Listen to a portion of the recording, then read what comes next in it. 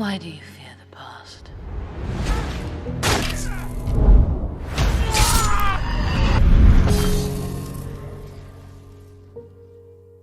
The same blood flows in my veins.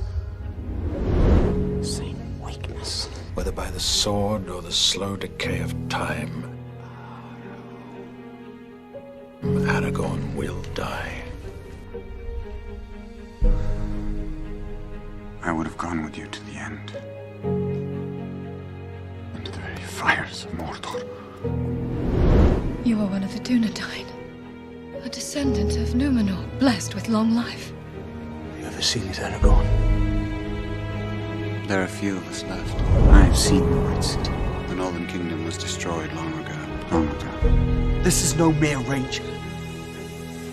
He is Aragorn. You owe him your allegiance. They fight beside you because they would not be parted from you. There is always hope. Because they love you. Aragorn, son of Arathorn. And I tell you now, you will not bow to this ranger from the north.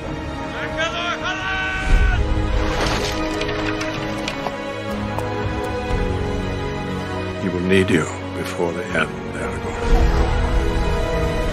The people of Rohan will need you. Then I shall die as one of them. The defenses have to improve.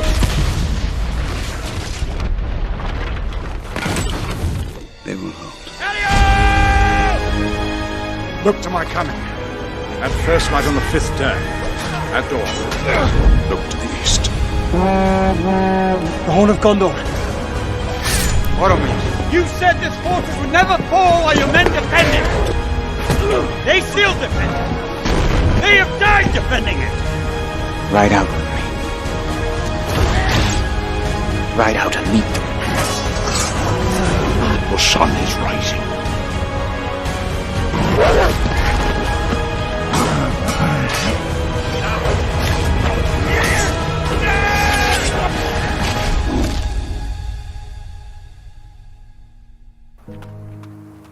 There is also life.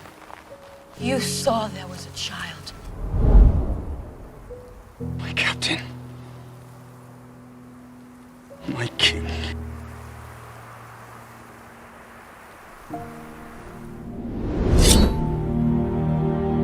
Put aside the ranger. Become who you were born to be. A day may come when the courage of men fails, when we forsake our friends and break all bonds of fellowship. But it is not this day. An hour of wolves and shattered shields when the age of men comes crashing down. But it is not this day. This day we fight. By my life or death, I can protect you. I will. By all that you hold dear on this good earth, I bid you stand, men of the West! For Frodo.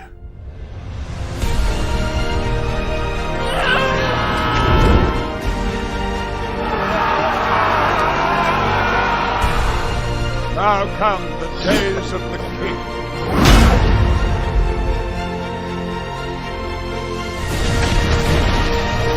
This day does not belong to one man, but to all. Let us together rebuild this world, that we may share in the days of peace.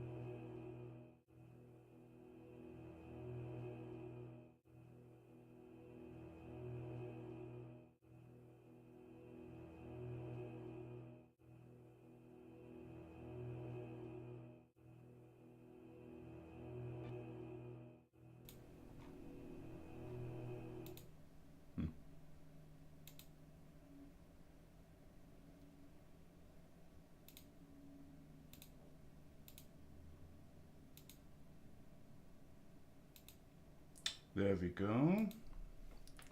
Hey there, you beautiful bastards. It's good to see you all here today. Now then, let's try and load this thing up, shall we?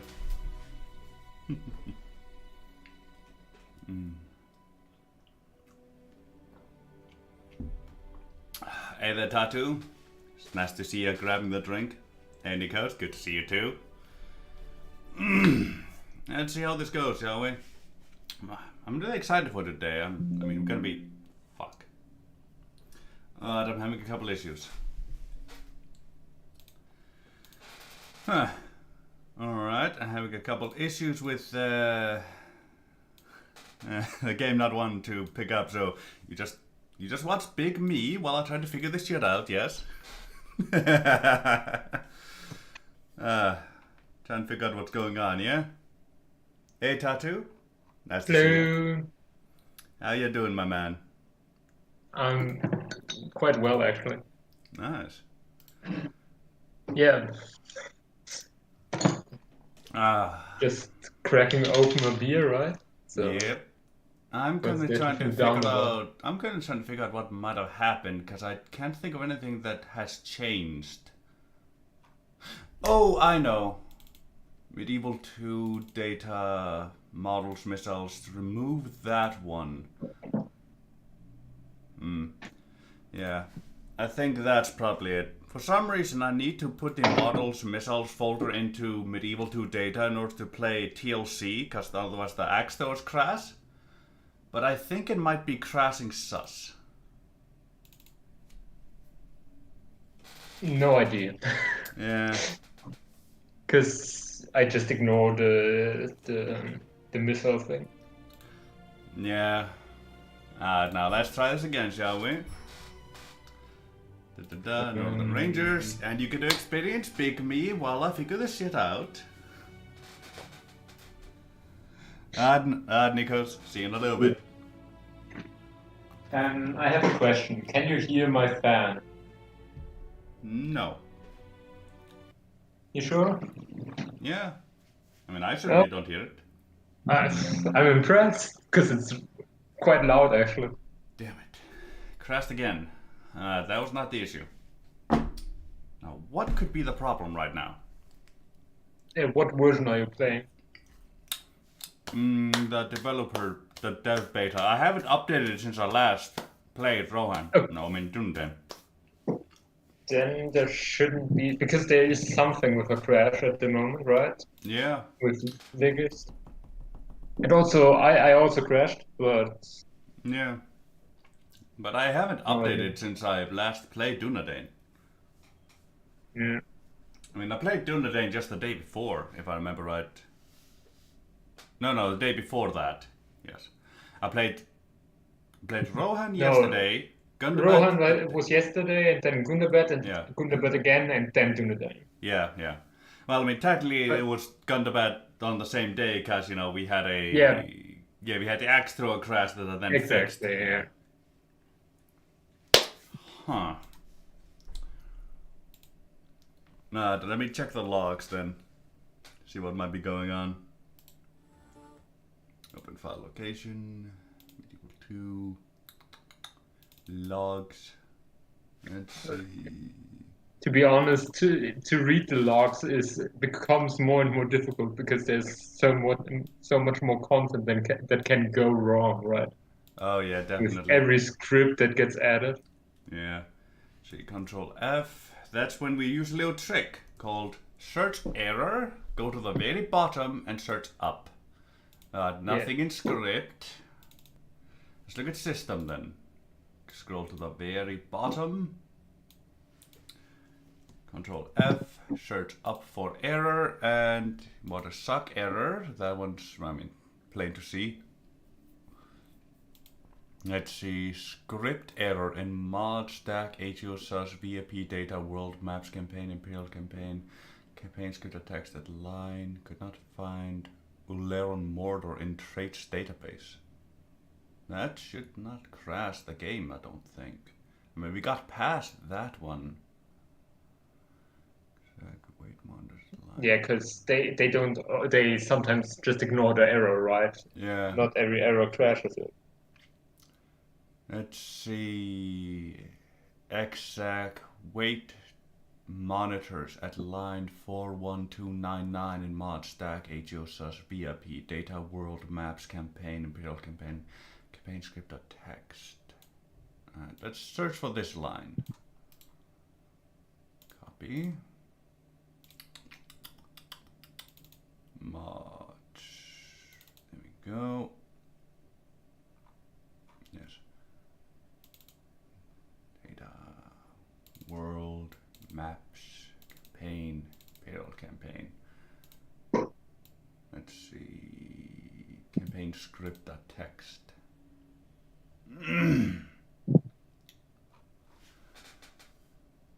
There we go. Now, Is something missing or is something I'm not off certain. with the coding?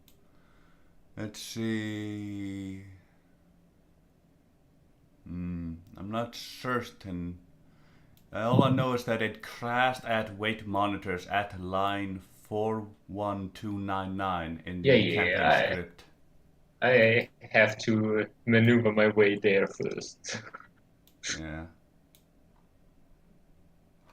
Shit. This also when I realize I don't have the right way to open this script on this new computer. What do you mean? On this new computer I just have Notepad and I set it up. You don't have, you should have Notepad Plus, of course. Yeah. Yeah. Like I had it on a laptop, the one I used always before, but Hello. Hello. Hey there, my man. How are you both? Oh, I'm doing all right. I'm fine. Fine. A bit hot here. Which line was it again? It was line 41299. 412.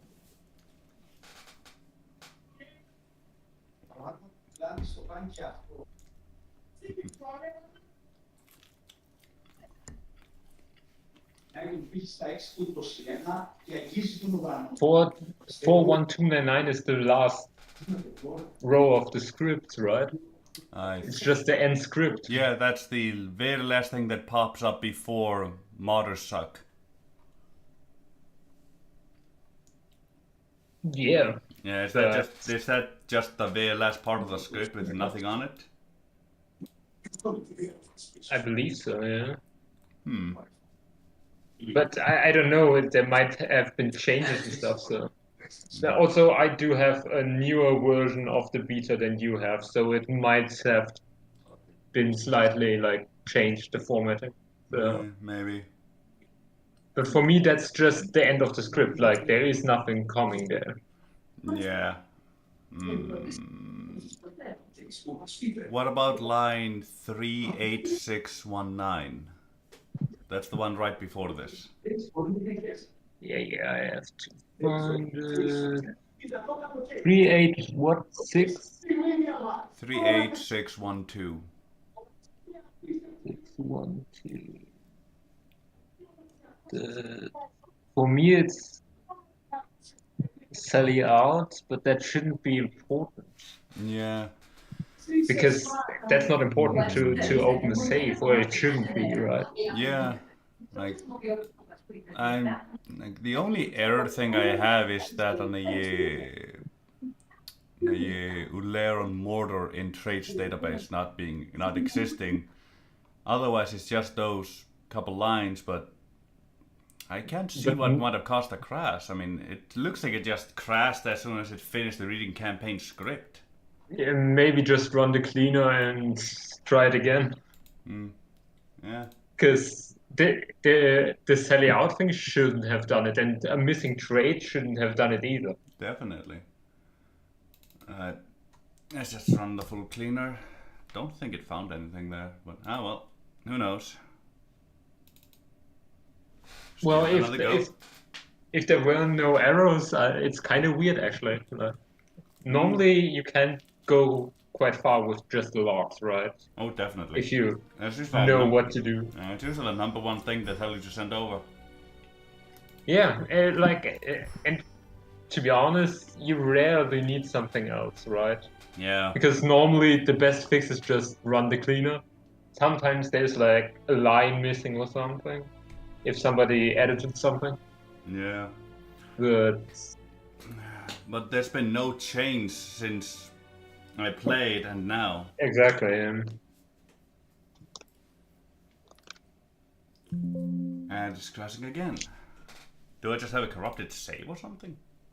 Yeah. That's the only thing I could think of right now, but then why is the log stopping at the end of the script and not when loading up the save? Let me send the save to you, see if you can, pop it up in the new beta. Okay. Just gotta wait for the thingy to let me close. There we go, close program.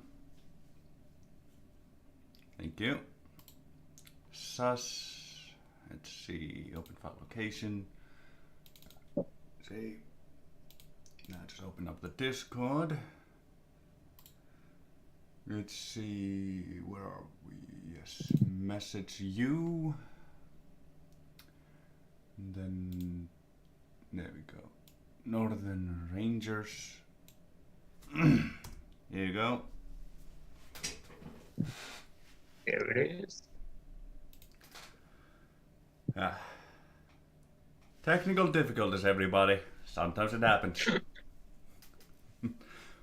Usually I just close the thing down and just deal with this, but why not let you guys see the big me while I do this shit?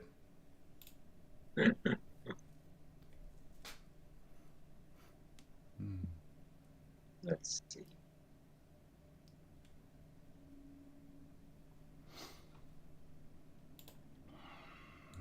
see.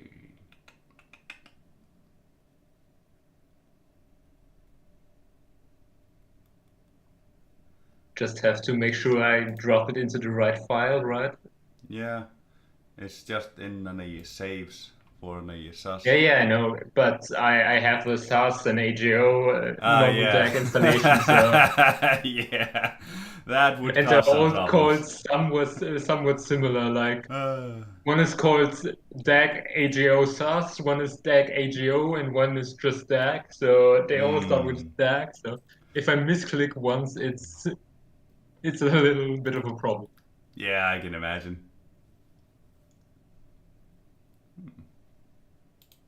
And also, I have 4 versions of like some DAC installation because. Yeah, I gotcha. Because if you mod something and try something out, right, you don't want to always re-download it. I just have it copied, right? Yeah. Which is a little annoying because it takes up some space, right? Yeah. Annoying is everywhere, man. I actually don't know how big the file at the moment is, but it's quite big. Like the standard DAC file. AGO and SAS aren't that big, but the standard DAC is quite a big standard file. DAC is like, what, 20-something gigabytes? Something like that, yeah. And if you have 4 of those, that's still quite a bit if you only have like... I actually don't know how much space I have. Yeah. But basically, I'm also almost at my like cap when it comes to space, so I couldn't do another installation of the DAC. So. Yeah, like I only have 930 gigabytes on my local SSD. Otherwise, I have 2 terabytes. Now I have 2 terabyte external hard drives. Yeah, but you can't really play a mod, right? I could actually I could play, I could just move the medieval folder over to the external ones, or do some other setup where the computer first goes to medieval, then searches the mod folder and whatnot, stuff like that. But it becomes a hassle. It makes things unstable, and when you don't use an SSD, it slows things down so much. Yeah, the SSD is the quickest version in a way, right? An external hard drive isn't as quick. Yeah. It's loading the save right now. I let's hope it doesn't crash. I don't know. Yep. it hasn't crashed yet, but it's not loading yet. So Yeah, like it could go either way. It usually crashed around the end of the loading process, like when it's basically filled. Yeah, it's like a quarter filled, but like it's never like going right way, right? It's not continuing on one pace, right? Yeah. Like all loading like bars. Yeah. Let's see. Divide and Conquer is only 17 gigabytes. Then if I go to the sus thingy, let's see. Yeah, if you add sus and AGO, we're gonna be at about 20. Yeah, then then now with sus and AGO, I'm at 21.8 gigabytes. Something like that, yeah. Yeah. So like when you have AGO is a slightly bigger file than sus, but also compared to standard DAC, because they're just an extension, right? Yeah. They're not as much. Like I could just re-download AGO or sus because it doesn't take as long and stuff. Man, my Medieval 2 Total War folder is 138 gigabytes right now. Probably mine's something as that because I have. Yours is way bigger because you have way more installation of this stuff. I have 6 installations, which are all roughly about 20. So I'm at 120 plus something because standard Medieval 2, which aren't the mods, right? Yeah. My Medieval 2 folder is bigger than my Total Warhammer 2 folder. My Warhammer 2 is only 77.4 gigabytes. And Vermintide is only 103, it's even bigger than that. It's like Medieval 2 isn't optimized, and most Total War games, because they all have quite a lot of files that they rely on, right? Yeah. For example, I could never have like a lot of games on my PC because if I have 6 installations of Medieval 2 mod, it's not gonna work out with the space, right? Yeah, it really isn't. I actually don't know what my current because I don't have any it's loaded up to save, and I am in a battle with Aragon with a Moria stack at Sakala, so it doesn't work for me. So I have no idea why it doesn't work for you. Maybe just try it again. I don't know. Maybe I'll try it one more time. If it doesn't work, I'll just I don't know. I guess I'll just download a newer version of it. See if that fixes it. Yeah, but that's a hassle and it takes some time, right? It can. I mean, you can just use the save isn't corrupted.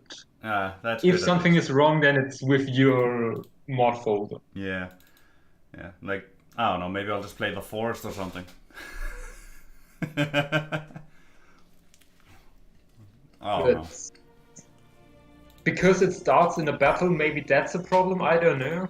Maybe. Like you're ambushing a Moria stack. Yeah. That's where we ended last. But I don't know. It shouldn't really, because normally stuff like that is quite fine because it's quite a stable mod. But yeah. Nope. Crash once more. That's the 5th time today on the exact same save. I even tried loading on a Ranger's battle save, which I saved for the same one, but because I was ending. Yeah. But no, neither is working right now. Alright. Then I would guess something got wrong with your. Hopefully not Medieval 2, because that's even one more installation you would have to redo, right? Yeah. Maybe just your sus folder, I don't know. Because the error message wasn't like really something you could, which was helpful, so yeah, I can't really say anything. Maybe the others have another idea, but I don't. Especially because it works for me. Because of course I have a newer beta, but it shouldn't have changed anything for the Northern Dúnedain. Yeah. Or like anything major exactly. Because it was mostly ghosts fixes. There we go. Only a couple seconds for this to download. Are you re-downloading the SAS or what? Yeah, I'm downloading on a Ghost's last update. Alright. See if that fixes it or not. Oop. Wait, there's my mouse. Let's see, open file location. And just in case, like with most things, let me make a copy of this one here. Copy SAS VIP, and there we go. Yes. Always save a backup of your thingy in case installing in case updating just breaks your saves. Yeah. But like, I mostly play as save right when I start the campaign. I just instantly go through with the campaign, right? Yeah. I rarely like play it over multiple days. I just do, I don't know, because most campaigns are done within 100 turns, right? Most. So I just play 100 turns in a day, right? Like, okay, Northern Dúnedain maybe takes longer. If you want to go like the... And also High Elf takes longer. Because you have to build up an economy and then store Mordor and stuff. Maybe... High Elves get good calf, so 100 turns is possible. Yeah. But you have to abuse the fuck out of Glorfindel. Definitely. Because a Glorfindel with like a Rokren and I don't know, a Mania Rider stack is absolutely god. Like, Oh, it really is. It's really fun. Yeah. Hello. How are you?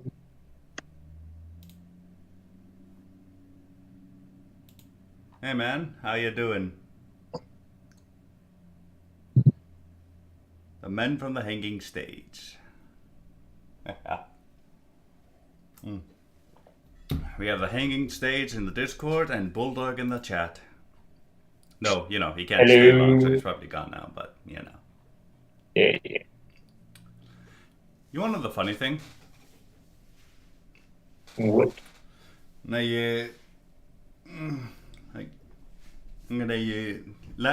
yesterday, when I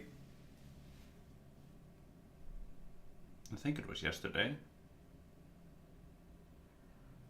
No, it was when I did on a Gundabad. That wasn't yesterday, that was the day before. Yeah, when I did it was. Yeah, when I played Gundabad, over the night between when I played Gundabad and when I went to Rohan, I suddenly lost 2 subscribers, and I have no clue what the hell just happened there. It's really confusing. Someone hates your guts. I don't know. Yeah, maybe.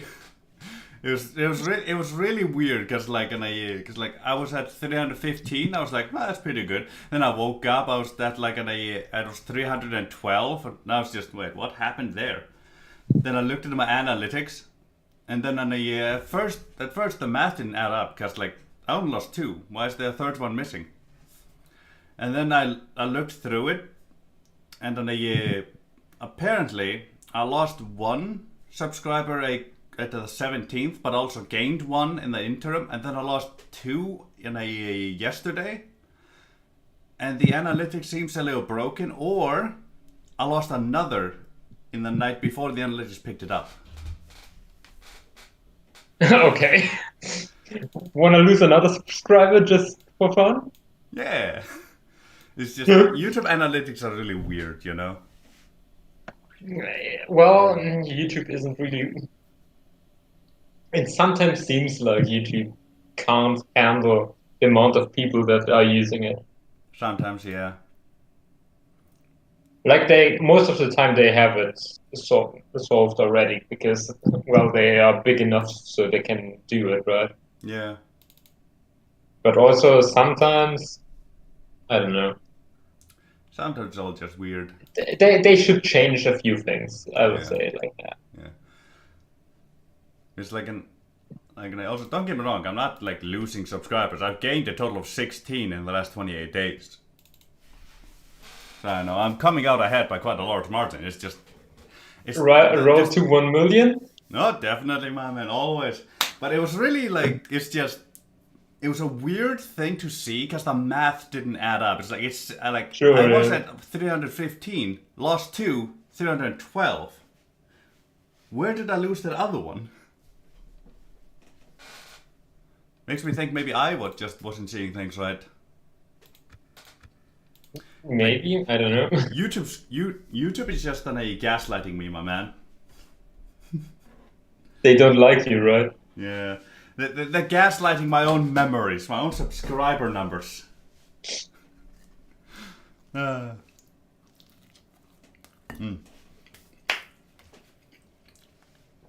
Also, I can probably guarantee you, probably the reason I lost those 2 subscribers was because I had a horse dildo on my bed during that stream and didn't notice it until later when I was playing D&D. And hey, the game picked up. Yeah, that's the right save. Yeah. So, I'm guessing your installation was off.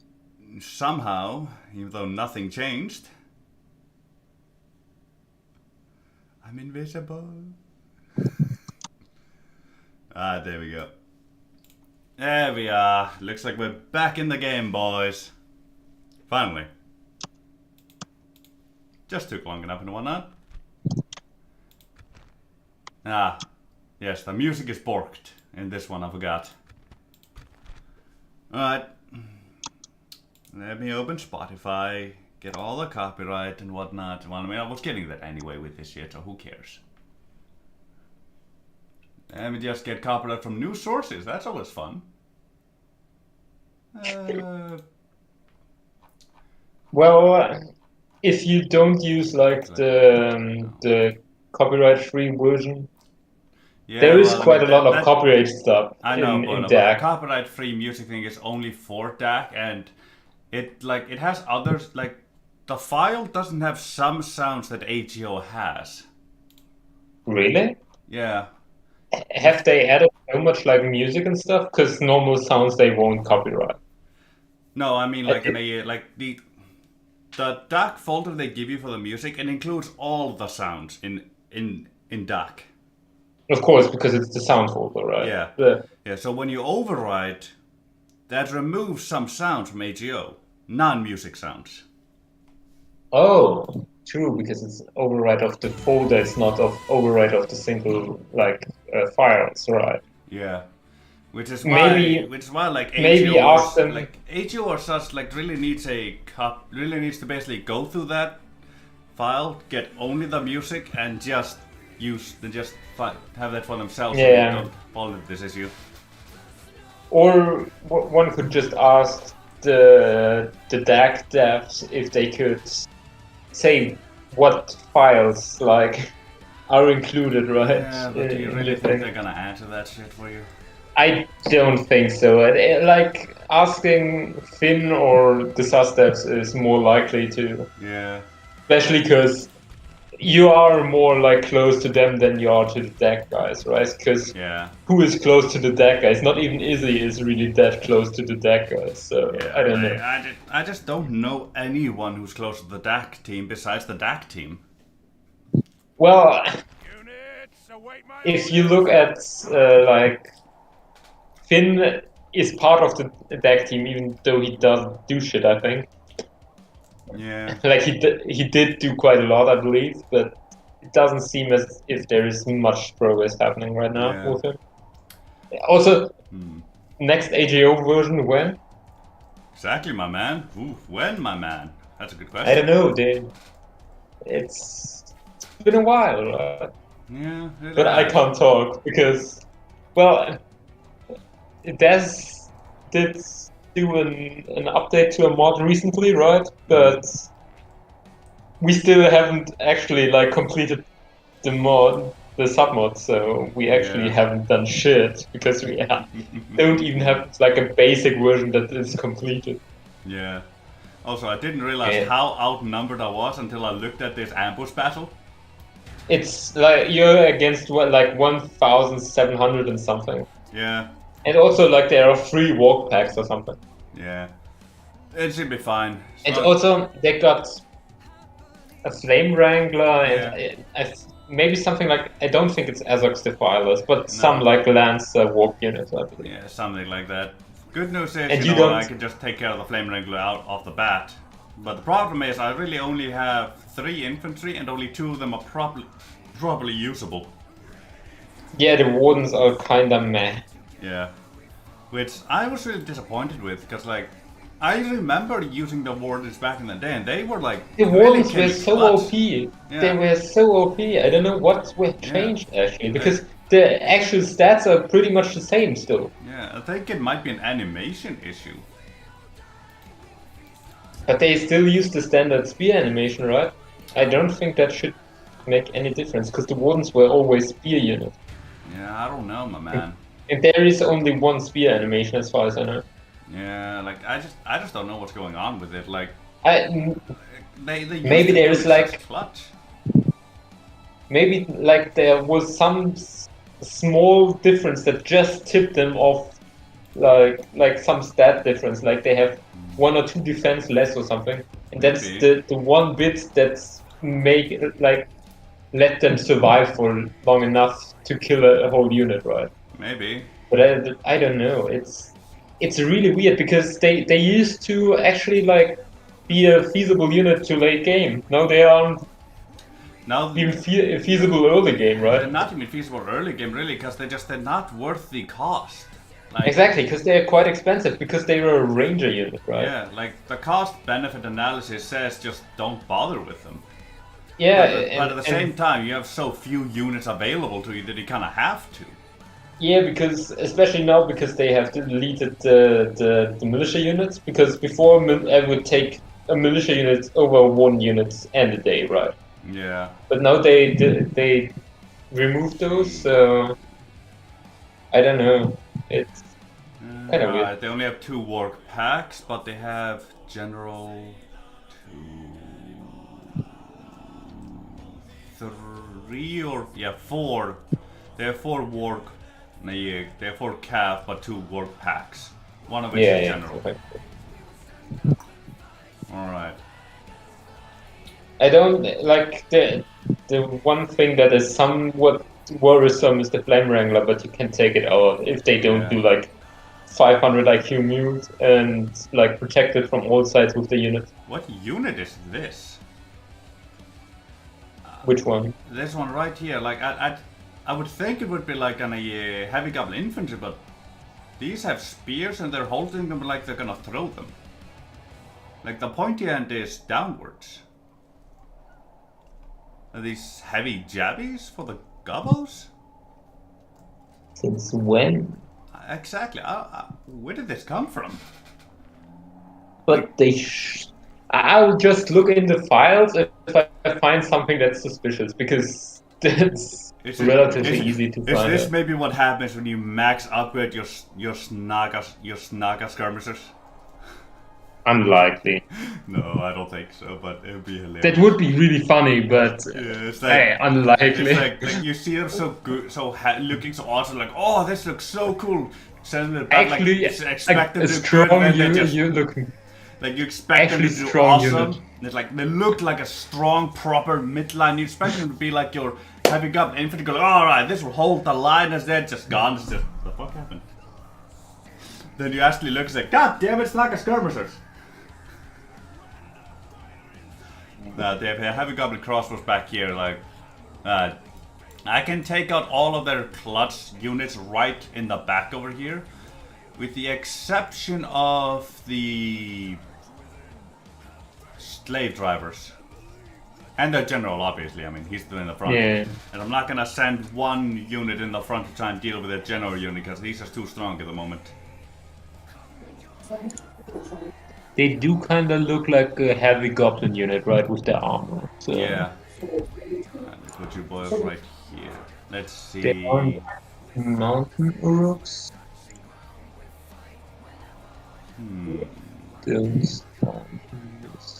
They will try to retreat, so I just put Aragorn over back here. Put these boys here, and then the Sons of the Fallen to hold the calf back. Now, I have no idea. There is no unit in the files that's except for Snagg's skirmishes that is javelin, except the orc fighters maybe. Like not the orc fighters, like the Heavy Goblin infantry? It says Heavy Goblin infantry. They're supposed to have swords, but they have javies. They have it looks like javies, right? So yeah, like take a look at this yourself. Yeah, it definitely is, or at least some spear kind of thing. It's not spear a sword. Held in a reverse grip. Yeah, but the only javelin units that Moria gets, like, are the orc. I believe it's orc skirmishes, or is it like orc hunters? It's the Snagga skirmishes and the orc and then Snagga skirmishes, because they get 2 units. One is like the unit that also Mordor gets and Gundabad gets and Angmar gets. It's like it's one of the mercenary units, right? Yeah. But only it's the mercenary unit for the for the evil guys. Yeah. But that's actually really weird. I actually never saw that. They should have swords. Yeah, they really should. Oh, the Warg Light Cavalry have lances. I gotcha. Intriguing.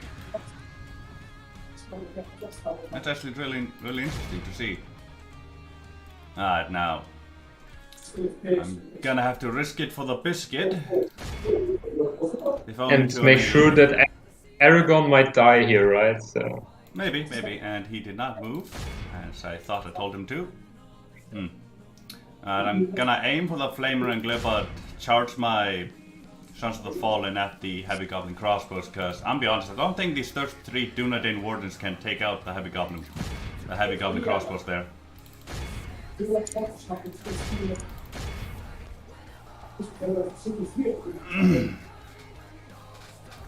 And the AI is taking a moment. There we go. Now it's picked up on what's going on. Hello, Warpack. And then to see you. They just, because if in a skirmish battle they try to reposition into like a battle line first, right? Yeah. Which is kind of their downfall.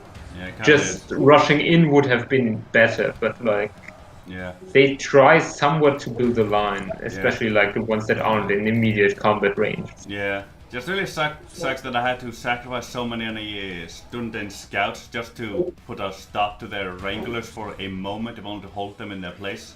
And I actually, fuck, I killed a lot of them with the scouts. The Flame Wrangler have surprisingly like they have even less stats than like other siege units, even though I broke the Heavy Goblin crossbows too. Nice. This is going really well, and hey, that's a Warg Pack. And now I don't think Aragorn's gonna die in this. I think I have it in clutch as long as I rely on their morale breaking. Yeah, and you have 2 units of cavalry, even though they are quite depleted. Yeah. Because they start at something higher than just 16, right? Yeah, they do. Let me follow these boys with you, and you boys go deal with the Warg Riders. Do they start with 57 or something like that? I think they start somewhere around there, yes. Let's try and break the Heavy Goblin infantry with a charge in the back. Warg Pack is a bit annoying, but it should be fine. Oh yes, I need to actually protect my Rangers. Might be a good idea to reposition these boys. Come on, finish your animation. Thank you. Boys, get back over here, get in a small line. Sons of the Fallen. Yeah, you're gonna have to be stretched rather thin, unfortunately, I'm sorry to say. Yeah, we have Warg Riders coming from my boys here. Right, good. I managed to rout the Heavy Goblin infantry. The Warg Pack's still the only one who's still with us on this side, along with the Warg Riders. Overall, Aragorn is now free, so that's good. Hello, Mithrandir Hunters. Overseers over there. Scouts and all that, beautiful. Alright, we're going to go deal with the overseers. No, don't walk, run, run, run. I cannot afford you boys to be too damaged. And shield wall. There we go, just barely got in their face. Yeah. Nice. Yes, beautiful. Alright, deal with those boys for a sec, would you? Alright, you boys just come to a straight halt. You boys actually need to get out of there. Yes, you've chased enough of them, good. So you work riders over there. Alright, you boys, go deal with these. We need to deal with the overseers with Aragorn. Alright, where did... Yes, there you are. You boys get back here. You boys have done enough. Come to a halt. Beautiful. Use that ability. Hello, Work Scouts. Beautiful to see you. My desk looks horrible. Yeah. Yes, I have do, don't they? No, I have 3 empty bottles of beer just standing around. I feel bad. Ah, I gotcha. Gotta get rid of those two. Yeah. Alright, Heavy Goblin Infantry coming in. Uruk Bodyguard as well. Warwick Scouts are honestly the biggest issue because they tend to stay away from actual battle. Yeah. And they aren't like a bad unit compared to other units. The Goblins they do pretty good missile damage, so I think I'm going to focus them for a moment. With the exception of these 43, I'm going to focus the Uruk Bodyguard, Goblin Bodyguard with. Right, I managed to properly split these people up while still, you know, actually keeping my people somewhat protected. Good. Now, where did my... Oh, there are my Sons of the Fallen. Hello, Mountain Orc Hunter. Beautiful to see you. And... Oh, hey, there's an arrow in flight.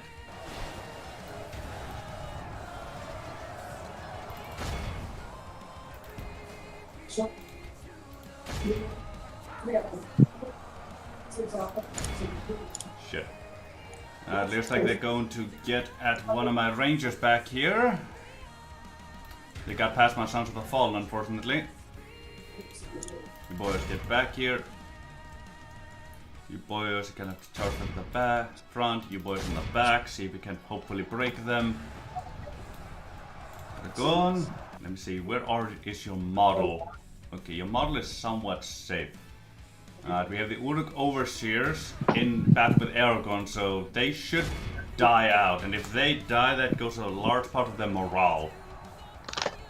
True, yeah, but there we go. The general isn't dead. You kind of need to kill the general to actually like rout them. Yeah, like, but I have him in battle with my Sons of the Fallen, so I think we're good there. True. He's quite low on men. Yeah. Come on, no, don't get away, get over here. Damn it. Bloody bastard. Alright, good. Managed to break those Work Riders with my Dúnedain Scouts. You boys focus Work Scouts. You focus that General guy. Yeah, like there are 2 key parts of a Goblin army. It's the General and the Uruk Overseers. Take out both and it's done for. Yeah, most of the time the General is enough. Yeah, especially if you have Cav, and goddamn the Warp Pack is kicking my boy's ass. Alright. Yeah, I'm running real low on Cav, which I cannot afford. Warpack is a good unit, but it's especially good against cavalry, right? It's like, it absolutely slays cavalry. It really does. I just need to put a stop to the charge. Good, don't need shield wall for you boys anymore. Yeah, I just need to basically protect my Cav here, because I need this cavalry real bad. And I think they would slay any Cav if they weren't killed like on the charge, like. Yeah. If some Dol-Amroth unit or something charges into them, they will rout before they can kill enough Dol-Amroth units. Yeah, definitely. But just in melee, I think the Warpack actually could kill the Dolanrov Cav just because they have the against cavalry modifier, right? Yeah. Probably. Like, they are stupidly strong. It's probably the most, like...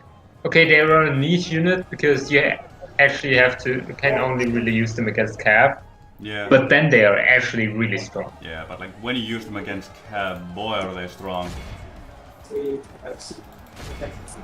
Get in this melee. Ah, good. My Dúnedain arrows actually doing pretty darn good damage to them, and I got them into battle with Sons of the Fallen. Change your trajectory. Yeah, shoot those Gobbo archers back. Then shoot the War Pack, they're being a pain in the ass.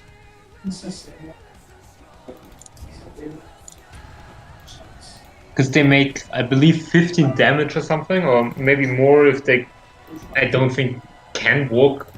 Can they get a weapon upgrade? I don't Wouldn't think, really make I sense. don't think they can, but they can get +3 with experience. True, yeah. So 18 should be the max. Yeah, not good. Got the Which general is down. quite strong, and adding like the Frighten mounted and also Frighten foot actually. Yeah. They are quite good, and they have a +3 against horse, like an effect. Which well, I is just took quite down the general. good. The Uruk overseers appear to be dead. The Warp Pack is routed. Warp scouts only 7 left. Good. I have Cav supremacy. Beautiful. Right, you boys, get in with the Gobbo archers, Sons of the Fallen. Beautiful. Nice. Here we go. Gobbo band trying to come in. Oh, they're not going to get much of a chance.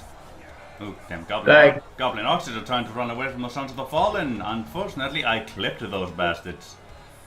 To be honest, the mount effect is actually, because they have the same like mount effect against horses as Goblin Band, right? But still they slay so much better.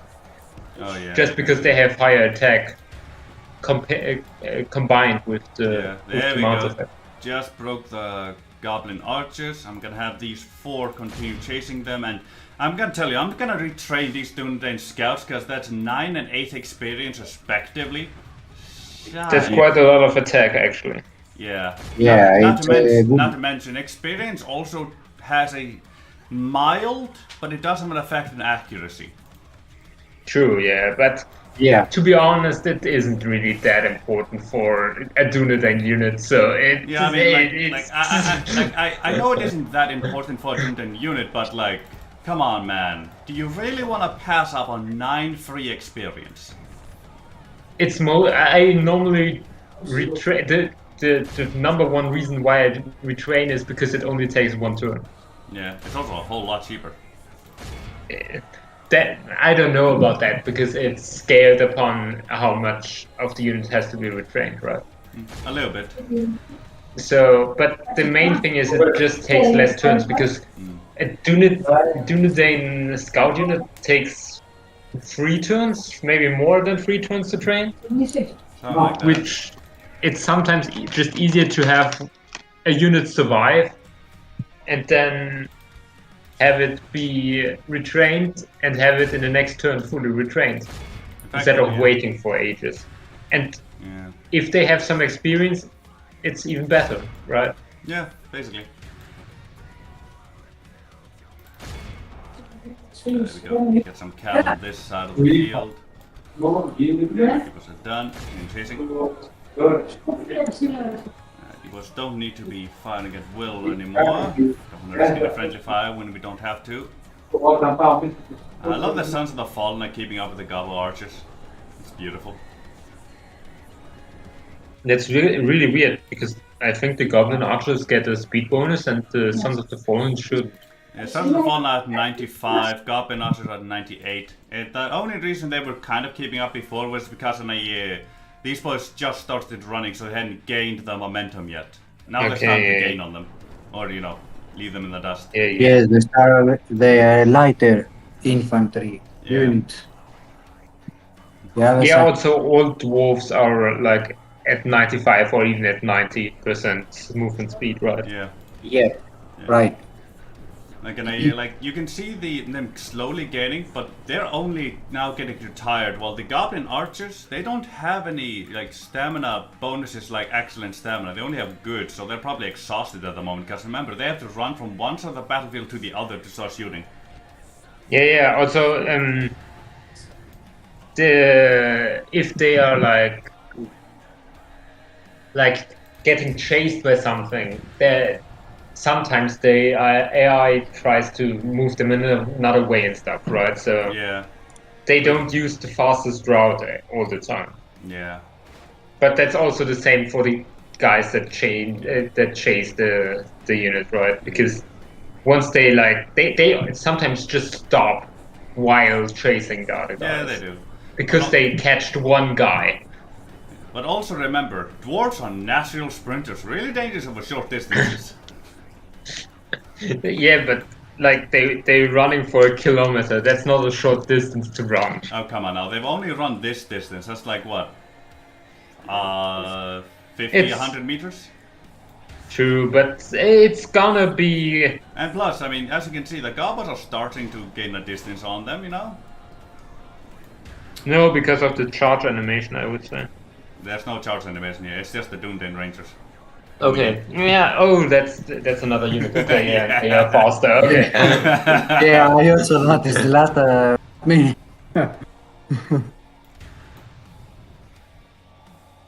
Beautiful. What's the percentage at? It's at 95, but you know, free XP. You know.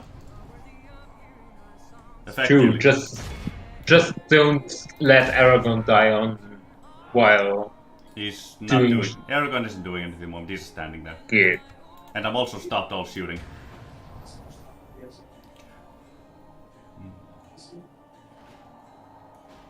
Yeah, and then, you know, in case, you know, I have some fuck-ups with my infantry doing things, I've sent my cavals to clean up, so it don't take too long. Hey there, Bulger, how you doing? Beautiful, hey. Man. Beautiful.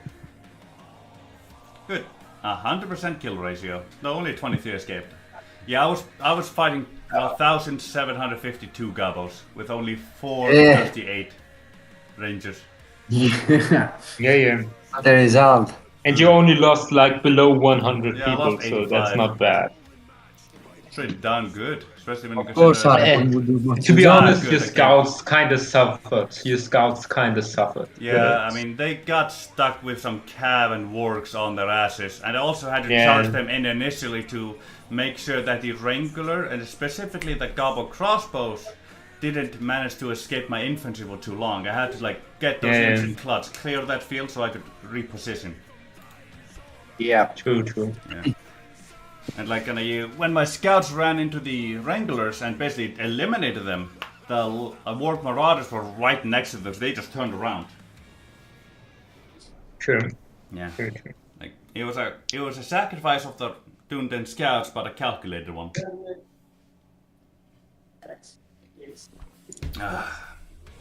And execute those mofos. And now Sakala is open for business. Don't step out of the shrubbery. Ah, damn, you stepped out of the shrubbery. Only one. By the way, do you plan to have it on Discord live? Yes, I'm so sorry. It's okay. I just waited you to remind after the battle. Yeah. Yeah, let's get in. Yeah, thanks for waiting till after the battle. That's why we exist. Yeah. Come on, Kath. There we go, with a battle of Ostsul, which for me, this can be relatively easy. They don't have a general, only a Morg Raiders captain. Yeah. The moral ain't the best, and their dangerous unit ain't that great. The savages, actually. Well, the savages are quite dangerous against... What I mean by ain't that great is there's only 30 of them. True, okay, true. Yeah. But you don't have the greatest army for the army type you're facing. You don't have rangers or something. But don't forget, I have... You have the general. You have the general. No, not that. I have the Tower of Ostsul. True, but... The Tower of Ostsul is really good if you have like charge infantry, right? No, it's really good because they have to run up this motherfucker. True, but Yeah, and yes. also they Have only they one always fall on point. the wrong side, right? They always Yeah. have to run around Yeah. the whole thing. And I have local Which is- militia and Dúnedain wardens, local archers, and Wait, Dúnedain Our general. they Hey, haven't removed the militia yet? I thought they already did in the new beta. Well, if Yes, they removed it in the new beta, then I'd probably have these left over. True. But I thought so, because they wanted to do, right? Yeah, they were talking about Gondor militia though. True. Like there are like for basically 60% of the map, local militia and local archers are the only thing you can recruit. As the Dúnedain, remember? Because basically Well, all early your game. units are AOE. No, because the sworn infantry isn't. Yeah, but you need a guild for that. Alright, because they changed that. Yeah, It used to be only barracks, right? Yeah. yeah. Let me set up a local militia up here to get that hill bonus, which people always underestimate. Like seriously, like that hill bonus is absolutely Yes. Yeah. Well, the High ground. hill range bonus is worth much more than the actual hill bonus, but Yeah, but it's people, still quite people important. always underestimate the hill bonus for infantry. It's like people just go, I'm just gonna set up down here and fight uphill, and I'm sitting there like, and you're wondering why you lost so many fucking people. Yeah, but there are a lot of other things that make much more difference, like morale or stamina. Yeah, but think about this instance. If you fight downhill, you barely lose any stamina. Like you lose even less stamina than when you're fighting on even ground. If you fight uphill, you lose way more stamina than when you're fighting on even ground, Yeah, not true. downhill. Which Right. leads to the enemy getting exhausted way before you, which leads to them getting a -7 to attack to a minimum of 1. Yeah, but in this situation, the much bigger impact is the fact that they have to run up, not that they have to fight uphill. Look, when it comes to a hill advantage, there's always gonna be a little bit of a run up. It's I think basically you counted in there. Wait, did they actually spawn on the right side? Nope. No, wait. Hold on. Oh, a little bit.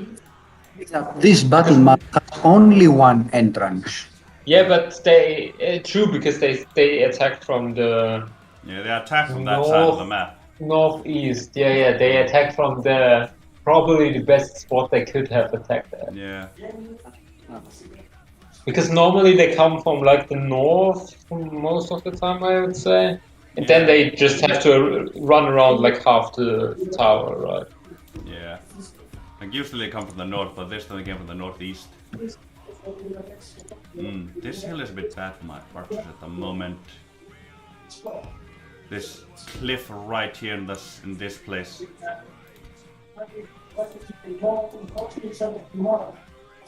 There we go. No, that's too close. I'll just have to rely on my bodyguard being good at their job. You boys...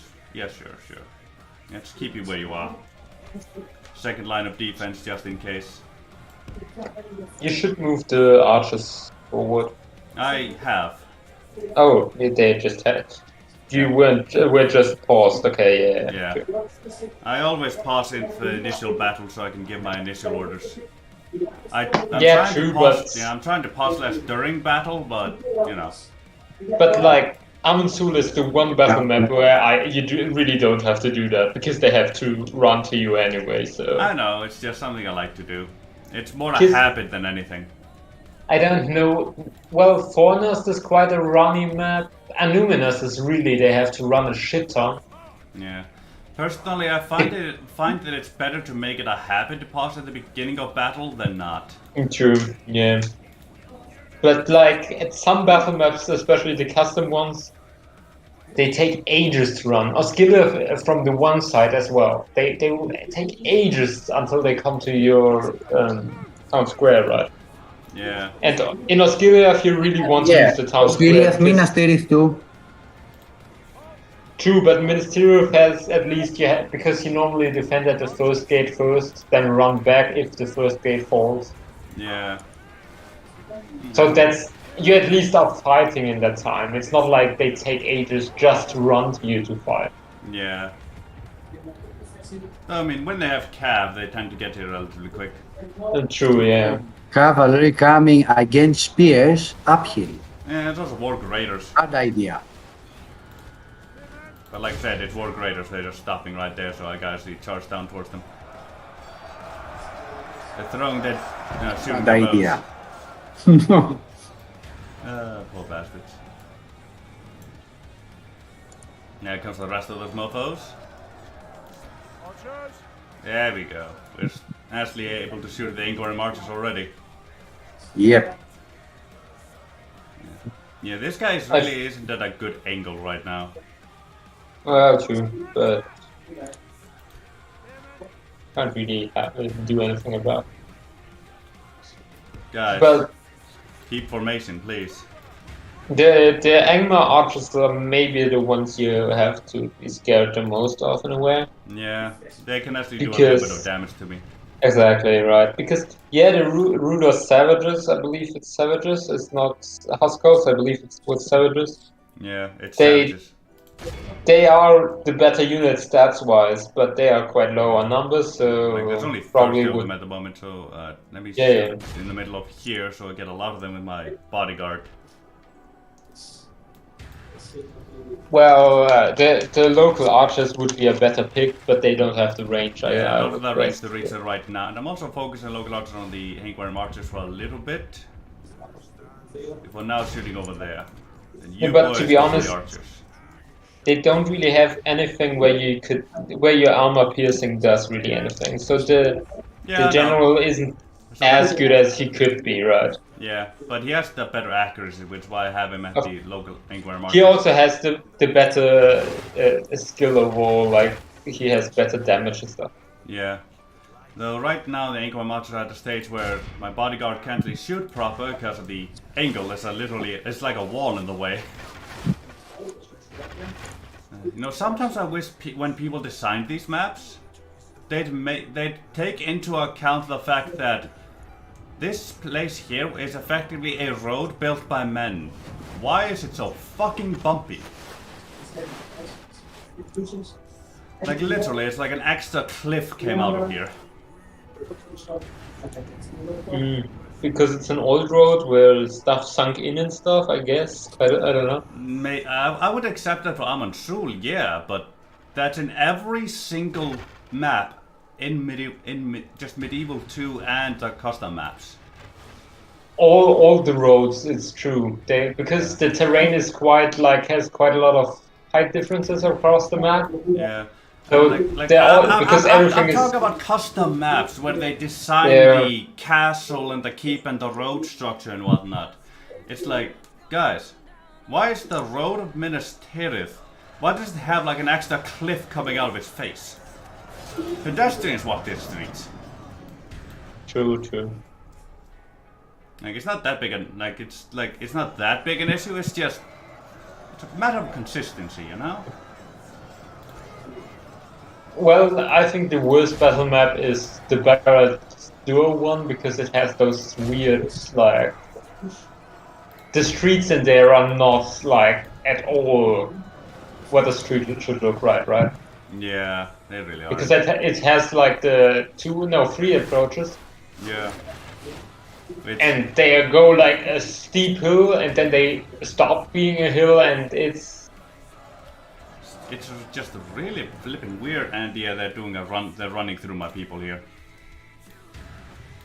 Also, of course, the Baldur one. It looks good, but it doesn't. It's not a nice map to play at, really. Yeah. I really hate fighting at Baldur. Like probably every other custom map I play, I like playing more than Barad-dûr. Yeah, basically. Like, Barad-dûr is it's a really weird map setup. Yeah.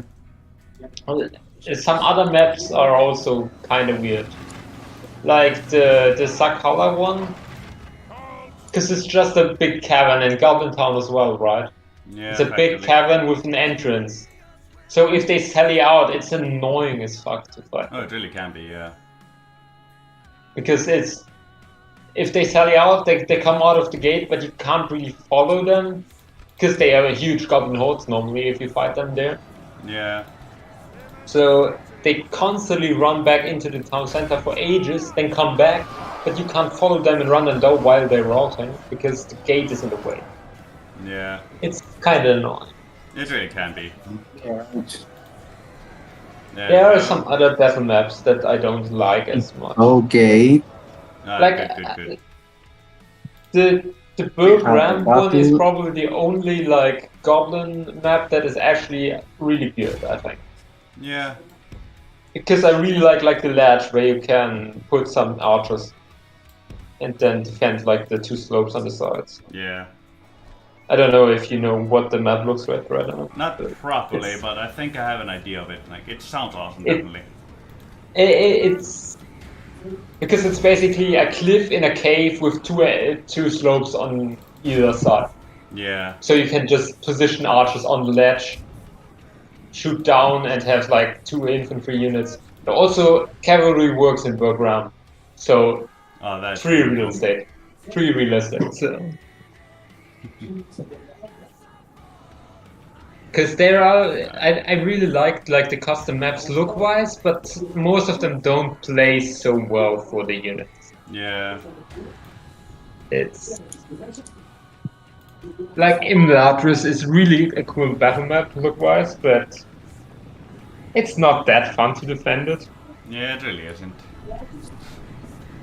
Like there could be much improvements to be made there, especially because there's only a small amount of the wall where you can actually stand and it would actually do something. Because everything else is like kind of far off and stuff. But the bridge is cool and stuff. Oh, it definitely is. It also is a map where if you can get cavalry through, they can actually do something because the big plane on the other side of the cliff of the bridge, right? Yeah. It's quite fun. You got them. Yep. And I think they're going to die when I exit now. Similarly, there are a lot of maps that kinda have like some cavalry advantage. Yeah. Minas Tirith, if you have cavalry, can be quite nice. Oh yeah, definitely. Right. But also, Osgiliath, easy cavalry map.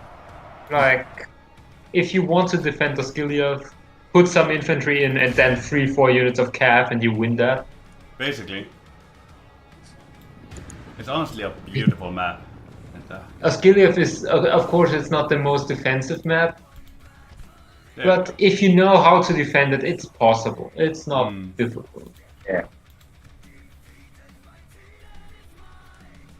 Definitely. Because most maps are quite easily defended, because that's their purpose, right? That's right. Except for the village maps, right? But those don't count. And also the dwarven mines, why they don't have some kind of fortification is weird. Because they are like the town state, but they don't have walls, so it's... It's just kind of weird, really. Like in I'm not sure what it is about them, like there are no dwarven villages in the game, because like you can't upgrade into a village or downgrade into a village, so the base map is what you have. And the lowest dwarven settlement is a town, so it just feels like they had this map for a dwarven village, and they just didn't have anywhere to place it, so they just, put on the dwarven town. Yeah, basically, yeah. Which, not gonna lie, I really like the map, how it looks, and it's also, from all like the village style maps, it's probably one of the most easiest to defend, I would say. Yeah. Because you can run around the enemy and come from behind, right? Because you have like 4 or 5 entrances. Yeah. Well, they only use 1 or 2 at max. So Yeah. if you use cav like I do, it can be quite nice. It definitely can be. Also, I'm not I'm not liking the looks of this. Until I remember the map of Sakala, then I'm like, okay. I can close their entire army and basically right in front of their gate and just shoot them while I have my Sons of the Fallen and Aragorn kill them. Basically, the problem is they have 4 units of cav, except if, no, because those are probably custom generals, so they No, probably they're not don't custom. have I've killed cav. all the custom generals. Oh, true. Yeah, those are Yeah, goblin cav I generals. think it's only those two. Yeah. It's on a So- Goblin Bodyguard, Warg Yep. Riders, and Warg Riders. Yeah. It's like, they will be a little bit of an issue, but with the Sons of the Fallen and Shield Wall, I still shouldn't be too bad. True. As long Agreed. as I can just get to them in time. Also, your Chad Wardens, they're gonna carry you that battle. Oh, definitely. Maybe they won't carry me, but hey, the extra unit with the Shield Wall would definitely help a lot. Yeah. Yeah. And hey, looks like Khazad Dûm was in the action. Just sad they won't make it in time. Which I blame on Anna and the Rod having stopped this army. Otherwise, this army here might have made it for next turn. Stupid high elves, blocking me of my allies. Why am I giving you wardens? I need them. Do you really, though? Do you really? Well, look at my lands right now. Let me just go through them. Yes, Forn of You, the Rain. to be honest, Settlement. for 30 turns, you're not that bad off. No, I'm saying the number of units I have. Forn of the Rain. Yeah, true. Border settlement right with Angmar. Arsul. Border settlement right with Angmar. Dúnedain, no longer a border settlement. My entire army is with an Aragorn that I've had in this region for the longest time. Tharbad, border settlement right with Dunland. Mithrandir, border settlement with Enedwith. And I've just taken Siduri, border settlement with Enedwith. I've just closed them off so I can go backwards and conquer them. Yeah. And like, Good idea. look at all the units I have, and see how many are actually Dúnedain. Yeah, like 4 or 5 max per settlement, right? Yeah. You heavily rely on generals. I see. I feel like. Yeah, and I'm also losing money. Gonna go bankrupt next turn. What else? Well, At if you least I take have Gandalf. Sakala, it should be fine. Yeah. With Sakala, it should be fine. At least I have Gandalf, that's good. And even better, Yeah. once I take Sakala, I can sell it to the dwarves for quite a tribute. To be honest, well, Sakala isn't actually a bad settlement to hold because they get mines that aren't that bad. I know, but house rules. True, yeah. Yeah. But Sakala is maybe the one settlement that is least like dwarven like thing, so it's not as thing. Because Khazad Dûm I would always give back to the dwarves, like Khazad Dûm But West when I'm referring to like the dwarves, I'm giving them the mountain range here. Up to Yeah, Thunderbird. true. Yeah. Like, So you have a clear border. also, hold on, profile. Look at the border set up here. See how it just crunches into here out of nowhere. Some of the borders are really weird, actually. Yeah. Like, And then compare it to the other side of the mountain, Khazad Dûm. It has control a little bit away, all the way up, and then it always continues. Then even here they have control a little around, and then here they still have control a little away, but then suddenly just. They should really fix this fucking border. Like just have it Yeah. go like so you can actually have a road going from Khazad Dûm to Sakala. And if they don't Yeah. want to fucking do that, then just expand this tunnel by like a tile or two, so a natural road can Yeah. spawn between it. Right. true, Like yeah. do either or. You don't have to do both. Just do either. But to be honest, there should be like the Khazad Dûm West, or is it? Yeah, it's still called Khazad Dûm West. It's not renamed tomorrow yet. Yeah. There should be like the road piece to Sakala. That's true. Yeah. Like also look at any mountain. Like any mountain anywhere. There's always a part of it that has this zone of control a little bit outside of its own, outside of Yeah, the yeah. mountain chain. Like you can always plan like a watchtower. Area has this stuff. Yeah. Like I can't think of a single mountain that has this border go like suddenly just pew and you clack. Yes, jump. Where it just suddenly dies. I would guess it's like a remnant of like a map before, because the map has been changed quite drastically from the standards. Like not like, standard, also, but like yeah, from I think so West. too. Like look at the border with Costume West here. Yes. Yeah, it has like this sliver, right? It's this tiniest sliver. It's basically to have it not have and a rod not border Khazad-dûm East, basically. Yeah. Like when I look at this, it just seems stupid. Like the border, hold on. Like not everything is stupid, right? Not everything, but there is a fix for this area because this is the most egregious area that it's the only border I can actually complain about. It's a simple fix. Just extend the border from here, for example, and then move this border to the actual pass, so that it's the pass up to Sakala is split between Khazad-dûm West and East.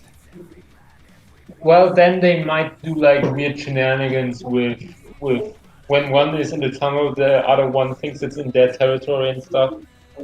So kind of weird, but maybe definitely the border to Anon and Arod, just so that there isn't that little sliver, right? Yeah, definitely that one.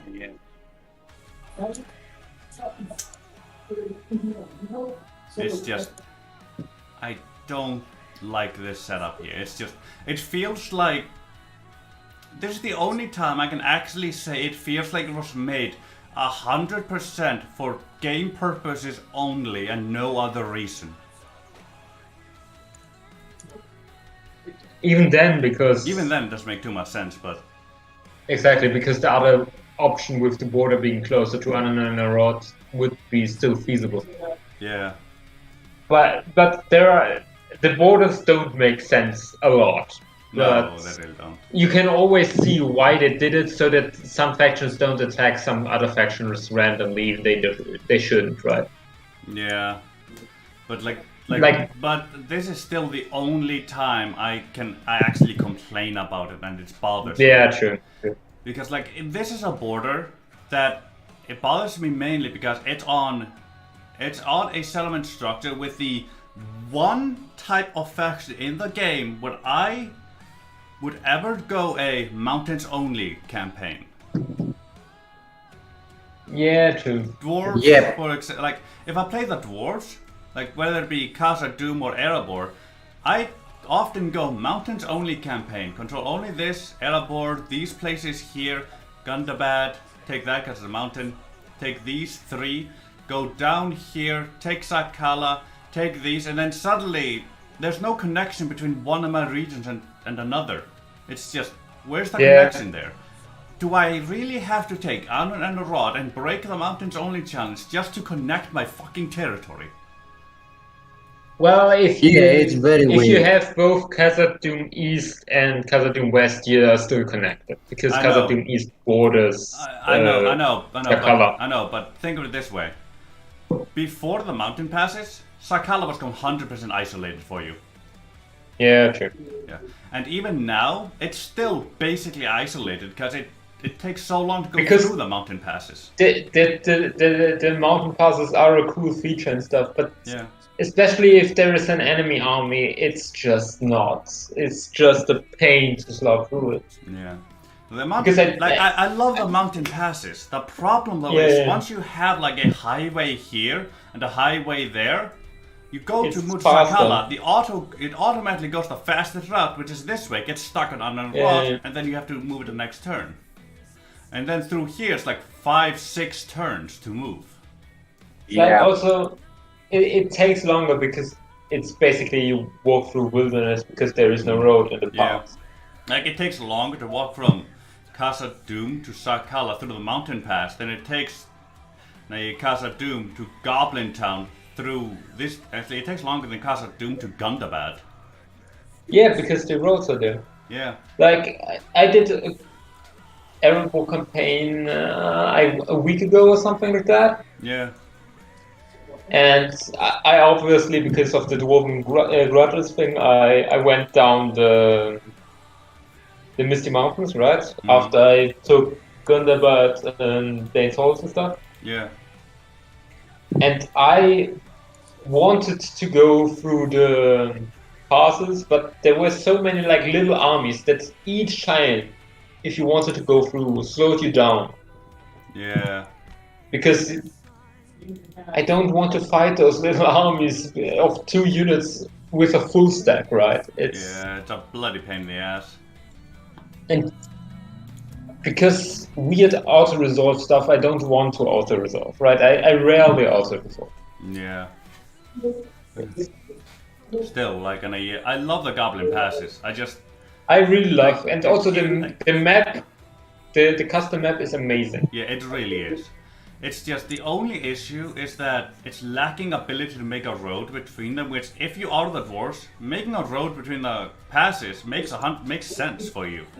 Because you're reclaiming the tunnels. To be honest, that would be also OP as fuck.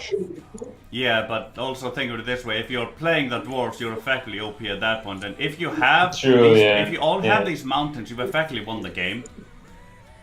True. Like once you have these mountains, there's basically nothing can challenge you anymore. So just having that on the ease of life feature makes it so much simpler. And also, it allows you to do a mountains only challenge, because then like you can actually move between your mountains instead of going around everywhere and hope and chance of getting stuck on enemy units when you're trying to support a weakened territory. Like imagine if you're playing mountains only, but Mordor gets the ring and you're trying to fight them back, but they're basically kicking the ass of AI on so many fronts you can't go to them all. And you end up completely surrounded with only the mountains. Like let's say you get reduced to only this territory and you're basically doing a survival thing of chance of saying, how long can I survive against Mordor surrounded with just these 4 settlements? Yeah, true. Yeah, and then then you try and support your units go back here, they die, and you just shit. The problem with Mordor getting the ring is they also like in Southern AGO, I believe it's not on base deck, I believe. They combine with Dol Guldur. Yeah, they get Dol Guldur, which instantly catapults everything they got because they get so much of the span that they already had. Yeah. Like that Dol Guldur already had. Yeah. And they get a ton of generals, they get the territory, and they instantly border 5 new enemy nations that they are already at war with. So they just go ham on everybody, and at that point, Gondor falls instantly, right? It's if they aren't already down. Yeah, right? and don't worry, Bolter. I already ended the turn before you said that. And yeah, he was right. We were starting to talk too much and not playing enough. But yeah, like I've done a number of AI onlys. Every single time Mordor has gotten the ring of them, it's always won. 100% of the time.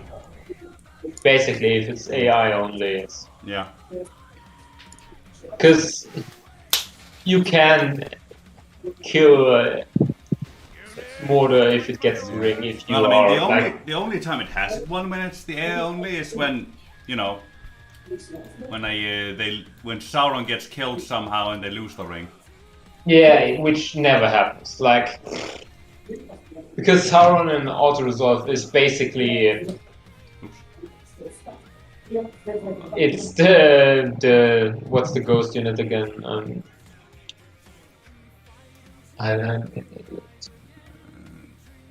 There we go. The Dúnedain / Rebel yeah, ghost that unit. Ghost unit there.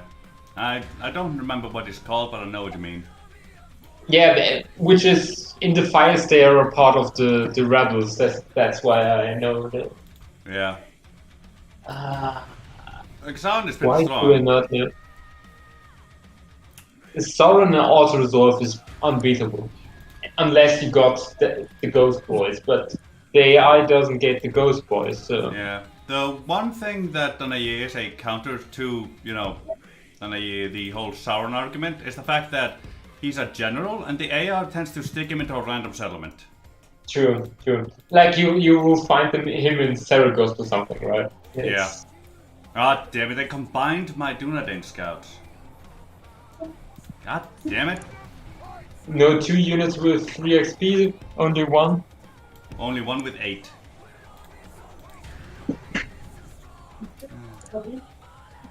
Gosh darn it.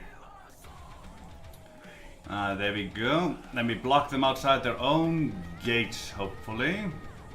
But like, even more annoying was that the United Kingdom thing isn't working. Now I can't continue my run, which is annoying. Yeah, I can imagine. Because it was so fun because I had 10 CAF generals, now I only have 6. Yeah.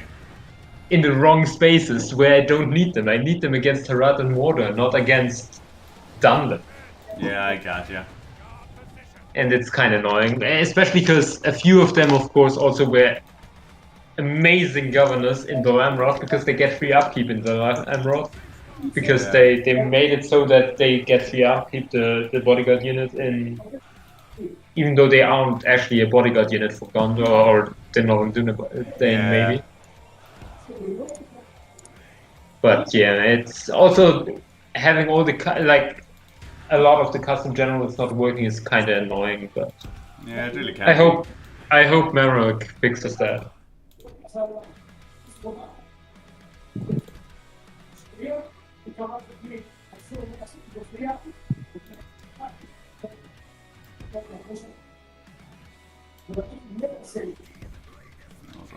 So like so should be okay, I believe.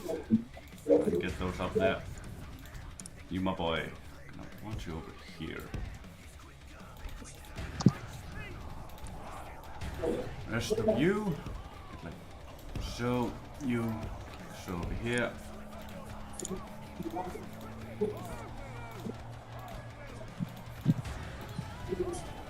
So you cover the gate properly. Yep.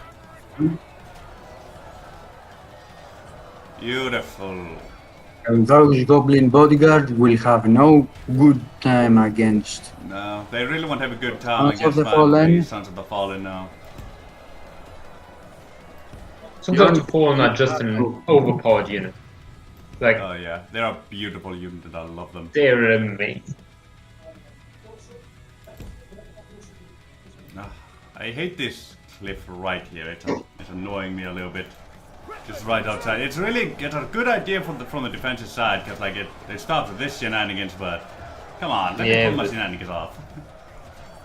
It's a lot of like the custom maps have like little things that look cool but don't work because you can't go there, which is sometimes annoying. Yeah, it really can be. Like and imagine they were starting to push through, but then just shield wall. Now they can't anymore. A shield wall against like a gate with Sons of the Fallen beats a lot of stuff. Yeah. Oh yeah. But like a lot of settlements have like, I don't know what the English word is, but maybe you know the word Hof. Maybe it's the same in Icelandic. I don't know. Like, I didn't hear what you said. Do you have a word that's similar to Hof, which is basically hold? Hof. H-O-F. Hof. I think we have a similar word. I'm not sure. I'm drawing a blank on my own language right now. It might not be because German and Icelandic aren't that close, right? Yeah. But I really want to know what the English word is. I have to look it up. But a lot of settlements have those things, and you can't put units in there, even though that would be so strong. Yeah. Yeah, we do have a word literally called Hof, but I'm not sure it's what you're thinking of. Courtyard. Courtyard is the word. Oh, courtyard. No, I was thinking of a completely different thing. Okay. It's basically, it's still interesting to know that we have a word that basically means that we have a word that's the exact same word, it just means the two different things. What does it mean? Like, is it Hof, anything like related somewhat? A hof for us, like in a, it's not a type of structure. It's a specific building with a name, hof. Okay. Yeah. So I believe it can also be used to describe its specific type of building. It's circular, basically a museum. There's a lot of glass in it and whatnot. Yeah. Okay. Like, I know what you mean, I don't know what the word for that would be in German, even though there is most likely is a word, because there is a word for everything in German, right? Yeah, that really is. For everything. It's... Because in English you have so many words you don't have shit for, right? Or you just use the Latin word for it, which is so weird. Yeah, it really is. Like, especially like there are a lot of stuff on the body, like body parts that don't have an English name, and you just use the Latin word for it, which is like, I can't think of one, but there were a surprising amount of like words, especially in the inside of the body, that didn't have an English word for it. Yeah. Even though you use them fairly often in normal like conversation and stuff. Yeah. Lots of weird things everywhere, you know. The English language is weird, but well, the German one is as well. But Yeah, like, it's weird in a most different all way. languages are weird, but just different ways here and there. Yeah. Alright, we only killed 20% of their army, and that's basically the entire cavalry regiment gone. Just a couple goblin generals that routed and came back with our left.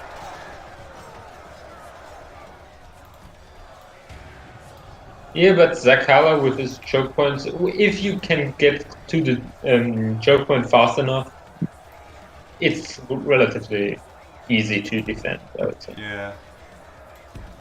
No, But attacking isn't that fun. Nah. Attacking it really isn't that fun now and again.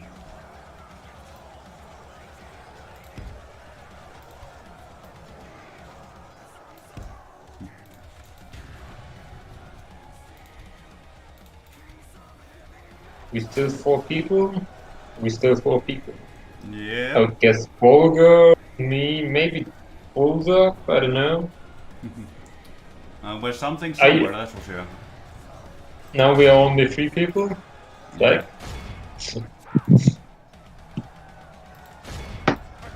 Okay. But only consistent Met 2 streamer? What? What? Yeah. Because there aren't a lot of Met 2 streamers, let's be honest.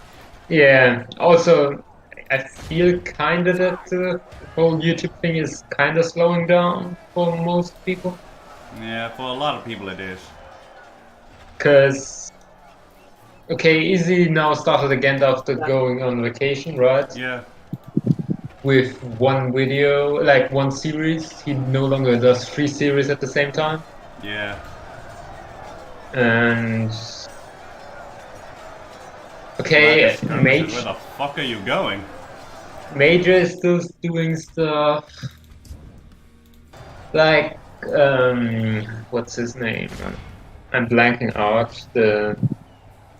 He did like he started a campaign and then for a year he didn't say a word.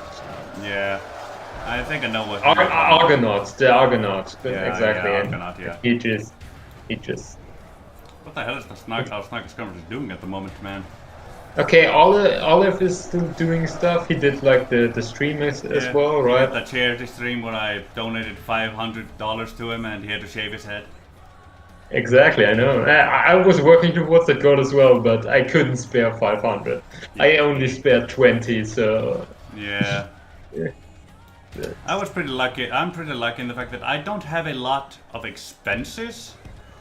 It's just I don't as well, but I'm still a student living off my parents, so I can't really like shit, right? I have my own apartment and whatnot, you know. I mean, yeah, I'm renting it, so it's a bit costly, but overall it's fine.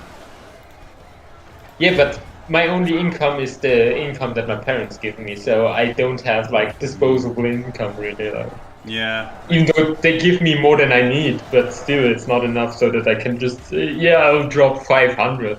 Yeah, I get enough money from the government to live a basic life. True, because you're living in Iceland, so Yeah. you got the government paying for stuff. Because here they only pay if you actually, at the same time, are trying to get off it. Yeah. Basically. Yeah. Like, then there's also the fact that I have ADHD and all that, and I get money for that shit, so. True. Which, like, the way it basically works is the more you're paid in your job, the less that stuff is. No, not the more you're paid. Basically, no. It's the more you work, basically. Like, if you work if you work 4 hours, then it's reduced by half. If you work full, it's almost all reduced, but never completely. So, like, basically the way it's set up is, if you work a full-time job, you still get more money than if you only relied on that. And if you work half-time, you still make more money than if you only relied on that. It's basically set up so you're not discouraged from working. Yeah, it's basically it's put in a way so that you still get all the benefits of actually working. You get more money and all that stuff, but you still have enough. You're still making enough so that you don't have to work. Well, here you have to work. At least if you live alone or are single and whatnot. Like, if you have another person in the house, then you need to work. But like here, it's like you get money enough to live. If you at the same time when getting the money also like apply for jobs, even though you don't get the jobs, if you apply for them enough, you get the money. Yeah, we have the same system here. I'm just working off a different system.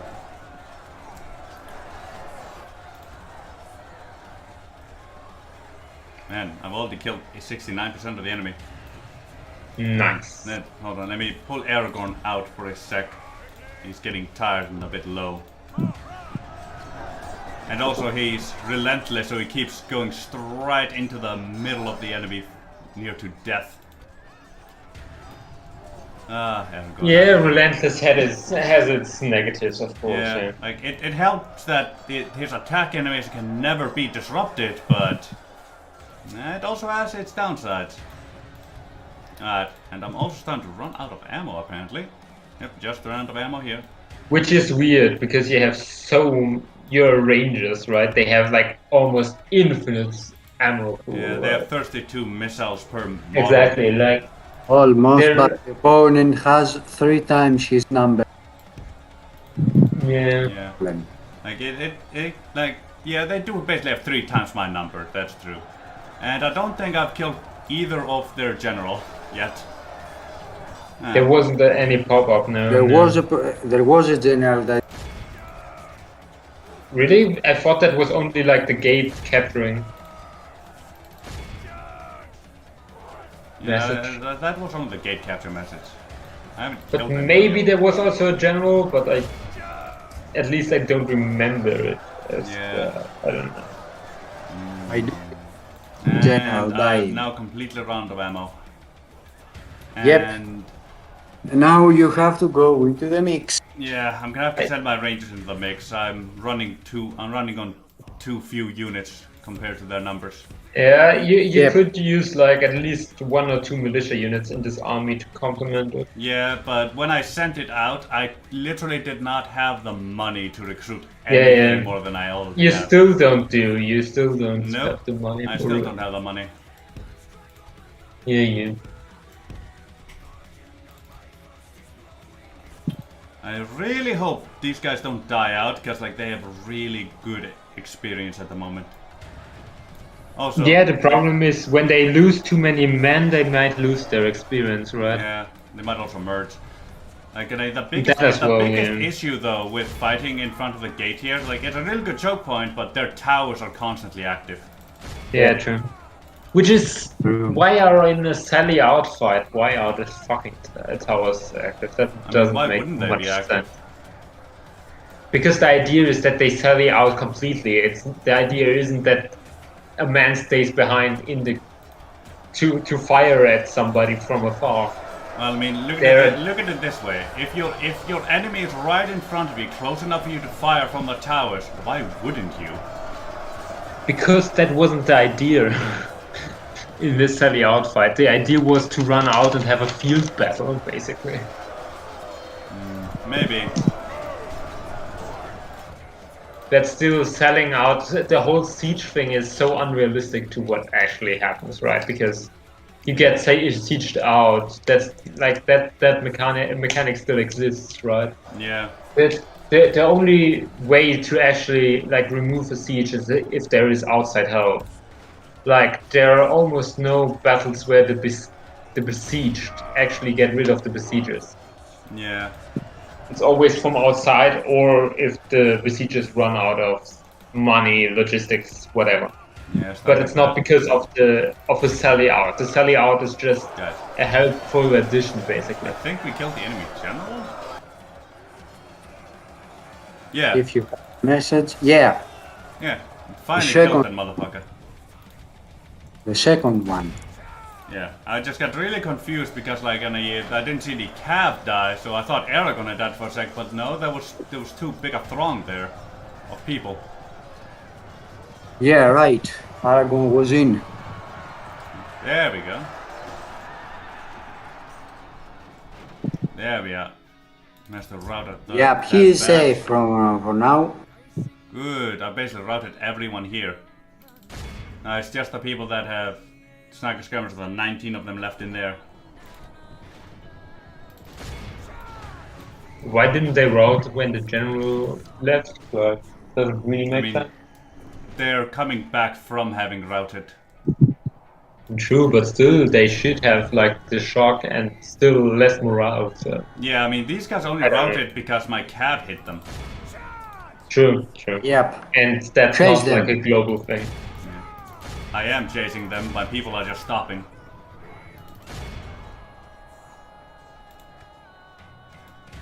And also, you know, some people when they get to the town square decide not to leave it. Sometimes. Man, my Sons of Fallen took a real beating, there's only 9 of them left. Won't be worth it. Now you hold the walls. I don't know about that, Hobbit. I can do quite a bit. Like, their general is dead. This only thing in here. But the problem is the towers are still firing, so you should. They're not firing anymore.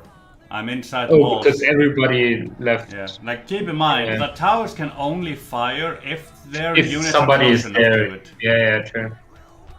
But if they come back, they might reactivate them, which might be annoying. Yeah, but I'm inside now. Yeah, true. And I have cavalry, so that's beautiful. No, that's just... Yeah, but you don't have good cavalry. You have decent cavalry, but you only have good cavalry archers. They aren't good cavalry. Yeah, but when you're dealing with gobos, they're more than enough. True. But they are low numbers, so... Yeah. And I know I'm killing my archers, Bulger, but I'm eliminating this entire faction right now. And like, if I leave now, they get all the defender units back right the fuck now. That's not an option. And they get like 4 we or need 5 to win this because battle. it's... Why does Sakai... Of course it's because of game, like... Otherwise the elves would take it way too easy, right? Yeah. They have to get that many defenders, but also the only other settlements that get so much is Minas Tirith and Barad-dûr, and those aren't Sakala. Yeah. So... But like, also keep in mind, like, Sakala is their biggest fortress, really, of the gobos in this, that we have in the game, at least. Well... Moria and Goblin Town should be bigger, right? But... Well, Moria and Goblin Town are more cities for them than the fortresses. This is more military structure. Yeah, well... Yeah, lore-wise, yes, in the game, because in the game, Moria, Yeah. Khazad-dûm West Bulger, is if I also did kill all the generals, but that's not guaranteed to when I kill them off. Sure. Yeah, like sometimes it kills off the faction because both their faction heir and leader are dead. Sometimes they just get a new one. It's sometimes, it's not always. And I don't see why I should retreat now when they're this fucking low. It's only 19 defenders and 32 goblin infantry and literally only 2 bodyguards, and I've literally taken care of everyone else with just the Dúnedain scouts here. There isn't much of a reason to retreat, my man. Just run in Aragon and let him die. The way you said that makes it seem like you wanted me to let Aragorn die. There we go. Now, Are you planning to do Reunited Kingdom? Eventually, yes. And there we go. Now it's only the Goblin bodyguard left, and I haven't lost any more units. Because that might possibly mean you won't get like the Amroth units at the moment, because you are on the new thing, right? Yeah. See, Bulger? I killed the entire remainder of the army, and I didn't lose a single model since I got through the gate. Might lose a model now with the Grey Company, but you never know. Yeah, but Nope. Borger, they would get like they would become a rebel settlement if they are both dead. So then they would get the defenders again, because the rebels get the defenders. Apparently there was one model left over, so that might have actually been the other general stuck somewhere. Might explain why he never died.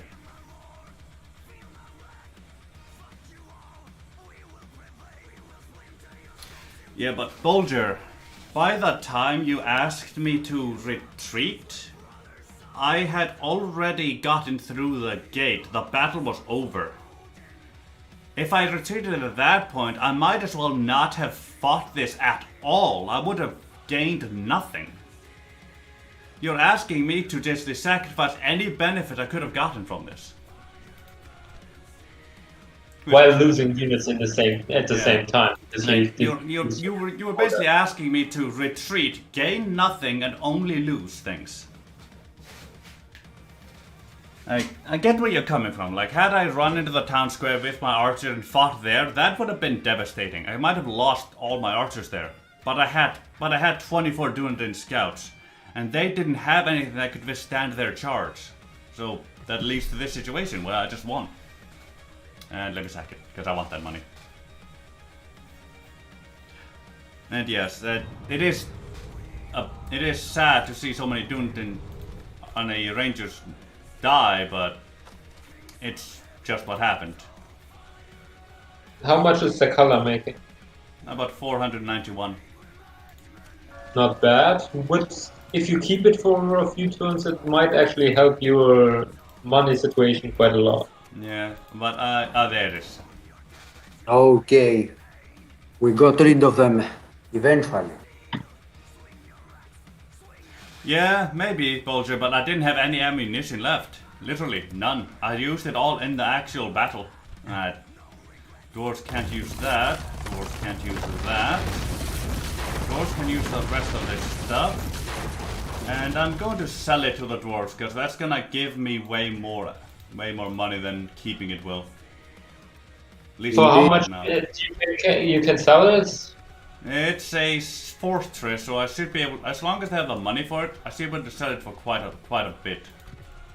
Yeah, but like, how many thousands are we talking? I would say maybe 3,000. Maybe 2,000-3,000, something like that. Let's see, they're poor at the moment, so they should have that in the bank.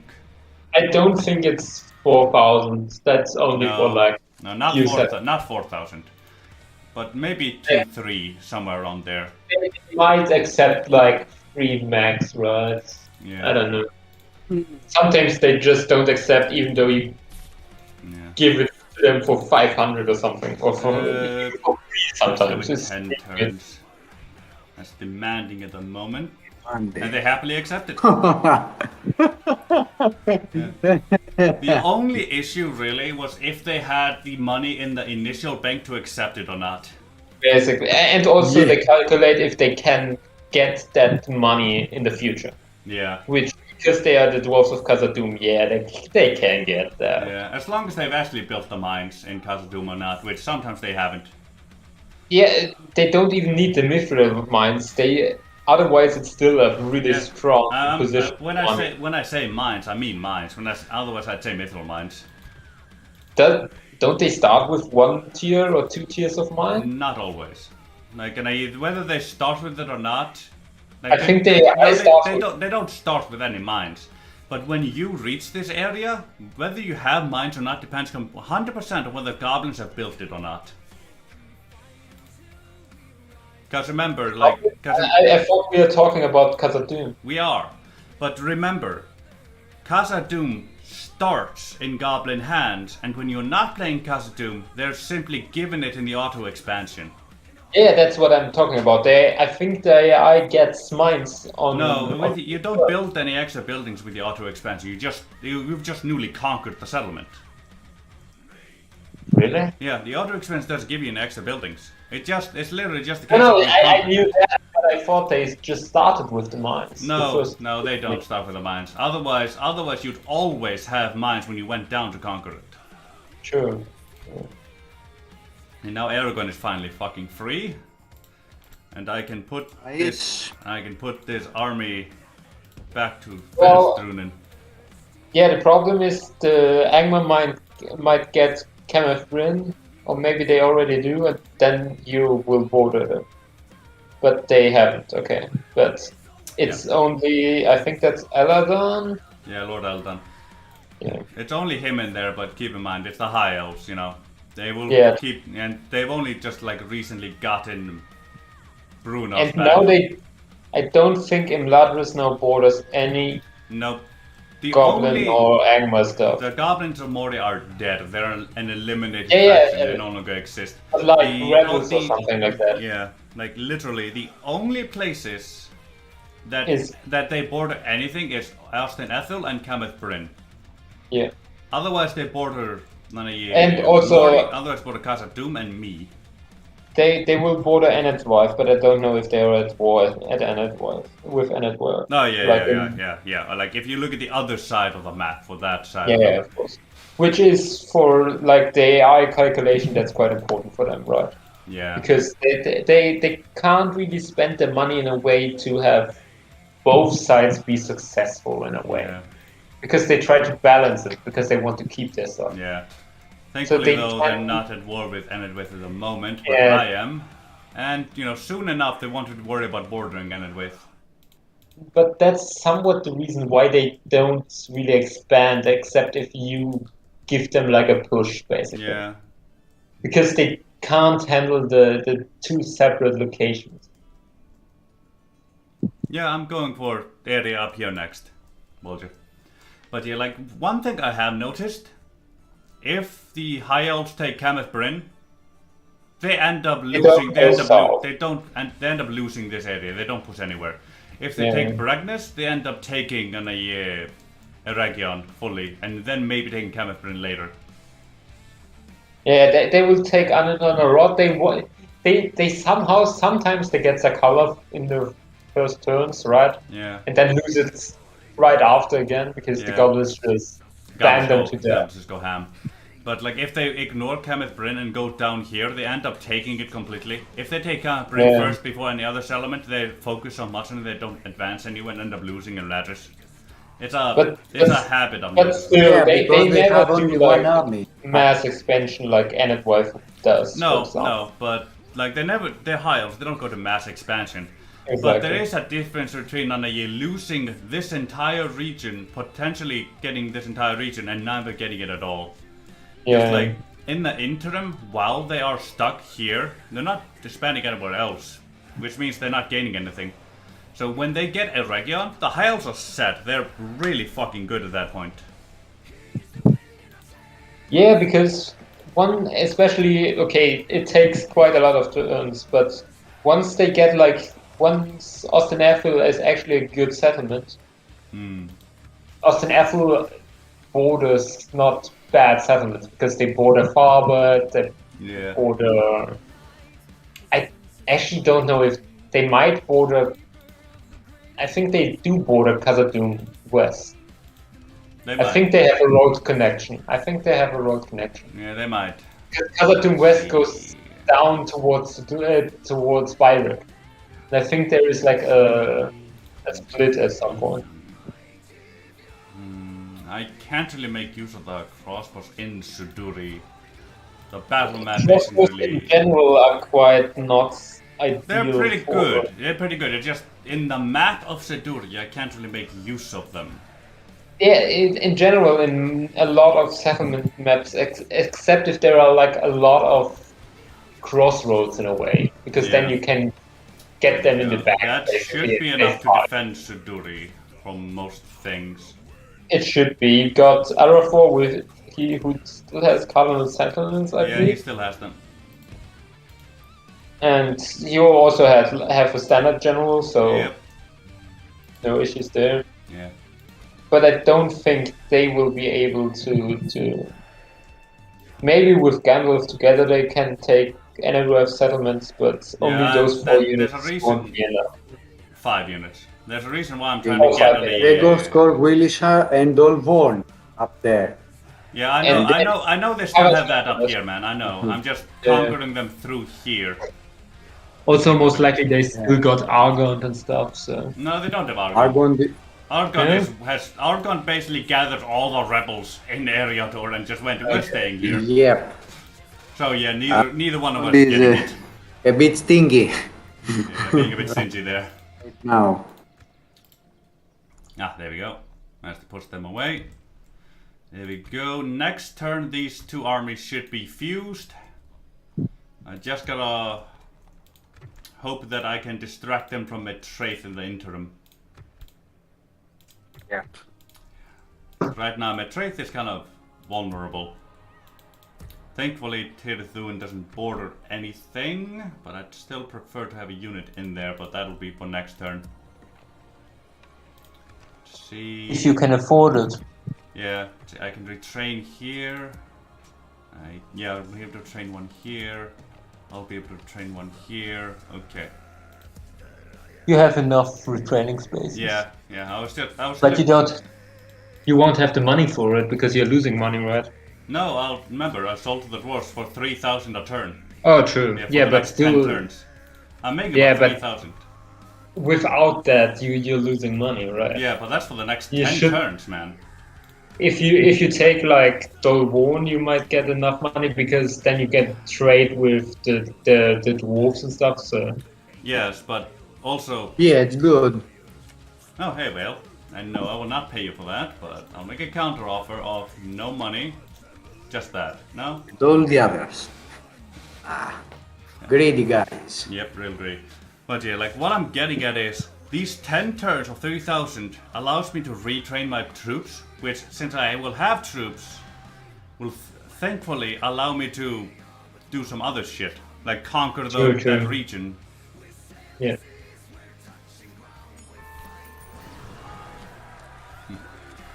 Okay, you can do it anyway, actually.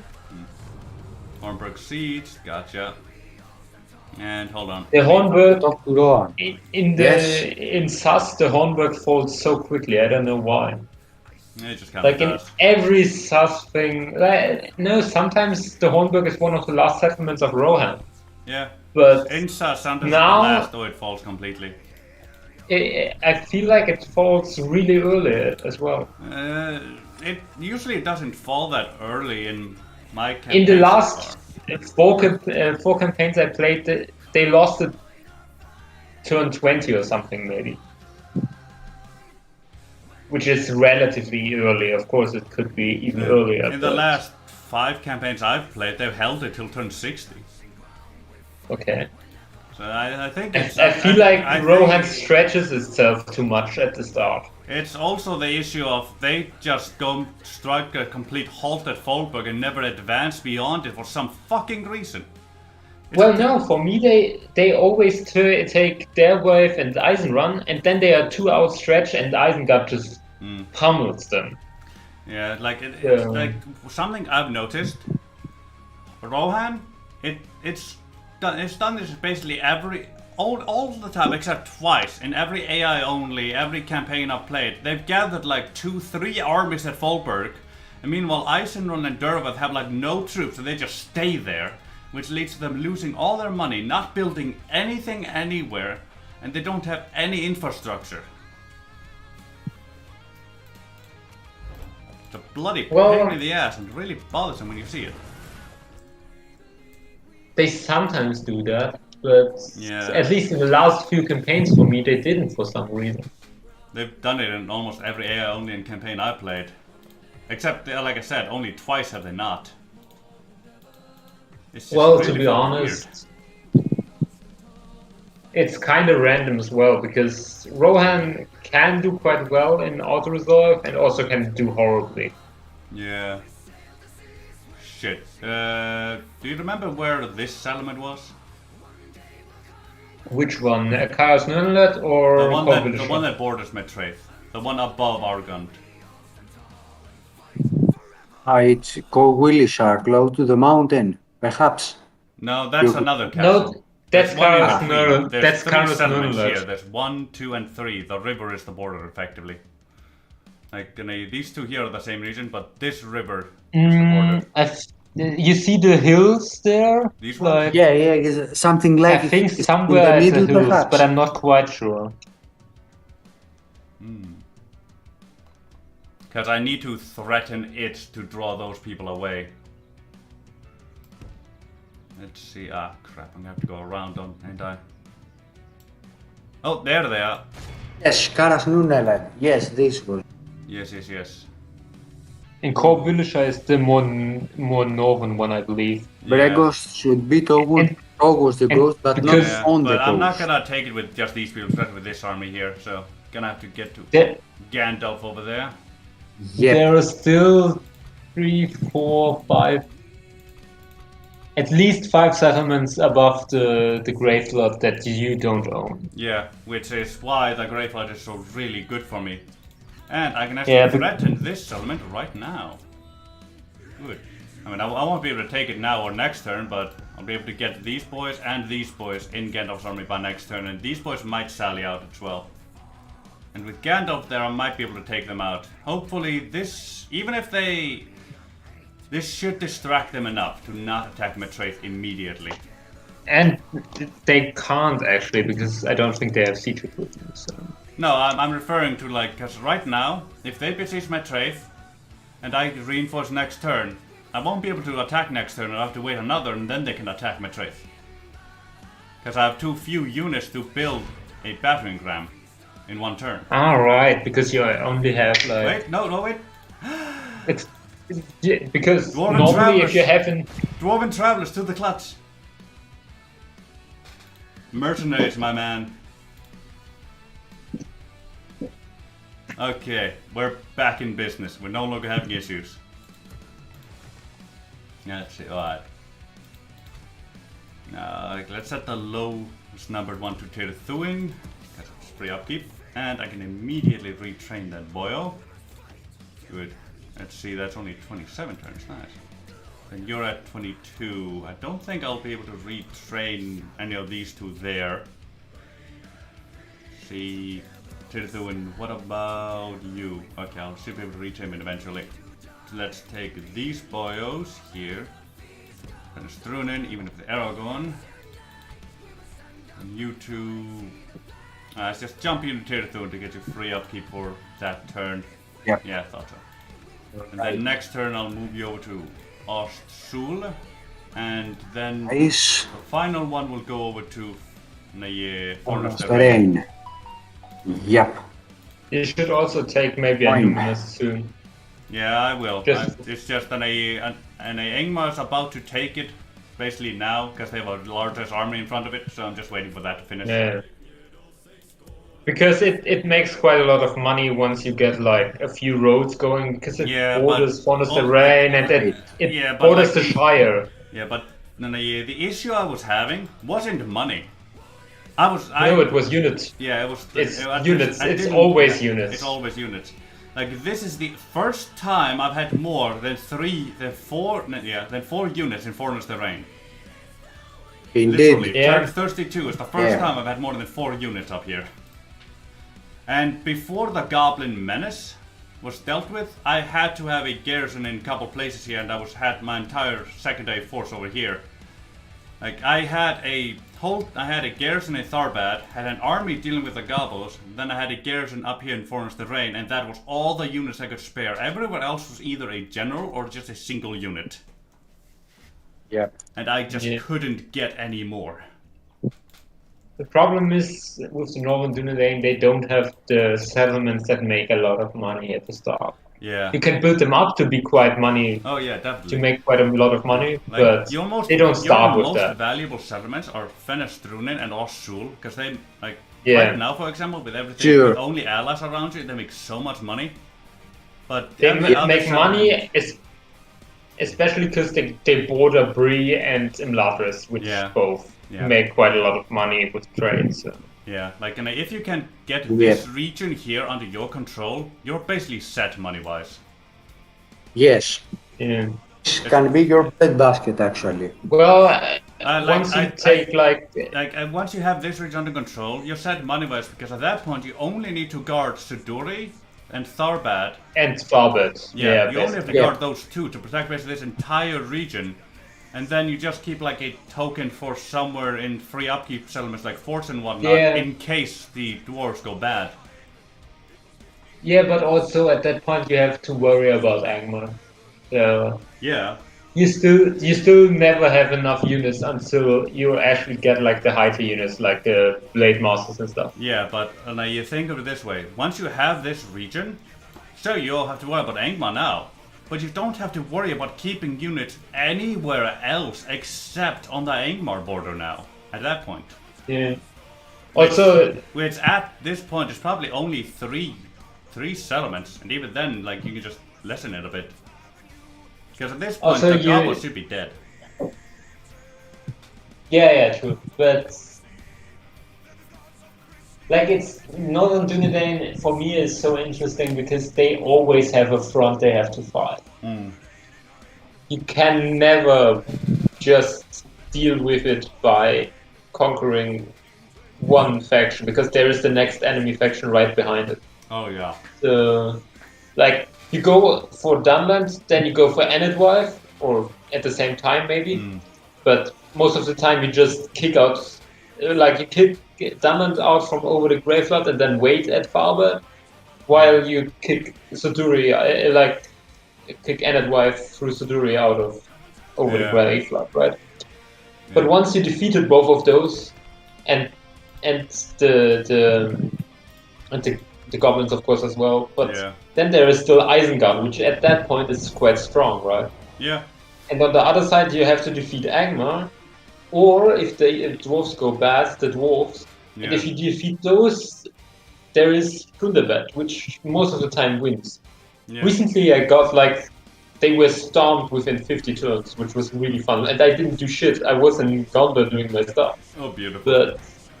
But the dwarves just stomped them. Like, I don't know, they had like the last stand message on turn 30 or something, so they were so getting fracked. To be fair, right now you get the last stand message when you only have when you're below 4 settlements, and they only start with 4 settlements, one of which is a village. Yeah, but still they rarely use because they only had. They rarely lose Rakiaberg or those, but they do sometimes. Yeah, but in this case they had lost Stain's Halls or Nazenau.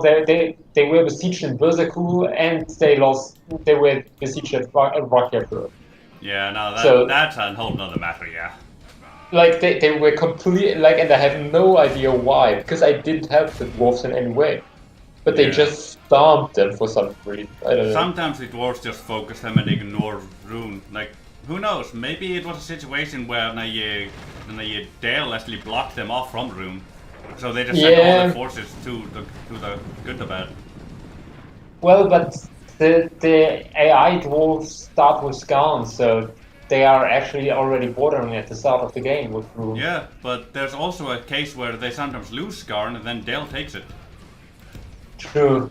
But rarely, because Dale still has to mop up Mithrandir or ER, and also they go after Dol Guldur a lot of the time. Yeah, that's true. If they not get cut up by the Winion or the elves, right? Yeah, Which that's sometimes true. happens, which is a little annoying, because especially if you play in that region and Dale just does nothing and stacks 5 full stacks in Dale, because they're cut up from everybody else, because you are the dwarves and are kicking Rune back into like Mithrandir and stuff, so Yeah. it was... Like and Dale is one of the factions that can easily get passive after yeah, some it really time. can. Like, there's lots of things that can go wrong with an Dwarf Airable, but when it goes right, and like for example, when they only have to focus on a Gundabad, like there's a lot of stuff that needs to happen, but it has happened a few times when they only need to focus on Gundabad. But when that happens, boy, do they kick Gundabad's ass. Especially because at that point, because that was like at turn 30, right? So yeah, at that point the Android whale didn't fall yet. They were still quite strong, so there was like nothing that they could escape to in a way, right? So yeah. like they almost the dwarves almost did the crutches thing without a player being involved, which it's really rare. never happens. It really never happens. It really does. It's like, it's really fucking rare that it happens, but boy, when it happens, does it happen. Because Khazad-dûm took Western Moria at the same time. Not as quickly, but like by turn 50 or something. Yeah. So the only thing that was left was Goblin Town, I believe. Yeah. But like the AI played better than like a human player would in that case. Yeah. Like, at turn 30, Danes falls and Gundabad besieged. It's possible, like, of course, it's if possible, you but use the shit out of air cavalry. Yeah. But actually, you don't have the economy for that. Actually, if you start with all the same things the AI airborne starts with, you can actually do that quite easily. Of course, yes, but but it's the AI, so it never usually does. It's that. the AI, so it doesn't count. But still, it's they did surprisingly well. Like that, which they they normally don't do. Amazing, which they because as you're saying, they normally usually Erebor just sits around and lose Erebor at some point. Yeah. Like they rarely win, really rarely. Yeah, it's really fucking rare they win.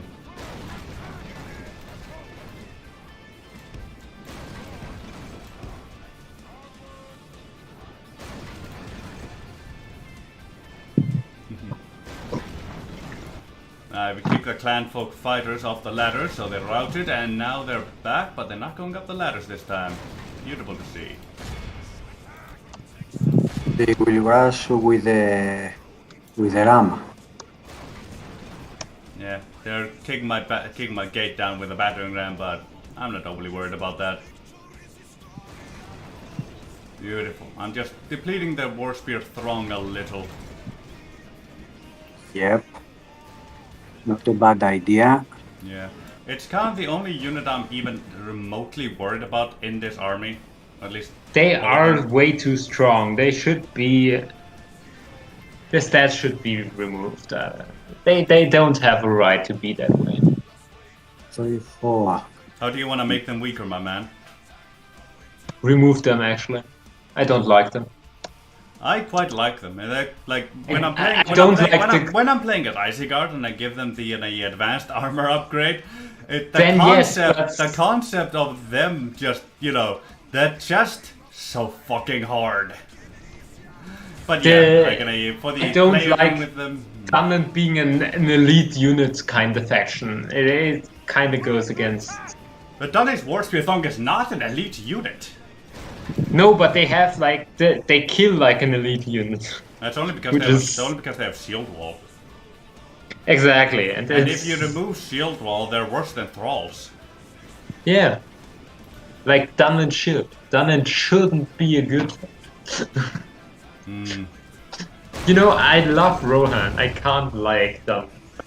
I know what you mean, but like you also have to take into account that there have been cases in Rohan's history where Dunland has kicked their ass, and if they didn't have any units to justify that, that would make Rohan look so fucking bad. Yeah, but I don't know. I like Rohan against Isengard much more than Rohan against Elite Dunland, because Elite Dunland is just a slog. It's even more a slog than it was before. I mean, because now they aren't even killable easily with cavalry. Because they are now much more anti-cavalry than they used to be. Which honestly makes a whole lot more sense for them, considering who they've been fighting for centuries. It makes sense for them, Yeah, but it's opinion. just not a fun campaign for Rohan as much, right? Yeah, but they also have to think of the Dunland player. Yeah, but who really likes being a Dunland player except Panda? Panda is the only Dunland player I know. Yeah. There aren't a lot of them, but they're out there. They're out there, and I have played Dunland because I have every faction. But that's the only reason I played Dunland, because I wanted to play every faction. Yeah. And it wasn't like I didn't hate to play them, but it wasn't fun to play them either. It gets boring relatively quickly. Yeah, like I get what you mean and all that. It's just, I just don't agree with the whole make them like trash faction. Like we already have Moria for that. Well, and yes, Moria has gotten a whole lot better with the introduction of the Goblin Bodyguard being those heavy war riders. That's really helped them out. In general, everything AGO did helped them a lot. Yeah, which they really desperately needed, because they were just a non-existent faction effectively before then. Like they might as well just not have existed before that. They would survive if you didn't interfere in almost every campaign, because they just spammed. Yeah, there was just so many of them. They wouldn't expand as much as they do now, because now they just go against the Anduin Whale, take like Fenholm and so they are much more aggressive now because they have slightly better stats and stuff. Yeah. Also, they run around with like Bolix Champion and stuff way earlier, and Azog's Defilers. Yeah, I mean they get it out of their basic on a war creating. Exactly. But it is also AO on a blah blah blah, like specific settlements. Yeah, AOR, yeah. But the problem is they start with so many of them. Exactly. It's like fighting against them isn't hard, but I struggled a little bit, like more than they used to. That reminds me, Tattoo. There's an AI only I've been meaning to test out for a long while, but I haven't figured out how to make it properly work. Go ahead. It's the AI only where the Anduin Vale begins with Rakyaberg and Erui, and when I do that, I don't change the culture of Rakyaberg and Erui and give them like a bit of the normal starting buildings. Yeah. Like I'm intrigued in seeing if like giving them those two elements will have the impact I think it will. Because in my theory is that might be all you need for them to effectively be able to hold their own. Yeah. But I'm just not sure how to go about doing that yet. Well, to be honest, I haven't done much like with the what's it called? Like basically the setup for a campaign where that stuff is done, like the auto expansion and stuff. Yeah. So I would have to look into it, but maybe I just ask Ghost to do it. Well. Yeah. But it's definitely possible, of course. But it's of course work, because you have to change culture, you have to change buildings, you have to change starting armies, which isn't that much of, because it's basically just start without a general in there, just with a few like I don't know, some early tier Anduin units. I don't know. Like just 1 or 3 Anduin units, and that's all basically. But you still would have to replace the Khazad-dûm starting and the other Gundabad starting. Gundabad starting, you would have to think about a lot of things actually. Yeah, like because there's a lot of stuff to think about, but like it's in different places, everything. Yeah, all different places. Like my theory though is that that might be the only change you really need. Yeah, we for because we the talked end about fail, for them to actually, you know, not be that faction that just dies. for the AI to work. For the AI, like for the player you're set, but for the AI. Yeah. But And still, for my the theory player, is- you my need theory is also still that- upgrades. Yeah, like my theory is that that would also be all you need as for the to basically have Khazad-dûm do better as well. Yeah, we thought about that, right? Yeah, you Because talked about it before, because like the stuff they against want, like because like Goblin Town and stuff. yeah, with all the Goblin Town and stuff like that, because like they're way too distracted defending a Rui at the Yeah. moment. Basically, they put a half stack or even more in Nerui and don't do it in Khazad-dûm. Yeah. Yeah.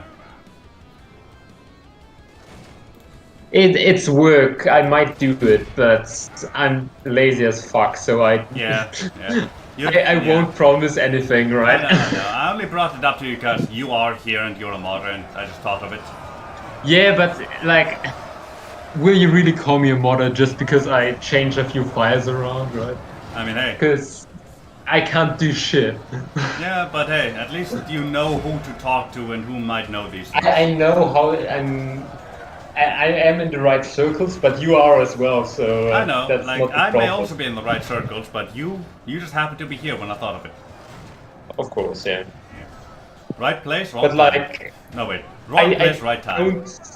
The only thing I really can do relatively well is like, of course, a little bit of support. I can understand what the log and the scripts do. Like I know how the scripts work when I read them, but I can't do it myself because there's so much stuff you have to think about for it to not screw up the campaign.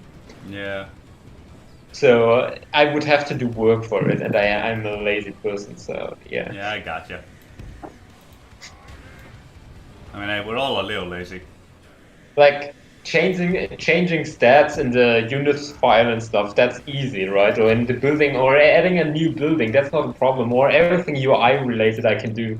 Yeah. But the whole scripting stuff or also the setup, which basically works through a script, right? Yeah. Is not my thing, basically. Yeah, I gotcha. Which is, it's probably not that hard to do because you don't have to do the weird counting stuff with the lines, which you have to do in the, is it the BNDB? In one of the files where you have to do the weird counting with the lines and how many characters are in a line and stuff, which is so annoying. I don't ever want to touch that file. Yeah, I can imagine. But there we go. Managed to break them finally.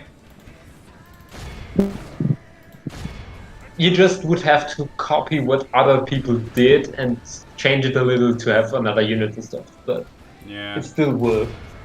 And especially in this case, because you would have to do it for several factions, because you would have to do it for like the only, at least 3 factions. Yeah, like the biggest problem with this whole thing is that the simple fact that like there are so many factions at the beginning of that area, you know. Yeah. And also the whole starting thing, because if you want to test it properly, Irui should be an Anduin a settlement. Yeah. With culture, buildings and stuff. Yeah. So you would have to do quite a lot. I might do it. I won't promise it because I know myself. I probably won't do it. Yeah, like we all know ourselves best. It's more likely that I will annoy somebody enough that they will do it, basically. Yeah, which is why I rely on you. Not a good idea. Yeah, but you know, you're good at annoying people. Really, there are so many more people that are way better at it. Maybe. Because Emma is so annoying, really. Please. Oh no, not really. Go out. Okay. I'm just a little talkative at times, if I'm a little drunk right now, so... It's fine. Big dubs at Tharbad, I see. Yeah, Bulger, you're right about that. We're dubbing it all the way through. But you lost the unit, right? Yeah, You but started there with was 4, only I any, what were they called again? The ruffians. Yeah, and I also healed 36 of them. Like the whole entire purpose of the pre-elimination of the ruffians is just be there and die while I shoot the enemy. Yeah. Also, I believe Corvillisher is still a rebel settlement for you, so you might be able to take that relatively easily. Well, at least in the save you sent me, it's still a rebel settlement. So. Yeah, well, I'm to be honest with you. I find it easier to take settlements from Enedwaith than the rebels. Because the rebels can't get so big. Like in Argont, that's like half an army there. Where if Enedwaith took it, when I went to take it, they'd only have like 3-4 units in there. Yeah, because they move it away to do other stuff. That's true. Yeah, because the rebels don't move into other settlements to conquer them, they don't do shit. Yeah, like it helped a lot that they move around their regions. Gundabad's being beaten. I didn't know that Argon started with a port, actually. No, they tend to build things. The rebels also tend to build stuff on their own. Yeah, but I didn't know that they would do that. Either they started with the port was the first thing they built.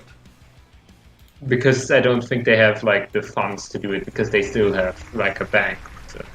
Yeah, like they have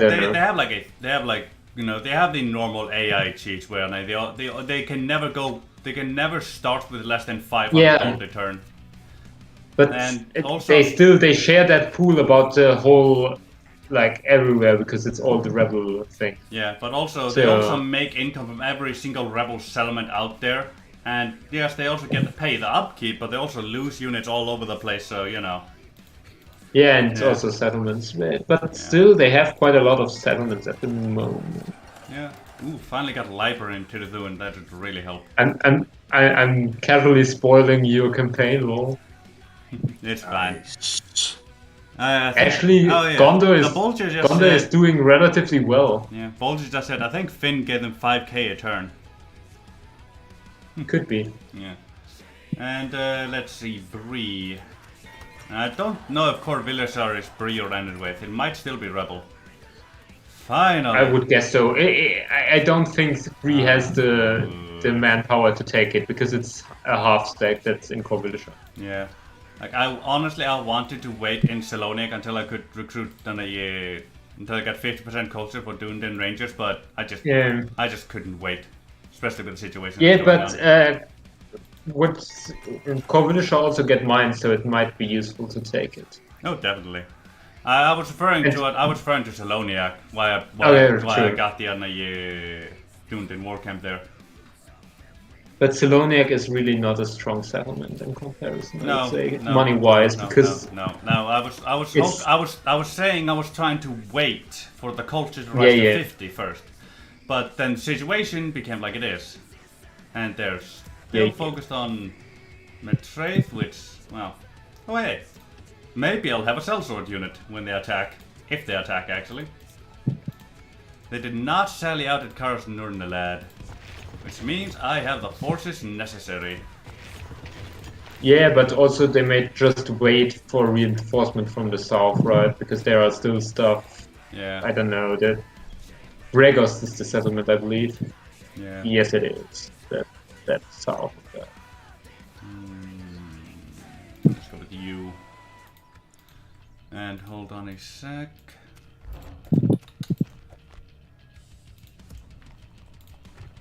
Ah, yes, that was you that did that. Okay, gotcha.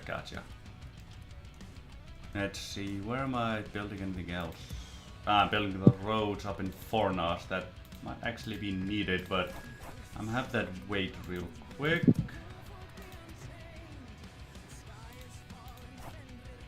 And instead get that unit retrained now. There we go. What does that have? Yeah, Master Carpet, that's good. Gonna need that. Yeah, with Ingmar. The map is actually quite interesting at the moment. Yeah. Because for some reason Gondor and Dol Amroth are stomping south towards Harad. I don't know why. Nice. See ya, Bulger. Enjoy your work. Yeah.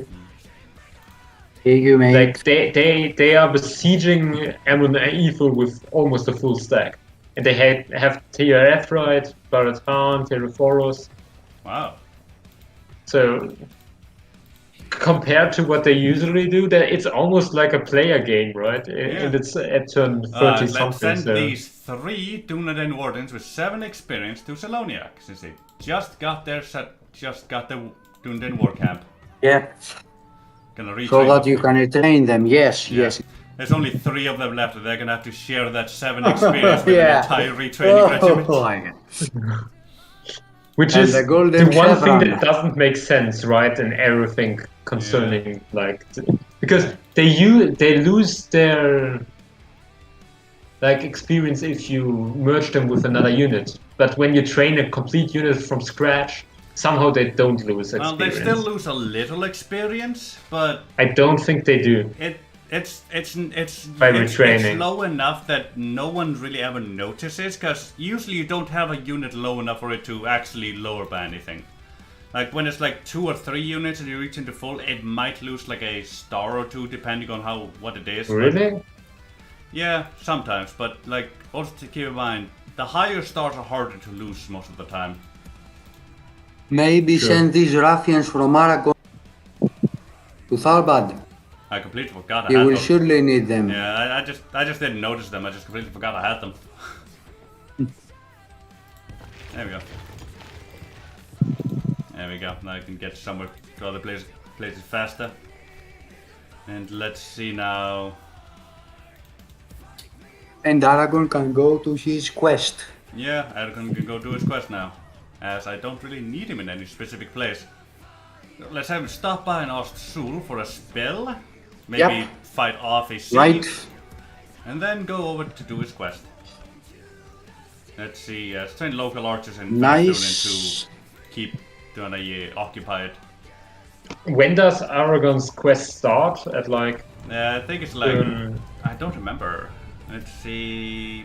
No, Because I know when the Gondor stuff starts, Yeah, because yeah. it is possible to start at turn 50, right? But Yeah, like I don't know if it's the same starts for at like turn 20, 25, which honestly I something think, like that, I think it's because- way too early.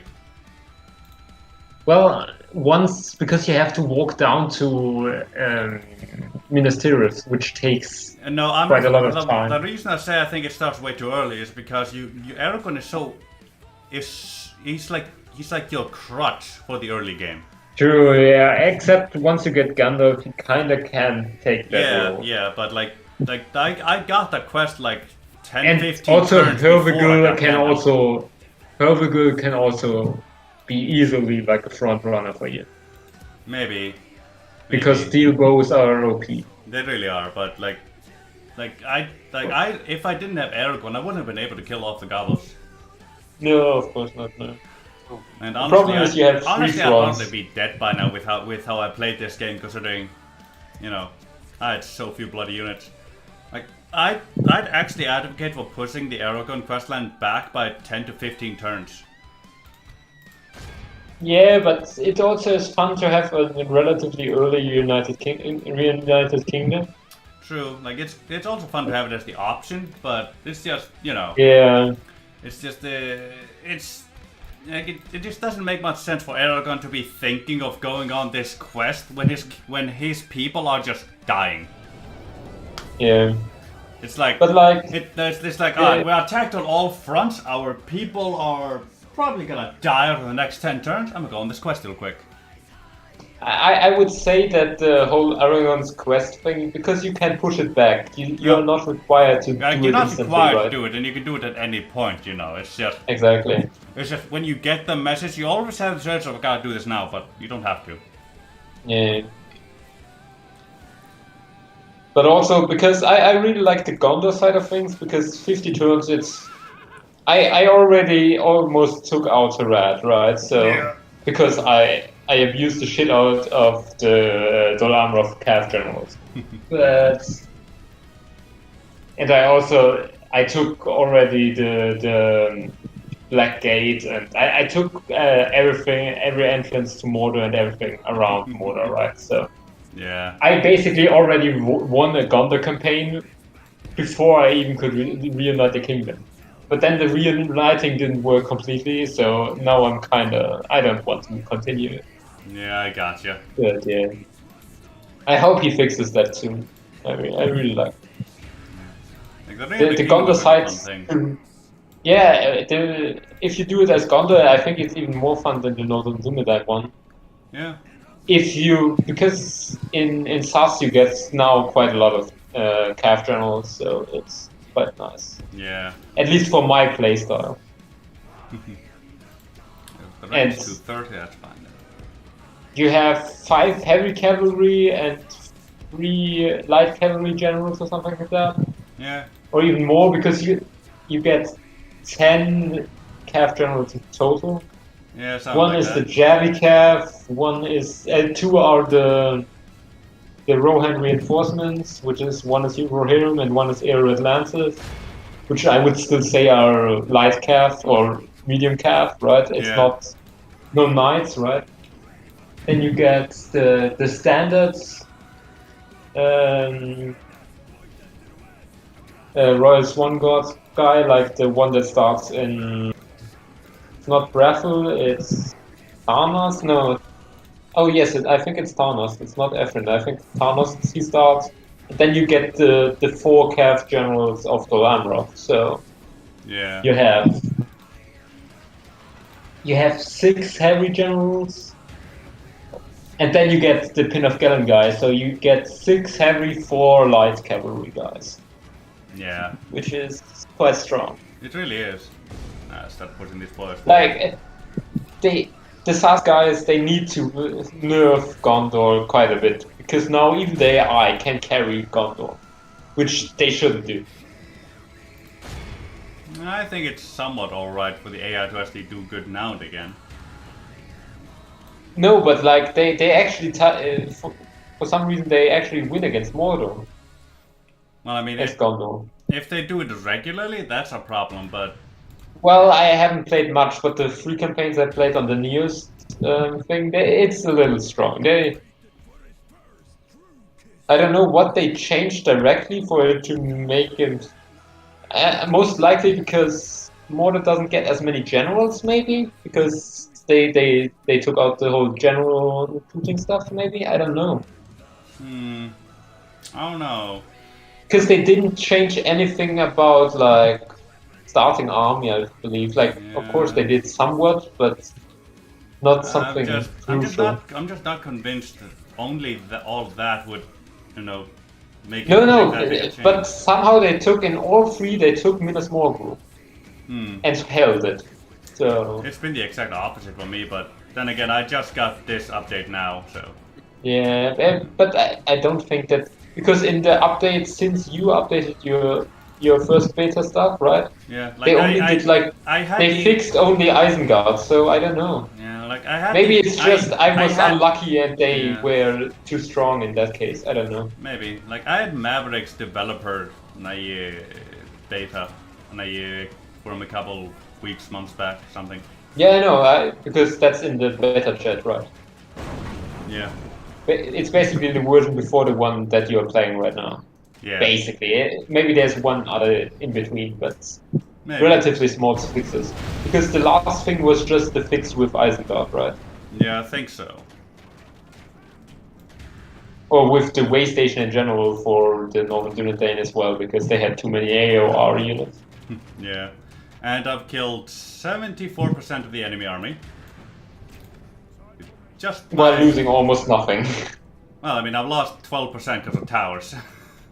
Yeah, but like... I mean, it's just... That's some bandits and stuff, like ruffians and stuff, so... I don't know, it's... Like, it doesn't really matter, Especially because you got a little bit of money right now. So. Yeah. Fire at will, boys. You're not firing at anything, so let me get you over here.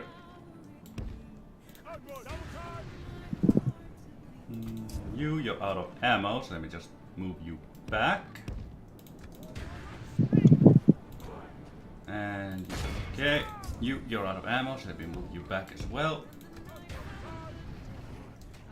Beautiful. And yes, I'm currently playing at 6 times speed. Don't worry about it.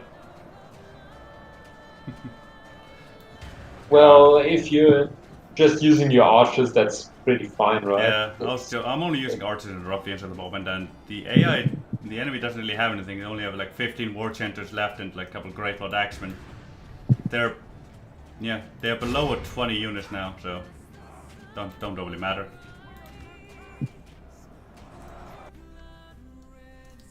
Let me see, missiles. Let me step you away just completely. Taking unnecessary casualties. Your dwarves are actually not doing bad, like your Erebor dwarves are besieging Dane's Falls right now. Oh, thank you. They have taken on Nazanar and stuff, so not bad. That's pretty good to see. Like, and also Rakiburg, but they might lose it again, right? They have a full stack around Dane's Falls, basically. Yeah. I don't know. But Gundabad doesn't look that strong. I don't know why. They have like 1 full stack in total. Which is similar to the dwarves. The dwarves might win that. I don't know. That is intriguing to hear. And they haven't lost Skarn, so I don't know what's the matter with that. And they still got units in Skarn, so...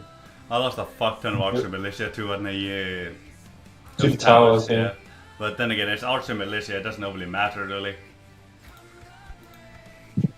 Well, it would be nice to keep them because they are not bad, right? Yeah, they're not bad, but... If they got the space and the money...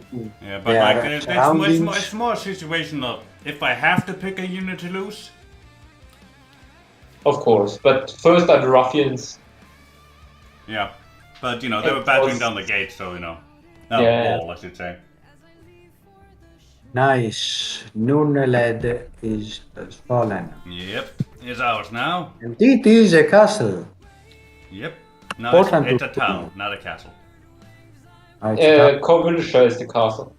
Yeah. One of them is the town, one of them is the castle. I'm only gonna occupy this one. It would be really good if they were reversed, because then the one with the mines would be also a town, so it would actually make a lot of money. Yeah. Right. Still, Karasnonolet, if once they get it gets a little bit of population and you can upgrade it once, it also does quite a lot of money because it has a few settlements around it. So. Yeah, all they have Hunter's Guild. Nice. Nice. I can use everything in here. Good. Let's retrain those boys. Yeah, probably retrain my ruffians as their ruffians are literally the only infantry I have in this army. Besides on my Cardinal and Sentinels, which are a mixed unit.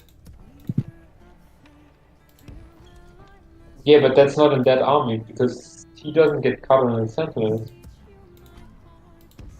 Because that's not Arafor. Arafor gets the Cardinal and Sentinels. Yes, sorry. Sorry. For some reason I thought I was using Arafor. Good. It looks like Enedwaith has not taken this settlement here yet. No, they haven't. They don't have the army for it, I believe. Yeah. Maybe. But I think they start with the other 2 settlements. Yeah, they start with the village and the settlement here, so... Yes. Yeah. This is good. Bad part is I can't really move Aragon out of here without making people real upset. Or Gandalf, I should say. Unrest 40, that can actually fix itself. See, Gandalf is quite the governor, right? Ah, damn it. Yeah. I'm gonna need to try and battle a bit without Gandalf in there then. Well, you can channel or a captain stack for. Yeah. But in my opinion, Aramis has... I don't have the right unit for a captain stack. Yep. You would need something better, yeah. With maybe some cav units, but... I don't have access to a cav unit down here. Exactly. Yeah, and the closest one is would be these Dúnedain scouts in 5 turns. Yeah, also mercenaries, the only one that... Wait, no, because you are the Dúnedain, so you might get some other stuff. You get Dunland cav units, I believe. Golgorn is in the upper side of Gulf. Yeah, but People. but do remember, if I wanted to get those things, I'd have to go over Tharbad, which is like Yeah. one. Yep. No, I'm just thinking what's the nearest like Cav mercenary unit. Yeah. And I believe the nearest is the Dunland one, because do you get an Elven Cav unit? I don't think you get the Ammonia Riders. I don't think so. No. I don't think they are in the Beacon of Hope. Because Put that dwarf back in Curse Numalad along with the ruffians. Yeah, I can retrain the ruffians, get a bit of a garrison Curse Numalad, because this army is here, right. it's gonna move back. And then this should be enough to take the village. And then I should be able to gather my forces to take the settlement down here, which should scurry all of Enedwa's Then armies. Bregost, Suduri. Yeah, we should scurry all of Enedwa's armies over to their territory. Yep, right. Yep, right. And leave Argon as it is. Only with a good army you can handle it down. Yeah. I only gotta hope that they won't be going for Metraith, or if they do, that Cicelsos will retrain in time. they shouldn't go for mid-trade now. Yeah, they don't because border it. They don't border it anymore, right? Yeah. Good thing about how the Celsos retrained is expect- I'll have another melee unit down here. Yeah, but still, sellswords aren't the greatest melee unit because they're in the strike infantry. They need something that holds the unit while they charge in the Yeah, back. but my only other infantry is ruffians in Yeah. this area. So, you know, comparisons. It's a bit of a problem, especially the line. Yeah. Let's see. All things going down here. Okay, they've gotten a garrison into Sakala. They'll be able to hold it now. Yeah. Nice. Yeah, just had to check if it was gonna Of course, after all, you destroyed the... I know, I was talking about rebellion. Because rebellions can still happen, you know? Okay. We have no problem. Go There to we Theoden. go. There we go, got woodland hunters in my capital.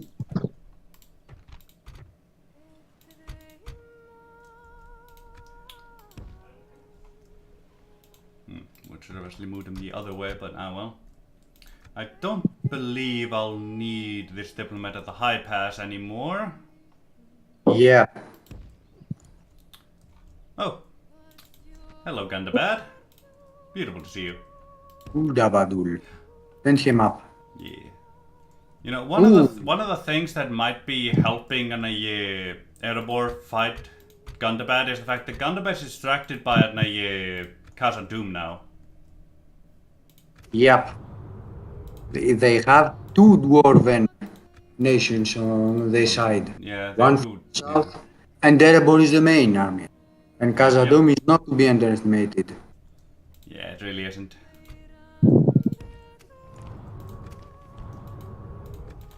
Beautiful. That should be everything for this turn.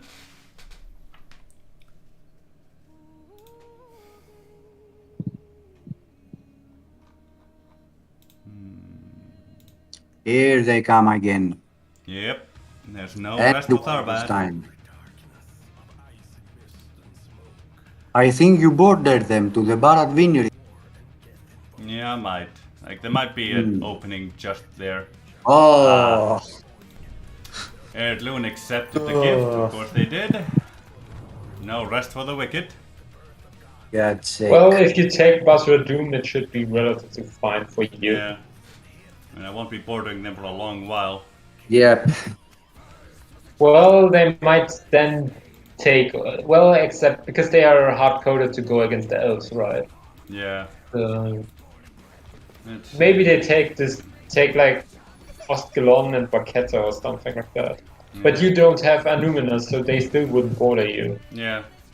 And plus, I mean, the fact that that the High Elves now hold all of Eregion and Cameth Bryn, it's a great boost to their economy, and there are no more enemies for them to worry about besides for Cameth Bryn and on Austin Ethel, which means they should be able to focus their forces down over here. And might allow to recruit some more. Also, there is Angmar above Kameth Bryn. If you get Kameth Bryn, then they do it. Yeah, Because you border Angmar and not them. yeah. Like, also Casa Doom now borders both Gundabad and Angmar, which, you know, is pretty good. Yeah.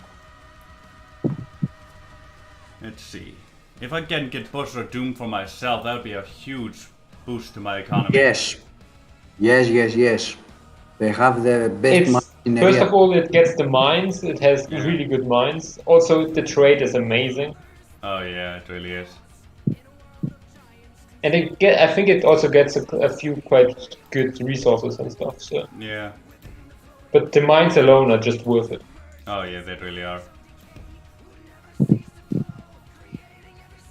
So by the river. I'm following the road at the moment. Yep. There it They is. all born. There's that village. Yes. They have a fishery though. And it has That'll help it only boost- two. Yeah. Fine. Yeah, that fishery will help boost my economy a little bit. Yep. For some reason, the northern Dúnedain gets so much more like thing from the fishery building than all the other factions, right? Yeah. Except for NY. Yeah. Right. Because for Gondor and Like for a lot of factions, you basically the only thing you'd basically get is on a oh, they're still besieging me. Basically an the only- increase in tradable goods, Yeah, increase basically. in goods. That'd basically be the only thing you'd get. which isn't bad, but it's still not as amazing. Yeah. Right? It's like it's not bad, but I prefer other things, you know? Like for some reason in Tidal Forest there is a fishery. Yeah. Sometimes when the rebels build it, because they somehow can build it there. I don't know. Yeah. It's unfortunate that I can't take care of this army until Gandalf gets down here, because it's causing devastation. I'm now at another minus another 200 on top of the previous, so 365 is it now. Pain in the ass, but well. Yeah. All my money is disappearing into construction projects, which, you know, was kind of needed.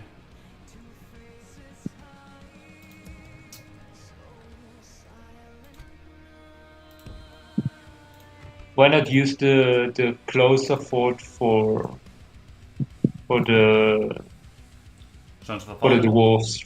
Yeah, Because this army Or- is right here. true, but true they will attack the fort before they attack the. Yeah. That's usually how they go. Let's see, how far can you move? Hold on. Need to compare these. Well, you can go through Well, Bree, Yeah, so I'm just gonna move him with Aragorn here. Standing right next to Bree. There we go. Because the next training for them is at Fornos, Nice. so step over here. So they encounter Bree first, and more I mercenaries. think afterwards you will have to plunge, which means around Morvatar, Camerbrin, somewhere there.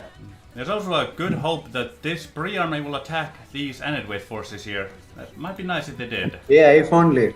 Yeah, If only. if only.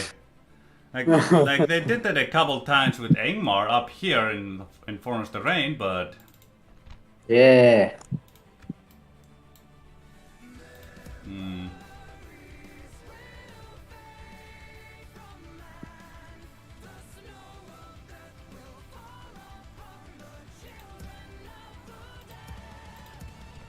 good. Let's see, what do you have? Ah, yes. You get you over there. You get you Go into to Salonia Abba. for now. Selonia and then Thalvat. Then you up to Ostsul. Nice. Yes, I don't really need the Dúnedain in here. So let me actually get you boys up there to Aragorn. Yes. If I do this right, see if I to move these boys to Aragorn next turn as well, then basically the turn after I should be able to go for a Numinas with a couple of reinforcements from Forest Terrain. Yep. Not a bad yeah. idea. The problem is then you will probably have 2 settlements to defend in the north, or 3 settlements with Ostur. So I don't Yeah. know if it's the quicker option, the better option in that case. Yeah, but I should be able to finish up down here in the south quick enough. True, yeah. And also a Numinous is just nice to have, because if you do the honor stuff, you need a Numinous, right? Yeah. I believe you did do, right? Yeah, you need the House of Kings, so it can only be built in Exactly. Numinous. Or is the House of Kings not in Fornos? No, it's in the Numinous. It's in the Numinous. Yeah. Remember, Well, the House of King was for Ardnor. Yeah, I know, but Fornos still got like some special building, right? I think so. I don't know. Or Willishar, Rebel Oh, Settlement. Willishar. Yeah, I'll take that I eventually, expected my man. it. Or is it because of the rebuilding of Numinous? Yeah, I think it's the Forest Terrain and a rebuild thing. Could be, yeah. High Elves and Edway are with each other now. Yeah. A bit of a bad time for that, considering, you know. Well, you're at war. They will no longer border each other for some time, so it will not Let's impact. see. While entering the Prancing Pony, Aragorn had a chat with the owner. It seems the Grey Wizard left a letter for Aragorn, which states the following message. Elisar, dark have been the times of late, and if I'm right, I might have stumbled on the darkest secret of all. I cannot tell you my suspicions in this letter. It might fall in the wrong hands, but I hope I can count on your help. You must search for the creature Gollum in the Rudor uplands. His appearance will be somewhat orcish, and he will travel alone. It is imperative that you locate him before the dark forces find him. The Nine have indeed left Minas Morgul, as the rumors told. I myself will ride to Minas Tirith to do some more research. Meet me here at the Prancing Pony as soon as you have located and captured Gollum. Hurry, Elisar. Time is of the essence. Again. Now, yes, Gandalf. Time is of the essence. Go to Minas Tirith now. What would you think of a Gollum script? Gollum being a spy for Mordor? No, he would not be a spy for Mordor. And well, he there already is a source of Gollum script where you can get him as an ancillary and there's a chance to use the ring, but it's boring, right? Like I was about to say, I'd like something better with it. Like actually capturing him or something, right? Not just standing in a region. Like you actually have to find. His motion is locked in that region, and you have to find him there. Yeah. That could be fun, and also like because the AI gets Frodo early, right? So something there maybe. Maybe. It's more than an ancillary, because the ancillary is so boring. Yeah. Because you get an ancillary for everything, right? You stand in a Gondor settlement for 3 turns and you're the lord of that settlement with the general, so... Yeah. It's kinda... Yeah, it's definitely a little boring now and again. Especially because he is used so much, like every faction gets the ring message, right? When Gandalf arrives, like Gandalf sends a message or something like that, or the old man comes, right?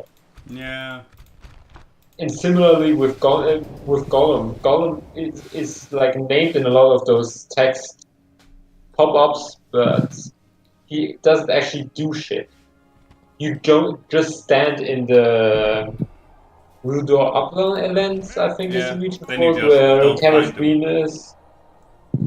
So it's a little boring, I would say. Of course, maybe the scripting is maybe a little too difficult because the interaction with different units isn't the easiest, especially if it's not a factions. But I don't know.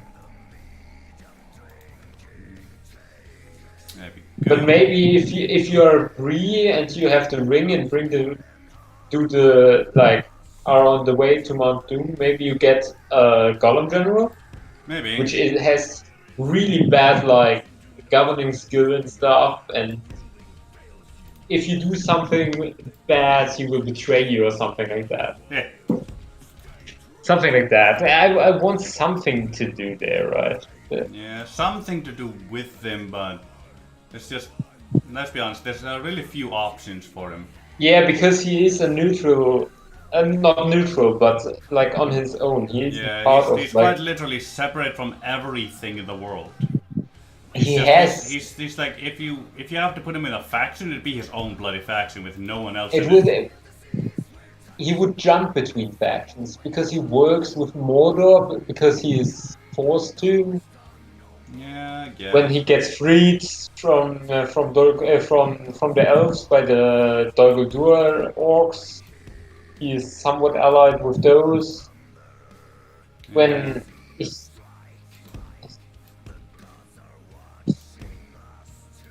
then he helps Frodo and Sam, so he is kind of between the both of them. But I don't know. It's a bunch of weird things everywhere, really. For the fact of how important he is in the story, he isn't important in the mod. Yeah.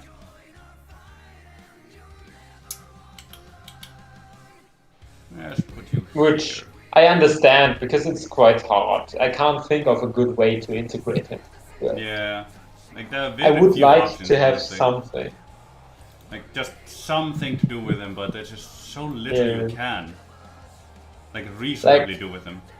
Yeah. If there were to be the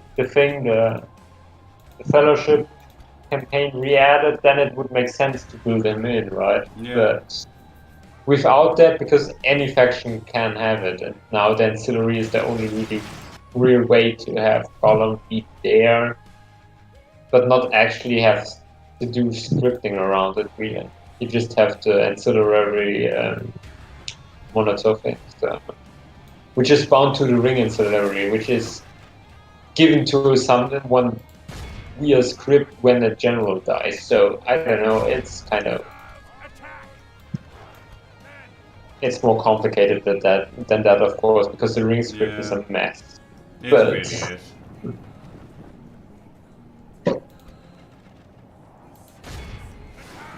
The ancillary of Gollum is really easy to like have get added to a general. It's not hard to do. Yeah, and they are general ancillaries are probably one of the easiest thing that can be quite flavorful, which is relatively easy to add because you add something in the ancillary folder, and then you give that thing an UI, and you're done. You have the thing. So it's not actually hard to get. You can give it some properties and stuff, but it's not that hard. It's relatively easy. Like compared to scripting, it's so easy to add an ancillary. Like even I do that without having to look stuff up and stuff. There we go. Nice. Lost 2 units to friendly fire, and there we go. Well, 2 models, I should say. Izzy. But 2 soldiers.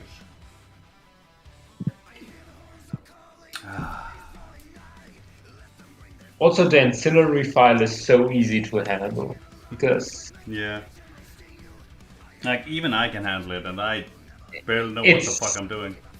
Like you can just add like an overpowered auxiliary if you wanted to, right?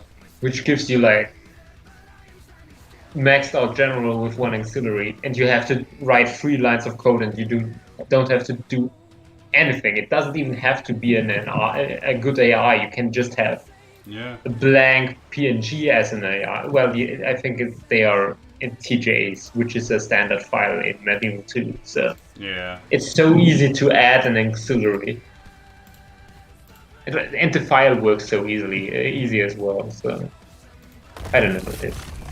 The only thing that is kind of a little bit complicated is the whole like the triggers to special events, like of course the Rings of Power, the next air script, like thing that the next air gets the air ancillary, right? Yeah, like there's a lot of things that can be an issue, but rarely are. And you don't have to add those triggers. You can just have the standard trigger, which is normally bound to some building, basically. Effectively, yeah. or to a specific settlement, which is if you stay in Austin Airfield for long enough, you get like the Lord of Austin Airfield ancillary and the minor rings, right? So, which is a really good auxiliary for the elves to get.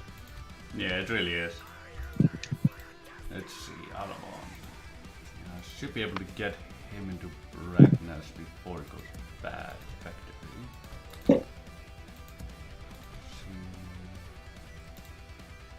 He just went neutral, so I'm gonna need a couple people there, but not this many. At least not the Archimelists, they're not gonna do jack squat, so these people can step out. So okay, that's all good for me. Have you heading for Bragness eventually? Let's see. Because the Eragian ring that you get if you stay with a general in Eragian for long enough. Yeah. And you can have more than just one ring. Every general that stays long enough in that settlement gets that ring. And it gives you 1 command, 1 authority, and 3 piety for free. Yeah. Just by sitting in that settlement. Yeah. And it's a nice... Like, it's a ring, so it's quite easy to handle and stuff. Like, other rings, of course, are like... all the power rings are better, of course, but... It's really nice to get it. Yeah, it really is. And the ancillary file is the only file I would comfortably say I mastered it, right? It's so easy to do. Similarly to the trades. The trades are basically the same thing. Yeah. But I can't think of trades to add, but auxiliaries are quite easy. Like I can easily come up with an idea to add an auxiliary, but trades, I don't know. There are a lot of trades in the mod already. Yeah, let's see. River Spearman and Wood. I think you can have them, all of them. Yeah, I see people take this quite handily. I don't know if you can do that with Gandalf, because you only, like, it's maybe possible, but they got, like, spear units, so I don't know. It depends completely on what the map looks like. Yeah, true. Yep. Yeah, like if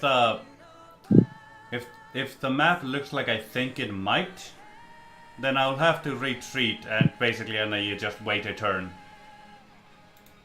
For them to sell you out. Yeah. It's like, we're considering it's only Gandalf in there, they shouldn't send in reinforcements to kill him, they should try to only sally out. Because the AI always tries to only use just the units it needs. It never really overbalances unless it has way too many units. This is a bad settlement. It's a good settlement when you have archers, but otherwise for cavalry it's not good. Yeah, for cav it really ain't. Alright, let's try it a little. I'm not confident in it though. Oh, they might be coming for me actually. Because of the AI changes. You take them one by one. Yeah, if they're coming for me, that would be good. Have they archers or have they only infantry? They have Javelins. Javies, but nothing else. Yeah, which of course can be quite dangerous for you. Yeah. But not as dangerous as archers, unless they get their missiles off. Holy crap, I hate when that happens.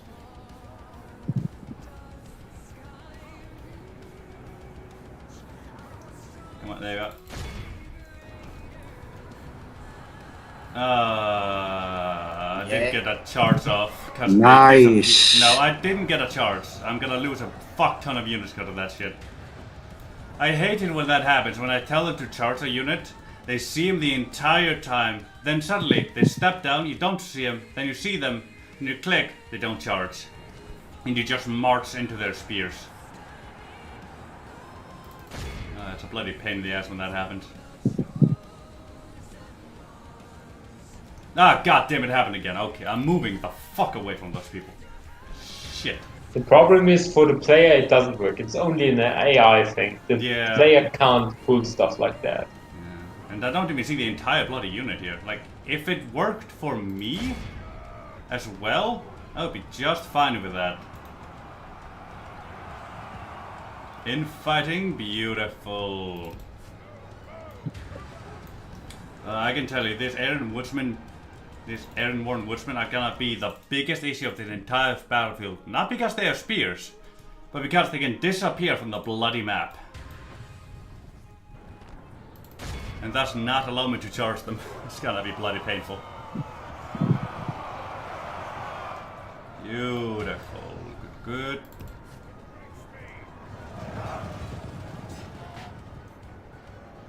There we go. Charge, boys! Charge! Beautiful. Oh, spear's coming. Get out of there. Where's Gandalf? Where is Gandalf? Well, I must decide to speak with him. Nah, that entire unit is dead. Good. I'd like to get to the Javies, but these boys are on the way. Now, don't you dare stop and disappear like you always do, bastards. Thank you for not stopping. Now I can kill you. Yeah, that's basically half the bloody unit gone. More than half. But there came Javies. Ouch. Yeah. Those Javies are killing more of my people than the enemy is. Even though they aren't the best Javies, but still, no, they are javelins. Like, they are high damage. Yeah, Javies do have Javies have high damage, and I'm also a cavalry, so I have a big model to hit. Yeah. Let's move a bit to the. There we go. That should be just enough to charge them. I might probably hit the Javies a little bit too, but it should be fine. I mean the spears. Oh, they went into the pike formation. But they don't have the pike animation. Thankfully, Gandalf, please leave. Stop getting stabbed. Gandalf, stop standing there. I swear, he got stabbed 15 times between the time I told him to move and when he moved.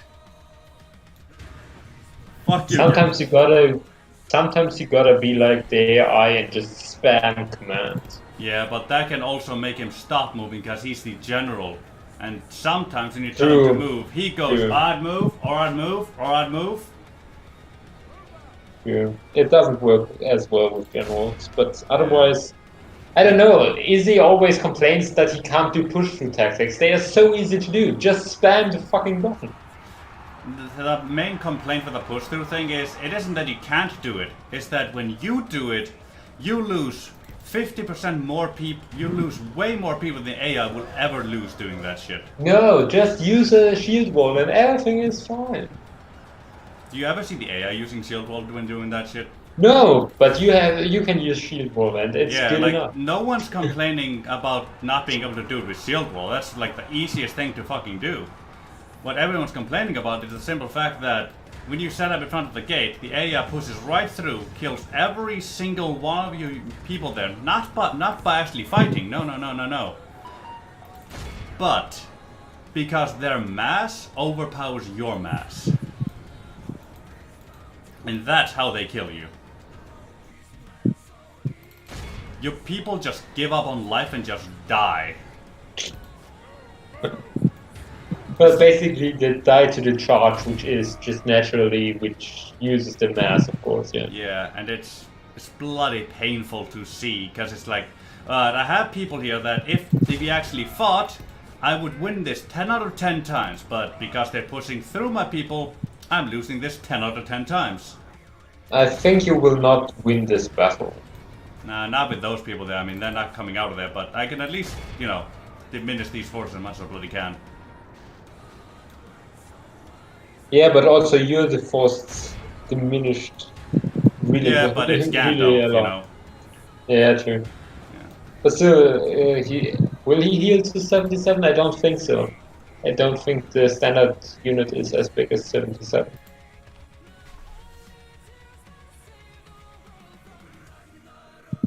He didn't start with 77. He's a cat. No, he didn't. No, but because of AGO, they can regain to 77, right? Or over 77, like. Yeah, like if he started with a maximum number his cavalry could have as a cavalry, he'll regain Which up is, to I that believe, number 59 and then or even something. more. 59, yeah. And then he gets like the whole general traits, and I think Gandalf already gets a few security traits. Yeah. So like I don't. What do you? Might go up to 70. Maybe, but what does 77 have to do with this? Because that's the standard max, right? Yeah, that's the standard max, but he doesn't have an issue with that one. No, he doesn't. But if he had.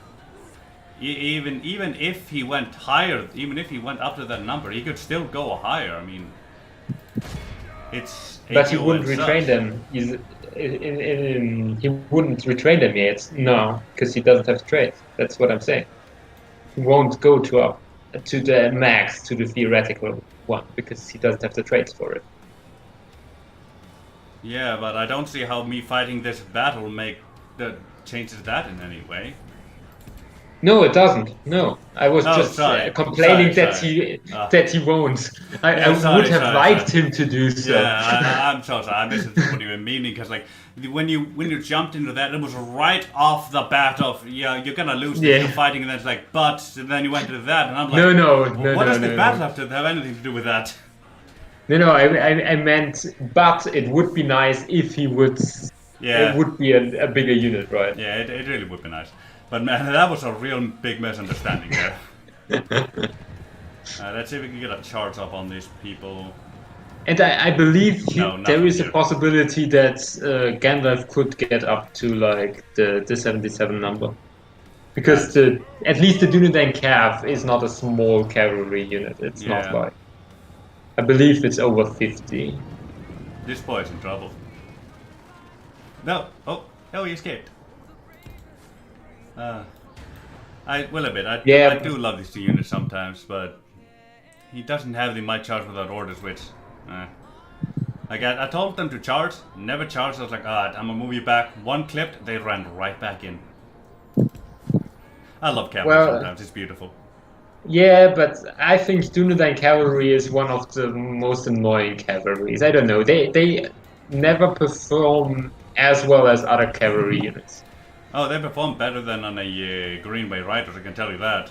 That of course, but like, I will take Sworn Cavalry over Dúnedain Cavalry every day. Maybe. Because I believe they just have maybe higher defense, that's why they don't die as much, but I feel like the Dúnedain Cav die much quicker than the Sworn Cavalry. Possibly. I mean, they don't have that. Maybe high they armor. just also have higher attack because they come later, because you can't get them yet, right? Yeah.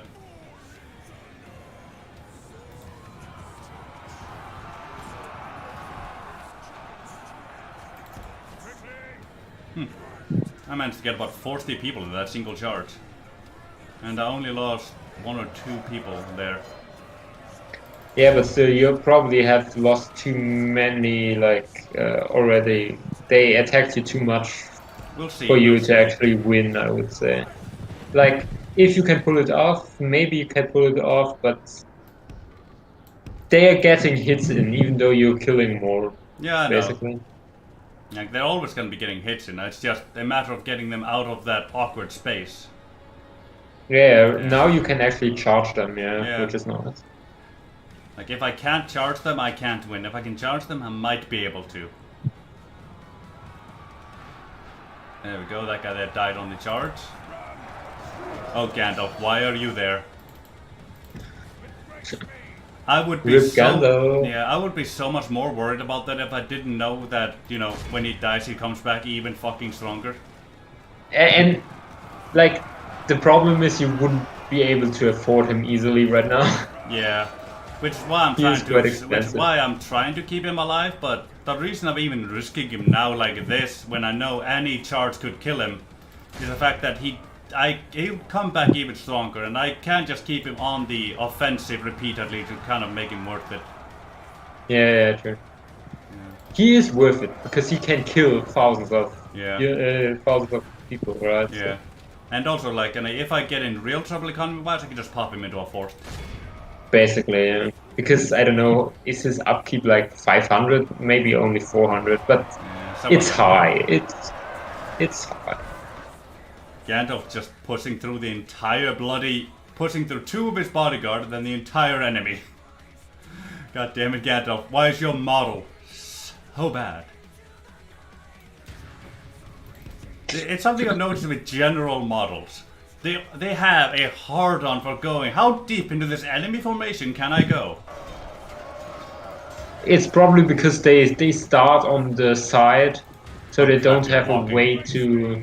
Like, they can go past your own units, basically, because they have, on one side, they don't have anybody.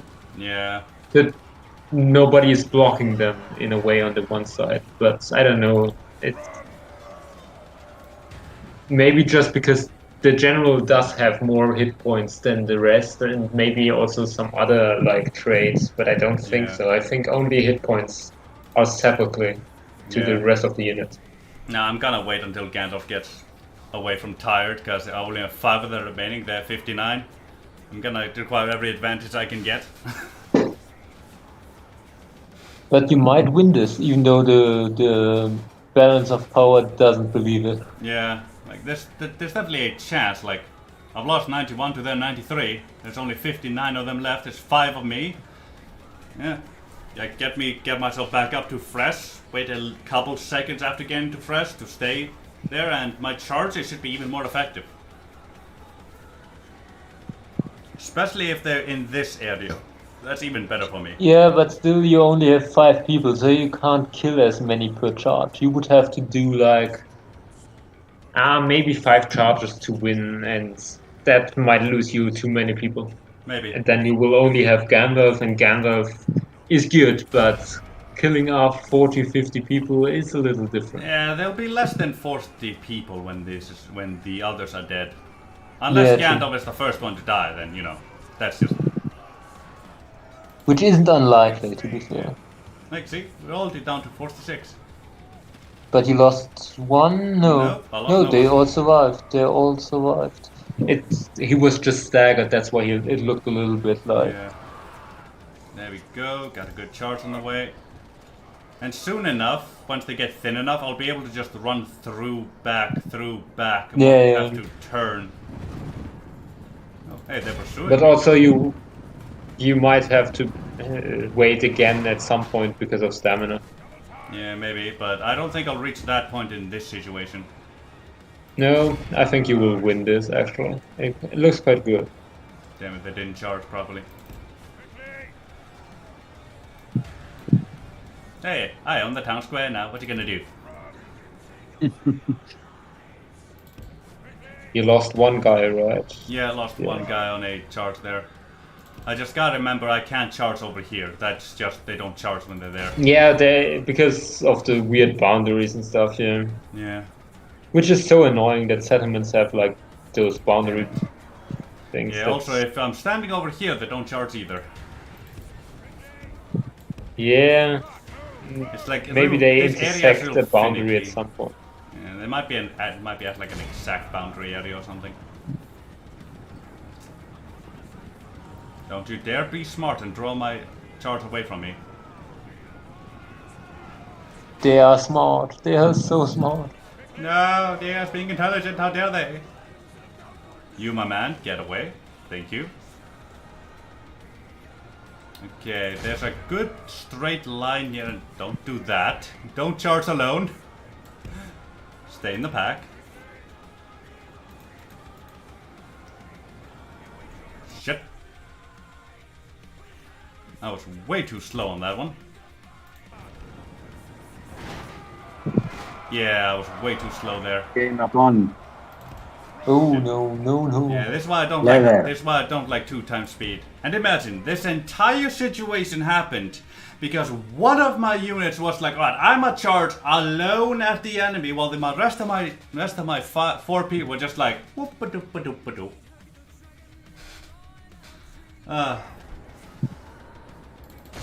Alright. Well, hey, at least now it's somewhat even. Yeah, back to fresh. But look at that. Look at Gandalf coming in clutch, killing like 80% of the remaining enemy alone. Just like 6 people or something, yeah. Yeah. Yeah, but you got that in the bag now. Yeah, I mean, it's only Even though 50 it's really close, you got this. Yeah, I got this. Gandalf alone has probably still some hey, look at maybe that one balance hit point left. Look at that balance of power change his mind. Yeah. Now, try to stay somewhat together or just go alone, Gandalf. That works too. We have to get a charge off. Nice. Oh, hey! Gandalf ran the enemy turtle down. Gandalf remained almost alone, but he took the city. He took the village.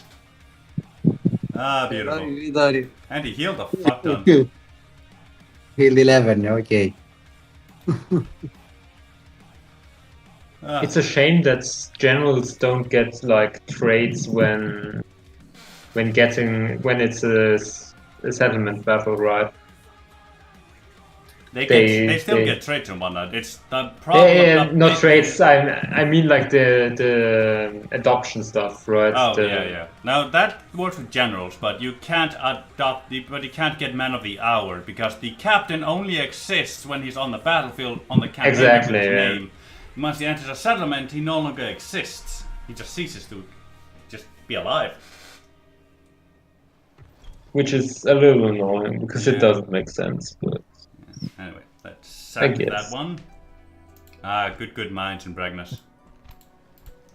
Beautiful. Anything here Well, they aren't the best mines, but because they are already built, they are worth. So because they're already built, I don't. They're actually worth it. Okay, I don't get anything from this warrior's hut.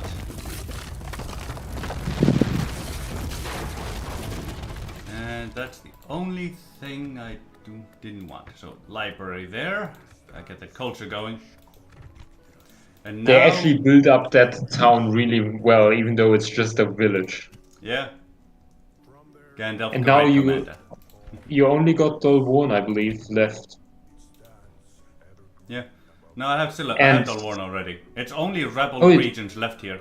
Yeah, only what's Corvillishar and Argon. Corvillishar and Argon, yeah, those two rebel regions. And also you're probably gonna want to take Basra-Dûm soonish. Yeah. Yep. Just so that they don't come for you and you don't have to worry about the border. Yeah. It will also help the elves out in the long run. Of course, yeah. Yeah. Mainly just gotta wait for these boys to start going their own way first. Then I think I'm going to gather what I can here, out of here.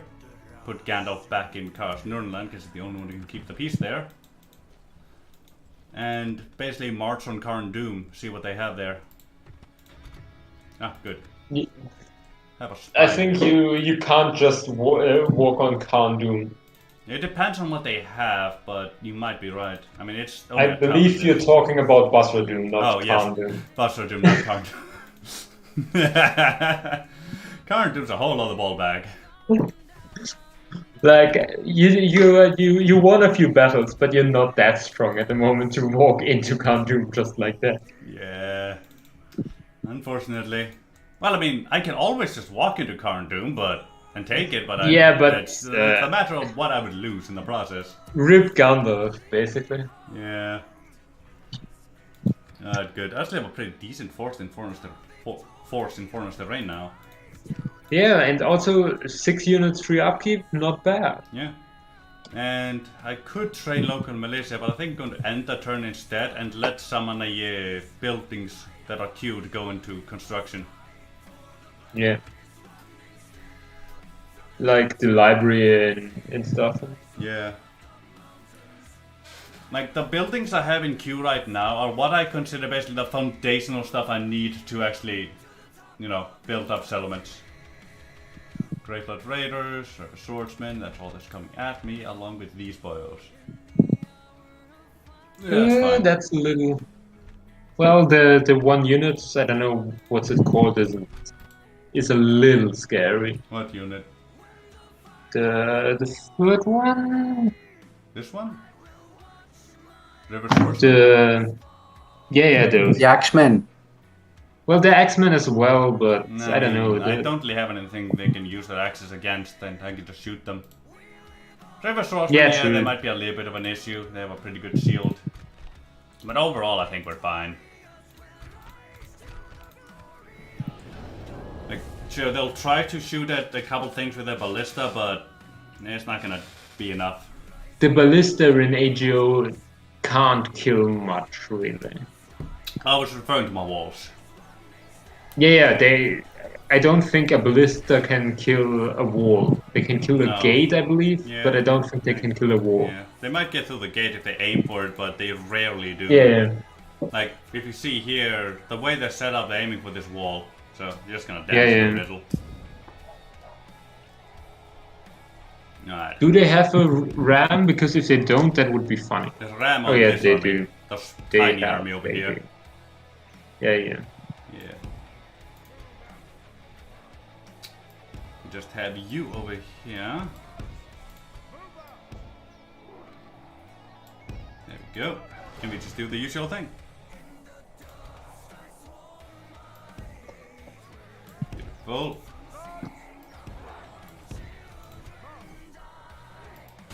Oh, hey, they just abandoned the ladders. Huh. How nice of them. Yeah, so nice of them. Imagine if the ram would get destroyed from the towers. Oh, that would Whoa. be beautiful. Perfect. It has happened once in Yeah. Fabak. Like, there's always a chance that it just catches fire, but Yeah. it's not overly likely, you know. I think that. Arbet is quite a good settlement to defend, even though it's kind of boring Yeah. as well. Yeah. You The can't- fact that it got towers is quite nice. Yeah. Ah, yes. Because they are, otherwise- yeah, they're trying to destroy my wall. They're not gonna do much. No, they maybe gonna get to maybe 50% max, but Yeah. ballista are like, well, not ballista. Ballista weren't nerfed in AGO, but walls and gates were buffed like crazy, so they can't. Yes. One ballista can't. They can no longer kill a wall. Yeah. They even struggle with a gate, which is a little weird because then why take a ballista to a siege battle if they can't even do that? Because a catapult will still kill Ballistas towers. are very and a wall. useful against Oh my god, they're trolls, still against... shooting at the invisible people here. I love this unit.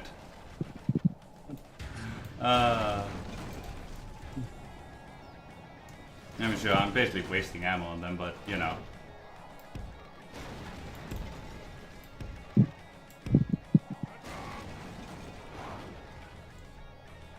I don't really need to do that, so just this should be good enough.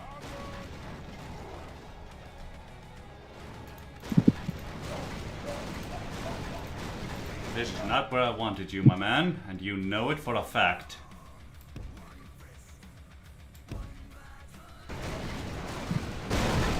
Thank you.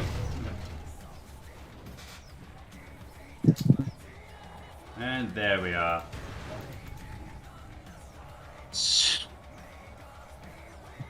Beautiful.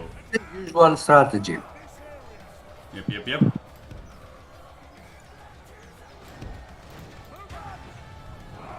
Move into a better position, my lads. There we go. There we are. Come Greyflood Raiders, Super Swordsmen, and yep, they're now starting to move. I think they ran out of ammo. Poor bastards. You My probably people- have to run out to kill them, though, which is a little annoying. Nah, I mean, I can just continue holding here.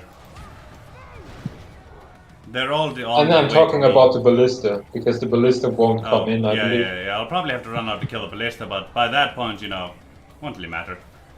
Yeah. Come on, defend yourself.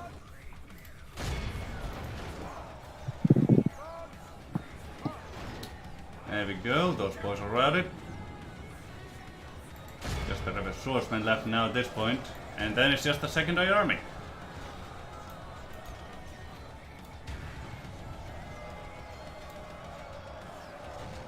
Beautiful. That second army will be quite tired.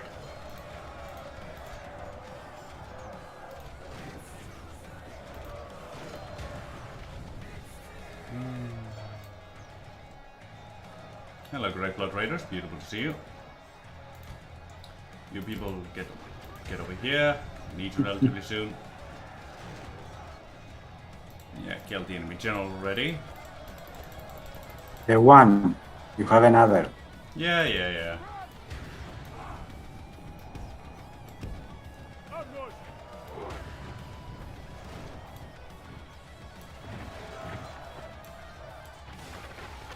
Beautiful. Good. There they go. Alright. Step. There we go. Step you people like so.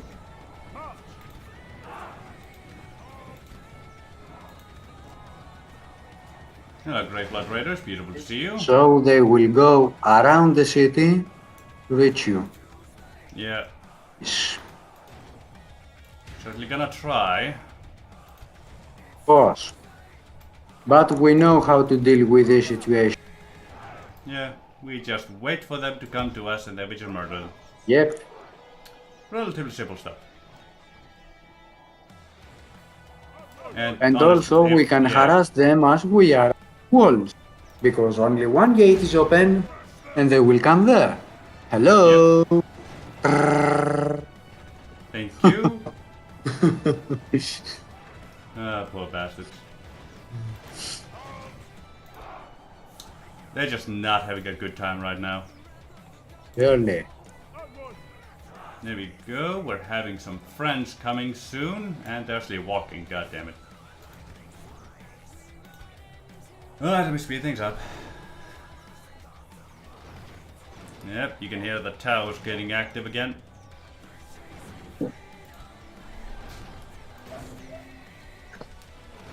Come on, boys, get in here already.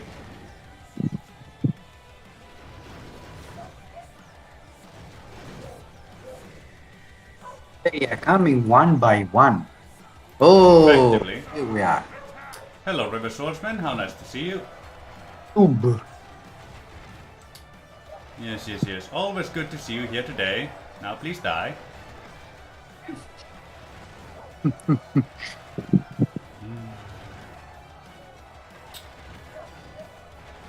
Beautiful. There they go. You can stop. Best part is, even if I run out of infantry and these are my only line of defense, I can just move them back here and move the other bodyguard up here to shoot down. Yep. Then if they come out, then they're... It would be a better idea, but they have a field of shooting. Yeah, and then if they go up here to deal with my people, I mean, they're dealing with a Dúnedain bodyguard and steel bowman in melee. They're not gonna do so hard. Yep. Hello, Grey Blood Axeman. Beautiful to see you. Hello, River Swordsman. Beautiful to see you too. And there goes my infantry. We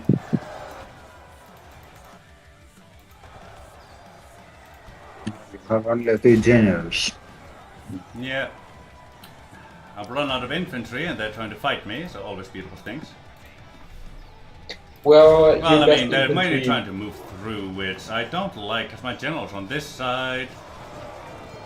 The 2 units you still have are probably your best infantry units anyway. Yeah, my main issue is that they're doing that bullshit push-through thing here, where they're just walking through my people. Yeah, but pulling back might be worse than them pushing through. Maybe, but honestly, I'd rather try and get my guy out of there. There we don't go.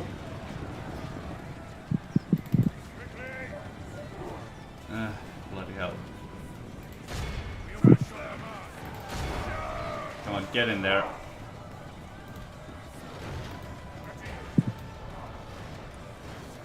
God, I hate it when the AI does this. It's just such bullshit.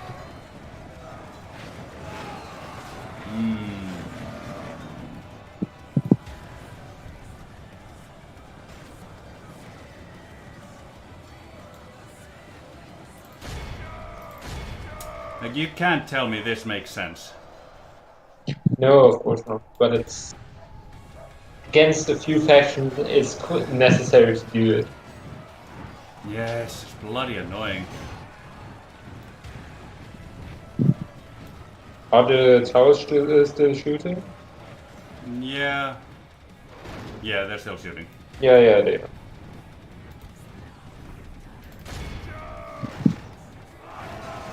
At least he managed to survive that shit, only barely.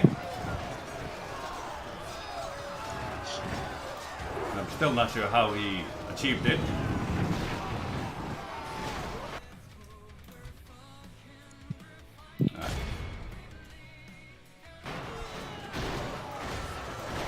Yeah, but still, the towers might accidentally kill him, maybe? I don't know. Yeah, it's always a possibility, yeah. Well, at least there's one good thing about this. I'll be able to catch a fuck ton of these people. Yeah. Especially since I know where they're gonna be coming out of.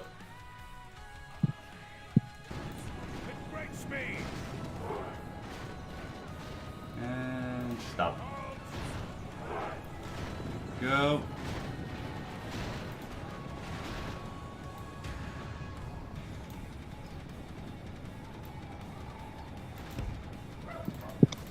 Yeah, whatever.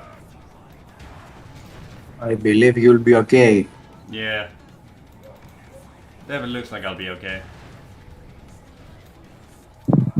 Here we capture our building again.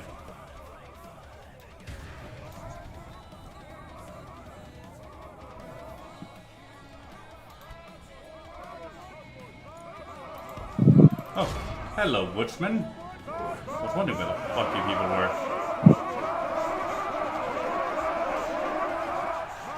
A unit that routed. Yeah. As I see, they are died.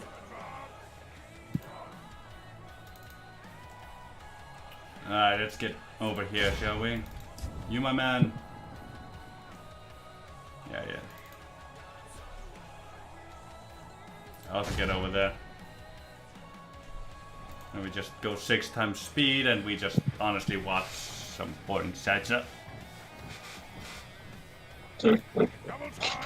I really like the following camera thing. It's really fun. Especially on 6 times speed because it looks just weird. It looks funny. I don't know.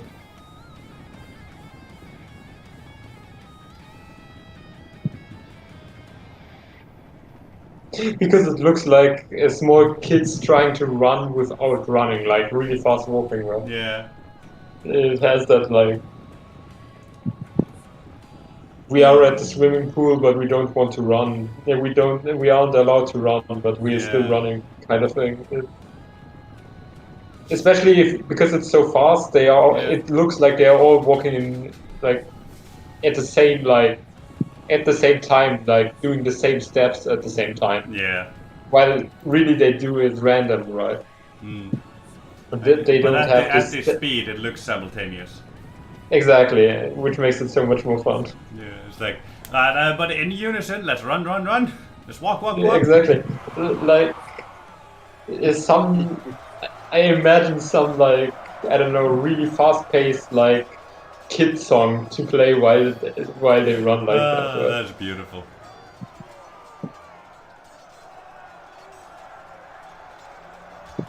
But also, I would like if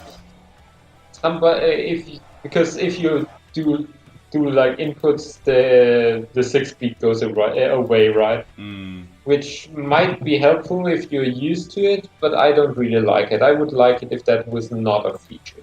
Yeah, I honestly prefer to keep it at like sped up when I'm moving around, like specifically when I'm just trying to adjust the camera a little to see. Exactly, and every time you do it, it goes back to 1 speed, right? Yeah. So, can get quite annoying when it happens. especially because I can't really see the positive in doing it like they did. Like, in what, like... Yeah, like then like if I want to slow it down, I would just pause and slow it down. Exactly, like there is a pause button. Yeah. Because like while you're moving around, you're not doing much, you know? Yeah. Like you're not exactly issuing orders for moving around. It helps with seeing things, but still. Ah, good. They let Mithrandir go finally. Which means this guy can finally be retrained all proper like. Yeah. And the 180. Give them to. Yep. So that if you retrain them, you can go them up. Okay, Gandalf returns. Fine. There we Now go. we have everything. I just need to get Corvillisar eventually. Yeah, Garrison, there is a rebel army somewhere in that region. Might be good if you kill that first. Let's see. Oh, they actually built their mines. So I don't have to worry Yeah, about that's being what I beat. was saying. They already have mines, which is quite nice. Yeah. Let's see. Sellswords, Ruffians, River Spearmen, Greyblood Axemen, River Archers, Greyblood Raiders. It's not that bothersome of an army. No. But Yeah, sure. it was bigger than this when I watched on the save that you sent. So somewhere there is still a rebel army lurking about. Yeah, which is Because honestly I a don't- bloody pain because I have no clue where they are.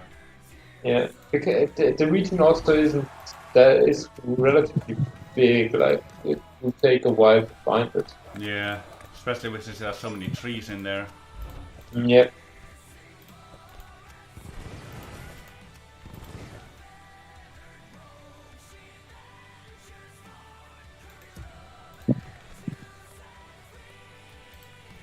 Yes, I want the library with you as well.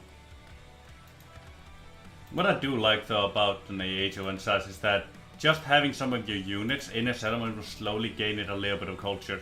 Like it's not as much Yeah. as getting like a culture building, but it's still something, you know? I must say, it feels like the later buildings of the culture line. I almost never build them because, yeah, they give some bonuses. Like the last tiers, most of the time give some bonuses, like the university and stuff for like the Northern Dúnedain and Gondor and stuff. I think they Yeah. give extra bonuses, like some pop growth or something like that, Yeah. or health or. Like they give something better than the first 2 tiers or something. My man, what the fuck are you doing? Attack me! Don't destroy my economy! Stop it! Stop being smart! He's actually doing the best thing he could do. I know, and it's painful because the AI never does that. He's being smart, But- and I don't like it. Or he's just too dumb to attack you. Yeah, it's like by He's too dumb to follow his own rules. So like it's like he's being so stupid. He's accidentally doing the best thing he could. exactly. It's just beautiful, honestly. Yeah. I must say, Northern Dúnedain is one of the most fun campaigns, I would say. Yeah, it really can be. Just the variety of units is quite nice, especially with the Beacon of Hope system, right? Yeah. It's one of the only campaigns that has actually like a late game features, which most factions kind of lack. I can't really think of like what other faction has that kind of late game features. I don't know. Some I do, don't- but I can't really think of any at the moment. I can't think of any, right? Because the dwarves have the whole Gundabats thing, but that's not late game. You got that at before turn 100, right? So, Yeah. like, you get the hammers. And in AGO or SAS, you get even more hammers of Gundabat, because they are the unit you get at your capital for some reason when you get, like, the capital mission thing. Yeah. So I got 5 hammers of Gundabat units in my Erebor campaign, with one of them being the general that spawns, because there is a guy spawning, right? Yeah. When you rebuild the what's the building called? I don't know. The thing in Gundabad, right? Durin's Holds or something like that. Oh, So God. I had 5 units of the Hammers of Gundabad that I had to send into a fort, even though I was the dwarves. That was too expensive, right? Yeah. Also, it'll be real beautiful to have the Dúnedain war camp in Tharbad finally, but considering I'm besieged every single bloody turn, it's gonna take a while. Yeah, Hey, who knows? I might have Sometime maybe I'll have have 50% it. culture by the time I get it. yeah, but you could also set yourself up in the if you get a few more units, because only with the units you got that won't be enough. I know, You but can set yourself up on the bridge right in front of Tharbad and remove yeah, the, but that the would thing. but that would require hammer units. To More spare. units, Yeah, I would require more units, which you will have once you take Basra Doom, and Kovilishar and stuff. So yeah, because like I wanted to worry about this flank all that much. Like this is enough Yeah, to yeah. hold Shuduri for now. Let's see. Yeah, I'm just gonna get my spy over to Basra Doom, see what they have, and maybe I'll just empty every settlement here and just march on it. Maybe with some sellswords. Definitely with these boys though. Let's see. Step you out there. Good. Let's see. Yes, you need to be trained. 8, 8, 8. Yeah, 844. Yeah, that's still cheaper than getting the Dúnedain wardens themselves. Getting a whole new one. Oh, nice. Yes, they have a couple units in here that I can move out. Dúnedain scouts, woodland hunters. Yes.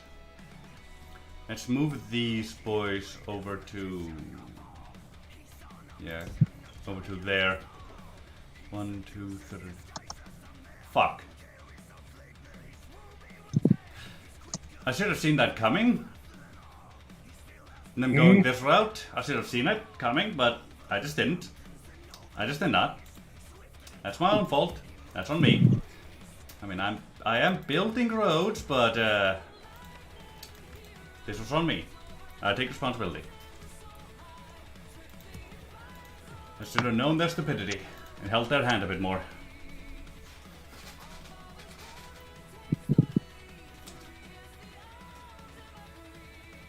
Oh, they had taken Earlstone from Gundabad. No, the way Anduin Vale has. yeah, as I said, the Gundabad people also in your thing Yeah.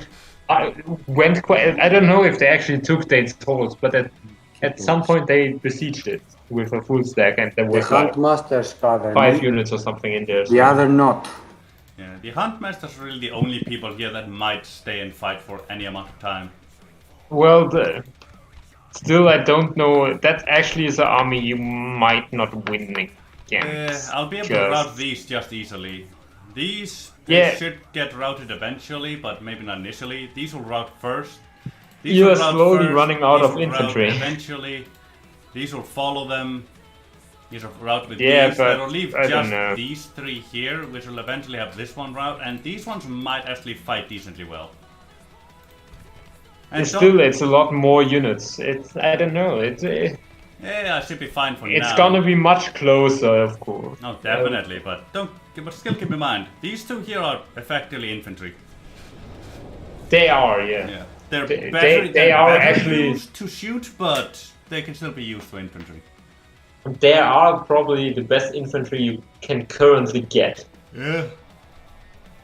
Because you can't get any Arthurdine units, you can't get the Reunited Kingdom stuff, so Yep. which is basically Gondor units, right? Yeah. So you can't get the Swordmasters, which are maybe better than the bodyguard as a pure infantry unit. Yeah. The own, I don't know, sellswords aren't better as well. So I would guess those are the best 2 infantry units you can have at the moment. Yep, probably. Except for Aragorn, of course. Yeah, But yeah. that won't change. That's a bit of an unfair comparison. My boy.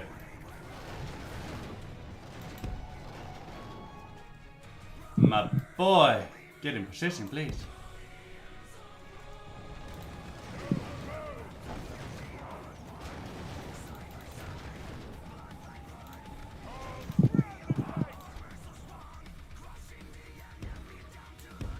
Please, follow the plan.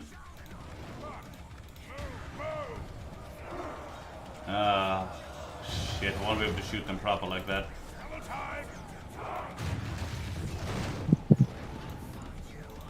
Come on, I need to be able to shoot them properly.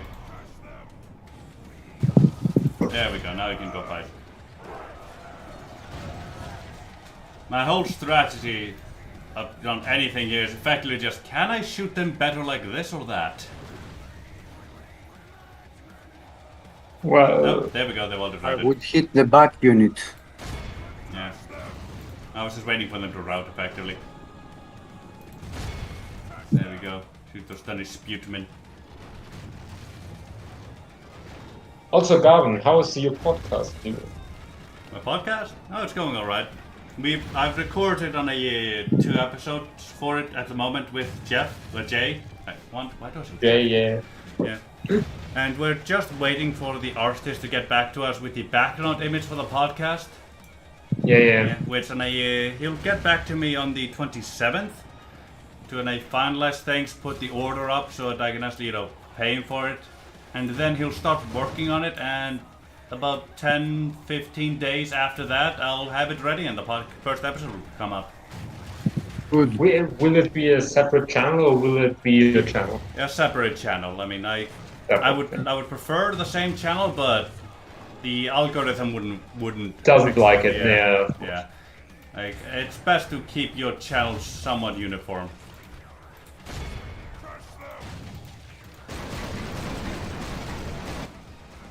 I'm also thinking of another podcast starting up with which me and Major Todd War are currently planning, which Nice. is going to be discussing DAC and Lord of the Rings related things. Yeah, which is kind of... You don't have infinite things to talk about in a way. Yeah, but with the Rings of Power coming out, we're gonna have quite a bit. Yeah, that's of course. The thing is... I'm really... I don't have high hopes for that show, actually. It's... Yeah, like, mainly we're just gonna be reviewing it so you boys don't have to watch that shit. It's... Now we have the assault. Maybe you need to change some tactics. Yeah, for this one I definitely will. Like, unless they have to put you boys back here. Yeah, let's hope that works. Yeah, basically that melee unit is only there to buy time. Yeah, and it has done so for a few battles now, right? Yeah. It's done so decently well so far. And even though it died the last 2 battles and then was revived, so... Yeah. And actually I'm gonna show my back to the enemy here so my general isn't in the danger zone. Yeah, but you will get the debuff from attack from behind, right? Yeah, but they'll fix as soon as I turn around, which, at that Sure. point my general would be in the right spot. But he would move through your unit because then they want to reorientate themselves, which might get him stuck. But Maybe. yeah. But that's always an option. But at least he'll have his entire unit having to move through, and he'll also be in the middle of battle. So, so as long as the battle doesn't fix itself, like end, he should be in a good position.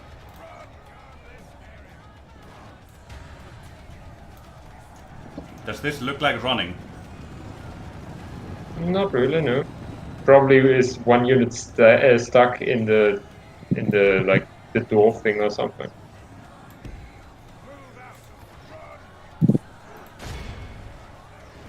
Man, those people are really coming in clutch right now with my boys here being dumbasses. Come on.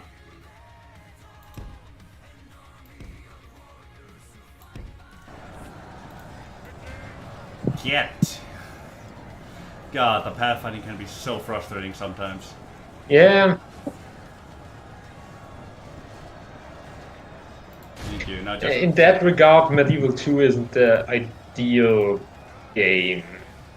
Because it's just old, right? yeah, it's really old. In newer games, they fixed that kind of thing. A little. Not 100, but A little. a little, yeah. The whole, in general, the whole positioning thing is. Also, it looks. Well, I like the total package. I like Medieval 2 the most, I'd say. Yeah. But graphics are better in later games. Like Troy has some nice. Even Azula has amazing graphics compared to Medieval 2. Yeah. Because it's just more vibrant in a way. It has more that. I don't know. It's. I don't want to say it's better. No, it looks better, graphics, but like it looks like, better. It's a better spectacle, not a better game. Yeah. It's a worse Even game, though- a better show. Attila isn't even the worst. I think Attila is the third best creative assembly game, maybe. Probably. Because I think Rome and Medieval are better.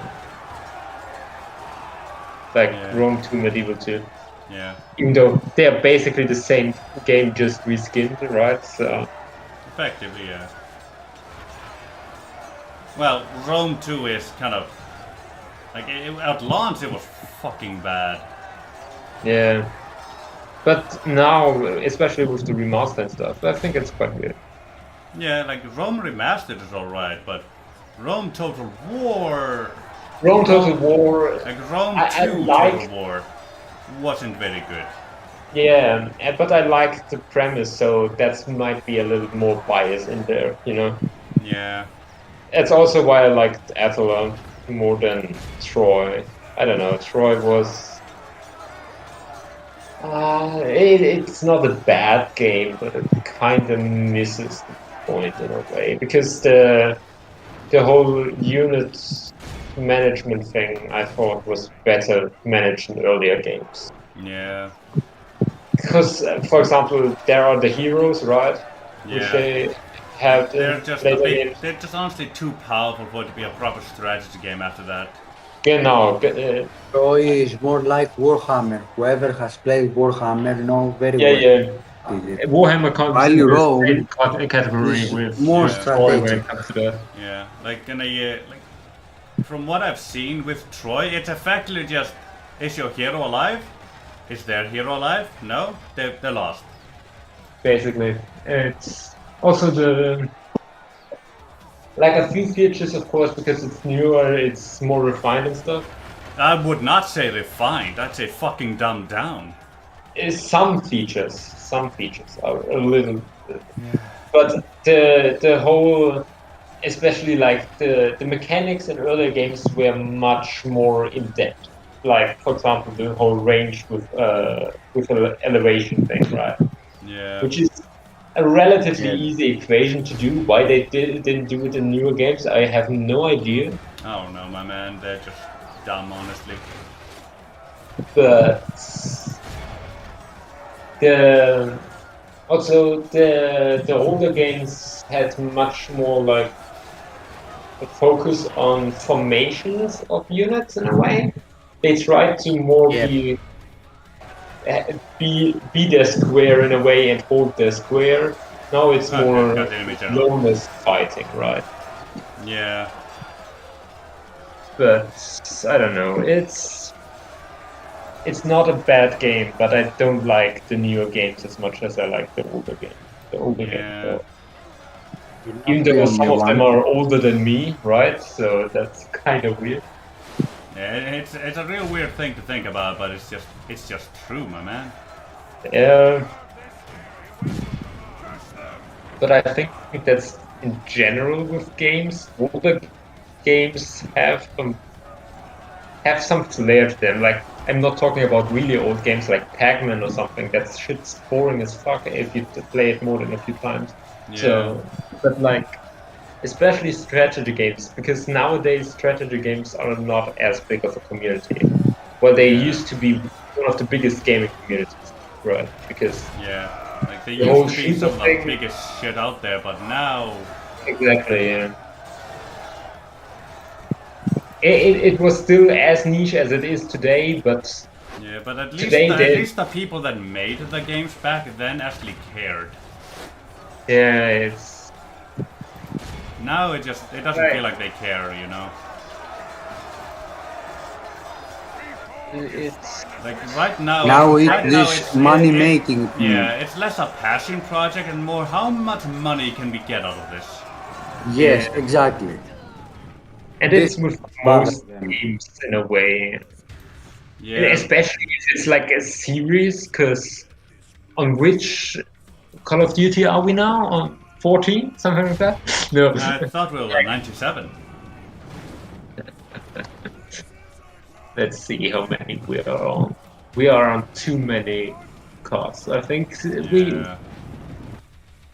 Like let's just be honest, we're on way too many Call of Duties at this point. Especially because some of them.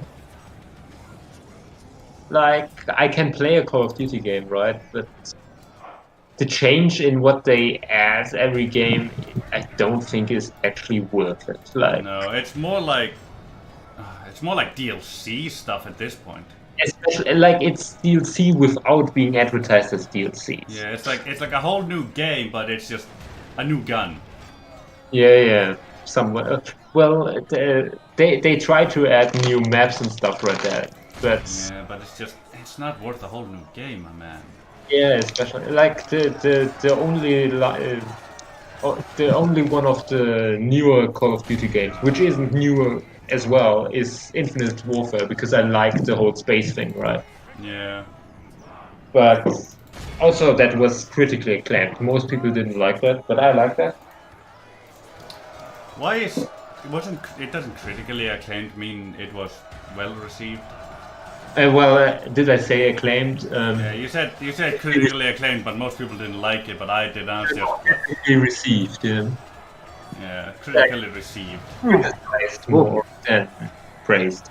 Yeah, Which in the start it was buggy as fuck as well, so. yeah.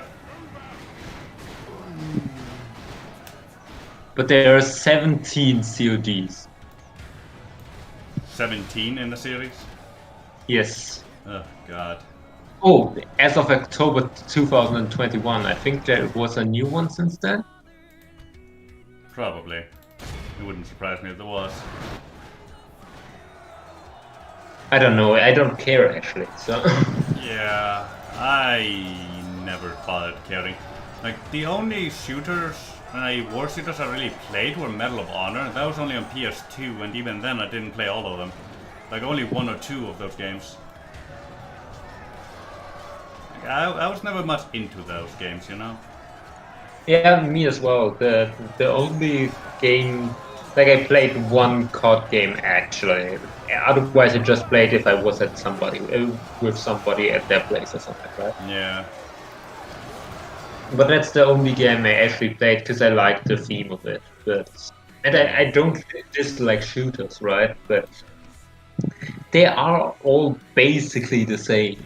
So. Yeah. After a certain point, once you play a certain amount, you've effectively played them all. Exactly. Like sometimes they have a new small feature and stuff, right? Yeah. Or but it's like one or two features really worth buying a whole new game. Now I'm gonna say something very controversial. FIFA shouldn't exist. Oh, and not this one, no. Like, a couple of them should, but now the graphics aren't really getting that much better. No, and they add Come one on, another max horse. per update, and then they Oh, hello, Ingmar. it's still. How much does FIFA cost? Which Way too much, FIFA honestly. are we? We are on FIFA 23, something like that. They have some iron crowns, Yeah. but there are. And So and FIFA so. 23 cost $60. which isn't worth the one feature that they add from the FIFA game before then. So Yeah. I don't know. FIFA, the first few games, yes, and they are improving stuff, but it's not worth a whole game that costs $60. Like they're improving a little, but just not fast enough. Yeah. Well, they could improve at the same rate and then just release every 4 years or something like that. Yeah, probably. Like originally when they were releasing game to game to game, I understood because like graphics were changing so much. You were going from squares on the screen playing to like actual figures. Like then I could understand that this whole fast FIFA releases because like it was improving a lot. But now it just doesn't matter anymore. The problem is now it's limited by the fact that it's still a console game. Yeah, and I just realized something. What they can do. I just realized something. They fucked up the speeches. There are no speeches anymore. Yeah, because in the new sounds, the sounds don't work at the moment in the newest beta. Yeah. Nah. We'll have to fix that at some point. I don't know. Eventually. The SAS guys have to do that. I don't have to do shit. Ah. But I think somebody already reported it, so I don't have to do it. Yeah. Oh, they reported the music. I don't know if they reported the I think they just reported sound doesn't work again. Ugh, I don't like... Why can't the corners ever be relatively even ground? Don't like it fully, but it's good enough over here. You just have to run forward. So. No, it's the fact that they're so heavily outnumbered, maybe that if I try to defend my archers, they'll get around. True. So, you know. And you don't really have that many infantry. Like, you have more infantry units than in all the other battles you fought today, but still you don't have, for that amount of units, you don't have really enough, right? So. Yeah. I don't have enough infantry units for the purpose I need them for. Yeah. Thankfully I have Cav though, so that will help with something. You have Cav units, you have Aragon, and you have 2 Rangers. So. Yeah, that's basically all I really need. Yeah, well, it would be nice to have a little bit more Anvil units, like another Greenway Spearman or True. something. And Aragon's gonna be over there, so let's just put you over this side. I don't want him in the middle of the enemy formation. Too easily, at least. I mean, it's gonna end up there regardless of what I do, but you know, let's at least try and make it difficult for the fellow. Then put all of you on guard mode as well. I mean, yeah, it makes you not fight as good, but at least you'll stay in formation somewhat. Then you fellows, we can go all the way up there. I just need to take care of their ballistae.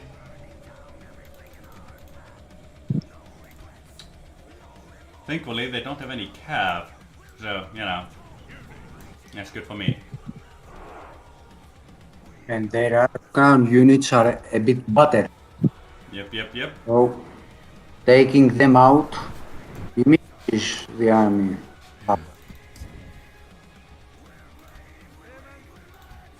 There we go. Good. Should be able to protect my people well enough. Yeah.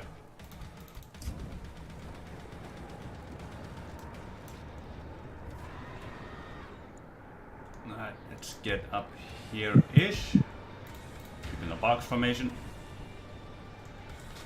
As soon as they expose their ballistae, which they kind of already have, I'm just gonna charge it, which will probably trigger them to charge at me, which will exhaust them.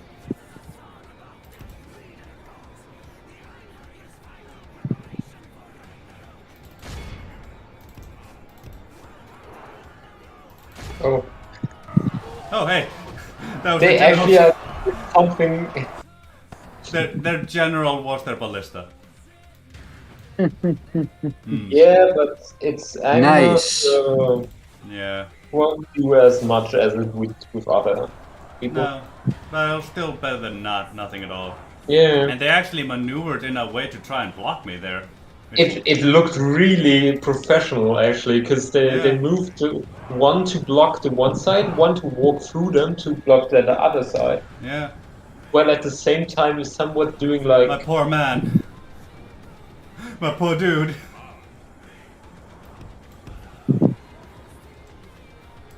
Yeah, now they continue. Imagine if you would survive the whole battle. While stuck in there. That in many I think he will packs. survive. But he might not be stuck in it forever. Also, I don't know Perhaps. if your cavalry unit will charge properly if he continues. Okay, he got through. He's not stuck anymore. Good, good. At least I got rid of the ballista, so the cav has done their job. They can kind of rest now. Yep, the hillmen are already running forward. Beautiful to see. There we go. They're starting to run somewhat. Good. Now they're all running all proper like. Beautiful. I can keep my cav in reserve back here, so, you know, I'll be able to harass their archers once their melee is entangled with my own, and then charge them in the back of the face. Best part is the ballista is going away, leaving the ballista behind.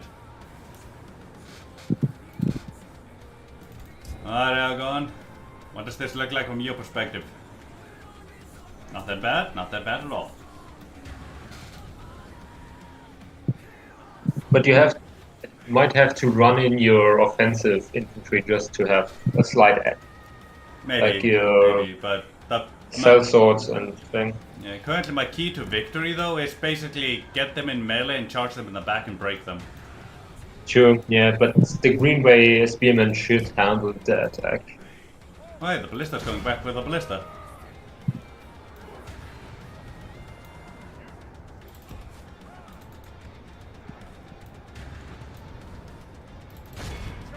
Oh, finish them off. Yeah, see, you both don't have anything to defend back here anymore now, do ya? No. Beautiful. Alright, let's get them out of there. Hello, Iron Crown. Beautiful to see you.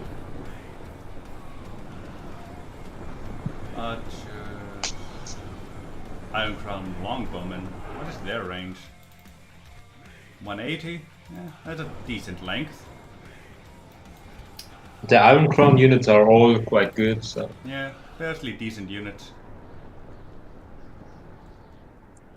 Which is, you know, why my cav wants to have a word with their managers.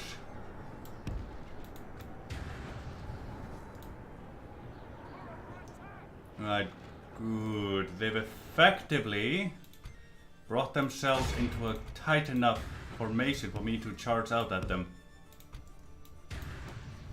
Good. The thralls are the only real issue over there, but, you know, it should be fine, should be fine.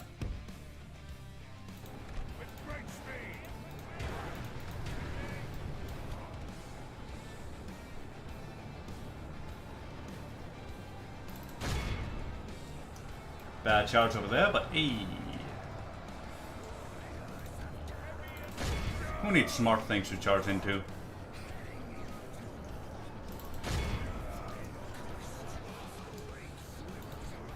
Just get a couple thralls in the meantime. Beautiful. Shut them off. Get out of there.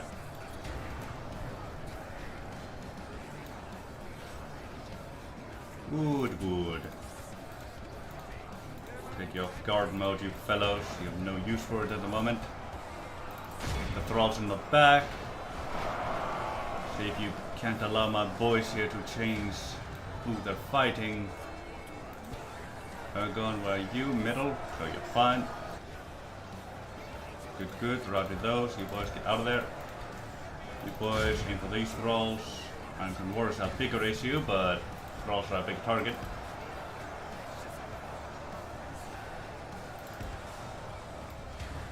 Beautiful. Things are going well. Alright, get down from Longbowman. Good. They won't really last much longer, these boyos. Nom nom nom nom nom nom nom. Beautiful. Hello, Ingvar Martyrs. Good to see you. Yes. Let's go break that Ingvar infantry. Free up Aegon real quick for a flank. Beautiful, and nom. There we go. Alright, Aegon. You can kind of flank around now.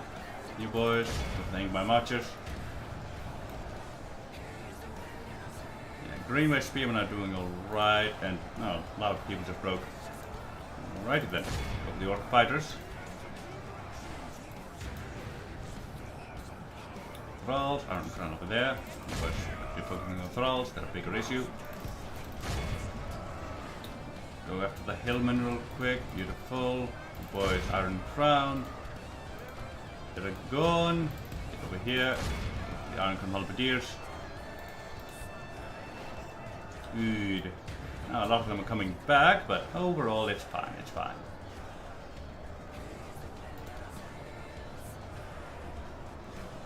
Let's see, where's the Iron Crown? There's the Iron Crown Halberdier. It's coming after that ass. Playing by archers, being a pain. Finish off with the warriors. They're killing way too many for it to be a coinciding. Charge into Hillman. Greenway Riders. Get around for the flank. Good. Quite a few of these boys have routed already. Greenway Riders, get out of there. And yeah, they all routed best before I could get the flank on. You boys, focus on Iron Crown Warriors. You boys chase. Aegon, the Orc Fighters. You boys come around. By marches. Beautiful. Let's charge the Orc Fighters in the side over here. So they're exposing it beautifully for you. And they broke. Of course they did. Aegon, Ink by marches.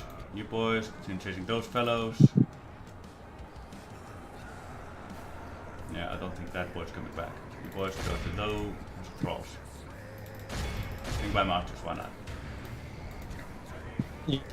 Your rangers are losing men.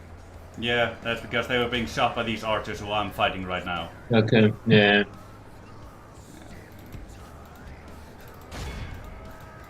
Oh, it's just one man. I thought they lost like...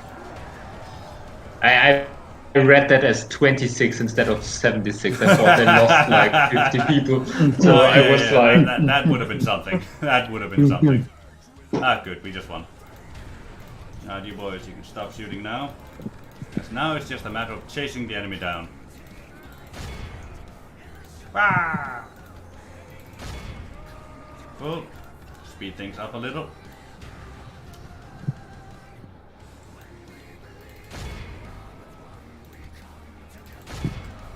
Yeah. It's midnight. Yeah, I'm about to. For me at soon. least. For you, it's not midnight, I would guess. No, it's 22 where I am. I've also been playing for 4 hours. For me, it's 1 in the morning. Wait, it's 1 in the morning? Yeah, 1 o'clock in the morning in Athens. Yeah, true, because you're Eastern European time. Yeah, right? He's from Greece, my man. Yeah. Yeah, I know that. He's one of my most dedicated subscribers. I know.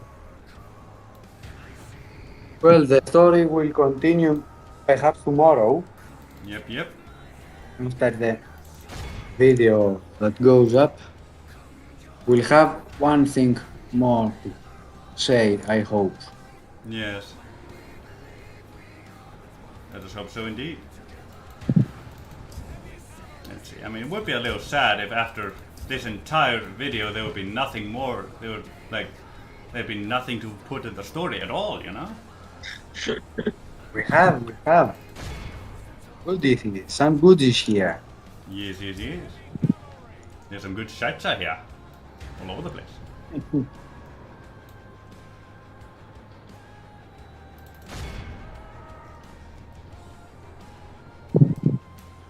not really worth chasing at the moment.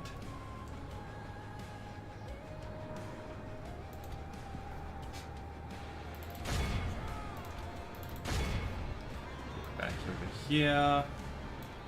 And there's only one more that I believe has a big number, yeah, right there. What's the percentage at? It's at about 90%. Yeah, okay, so Yeah. So you're only doing it for experience, which, yeah. well, your Greenway riders might gain the last chevron, which would be nice. Yeah. It's also just, you know, because it feels good. Yeah. So yeah, let's just go to these spoils and then we'll just call it.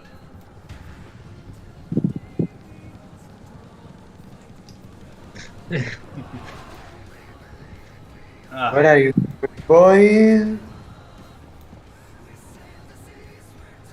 Yes, yes, boys. I do not want to see what it is you're chasing. Absolutely.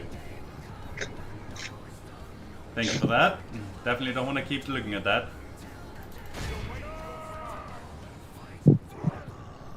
They're right here, so might as well, you know. Like herders. They already got the experience. What are you doing? It just feels good, okay? They were right there. I might as well. Okay. And also they lost so many, so see? Why did they lose all that experience right now? Because, let's see, where are the Green Red Riders? I lost 60 of them. But they were on golden chevrons within the battle. Why did they lose so much experience? Remember, when you lose people, you always lose experience a little bit as well. Like, you don't always lose a chevron, but you lose XP. Yeah, but they lost 4 like, levels of chevron, which is a little much, I would say. Not really. Like, well, the problem is like they healed like 36 people, so it makes sense actually. Yeah, like they just got new people in effectively. Yeah. Even though really they are healed people, so really they aren't new people, they are actually old people, so it doesn't really make sense. Ah, I'm under that 3k. Would be nice. It would be real nice to have. Yeah, I'll keep accepting that until I can afford it. And the trolls are besieged there. Dunlin doesn't like me. That's new. Good, finally got those cell swords trained. Good, good, good. Only 1 man. Yeah, they had only 1 man for the longest time, dude. Yeah. It was funny. He finally got 100. Yep, finally got 150 something people in there. Albrad the Defender, savior of cities. I'd say he deserves that one. Yeah. Unfortunately, he has 1 last army besides. Yep, that is not too big. Well, yeah. And it has a general. And Suduri has been distracting these forces a little bit here. Yeah, that's what. But can you hold against a full stack with that army? I don't think so. Maybe not with this army, no. You might have to run down with Gandalf. Also with the people in Bragost. Yeah. Let's see. Can I even leave this settlement? No. Oh, yes, finally! I can you finally can, leave. actually. Oh, thank the Lord. My biggest worry was having Gandalf stuck there. Yeah. What's currently your capital? Is it still Fenris-Rúnin? Yeah, still Fenris-Rúnin. I like it thematically. I think I'm moving it to Fornost eventually. Fornost might be. Yeah, maybe Fornost is actually better at the moment because it's closer to your. I think that your capital could be Anúminas, not Fornost. Yeah. Well, both go because Fornost was the capital for a long time as well. Yeah. Yes. Then the question is Fornost closer to Karsnurnle than Fenris-Rúnin? The calculation of that is so difficult. I have no idea actually. Yeah. Because there are less settlements between Fornost and Fenris-Rúnin and Karsnurnle than Fenris-Rúnin. Yeah. But there is not less road, I would say, because there is less road built. Yeah, it's a really weird calculation to do. But you could try it. Maybe it helps, but I don't think it would make it worse. Well, except for maybe Good. it will get a little less money. So I don't know. It's difficult, I would say. Yeah. Might be worth just for the upkeep in like above the Gravelog, right? Yeah. Let's see. I don't think these boats will ever make it in time. Gandalf, not really. So at worst, I'll have to set out to reclaim it, but other four might be able to hold it. And who knows? I don't know. Who knows? Depends. The AI might pull The a. second army, Babel. If the second army in the Argon region joins the other army, then I don't think so. If it doesn't, maybe. It'll be so useful to have money right now. Oh yeah, you want that phalanx, that farmed phalanx units. That's really important. Hybrid phalanx, my man. And hybrid phalanx. If I had that, I wouldn't have to worry at all.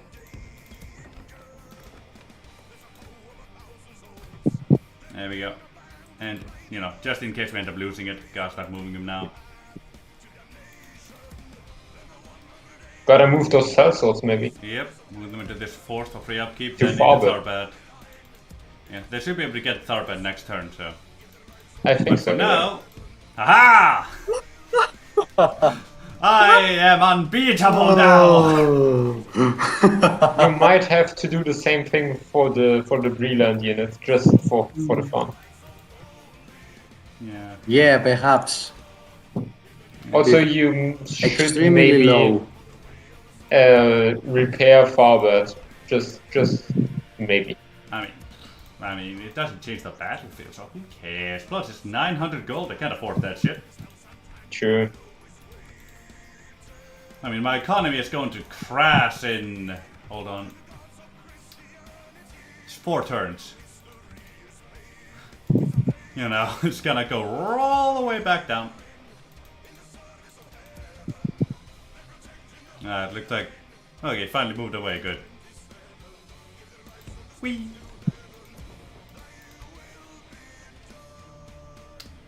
Good. We also have reinforcements on the way. Good, you have what you need in there. You also have what you need, effectively.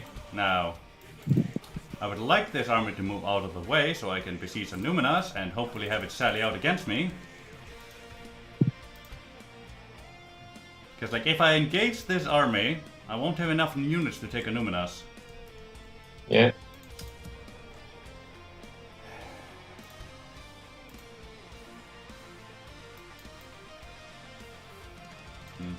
Well, if I engage them on the bridge, I might. Let me just move my agent and then end the stream, then save and end the stream before I even think about ending the turn. Yeah, and then hope that next stream is not gonna be as scuffed as this at the start. Yeah.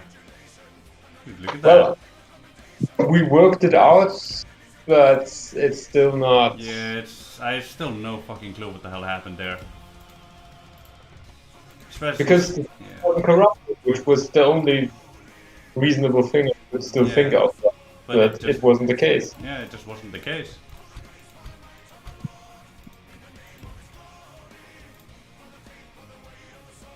That's so juicy. That's so juicy. Oh yeah. Oh, they only have You could attack the outside army and it would come. If you had the units, that would be so good. Oh yeah. Especially with 1 or 2 cavalry units, you could make sure they don't run away. It would be yours. That would be really good. Only long bit phalanx, that'd be doable. Yeah, with a few archers. Damn you, and then wait!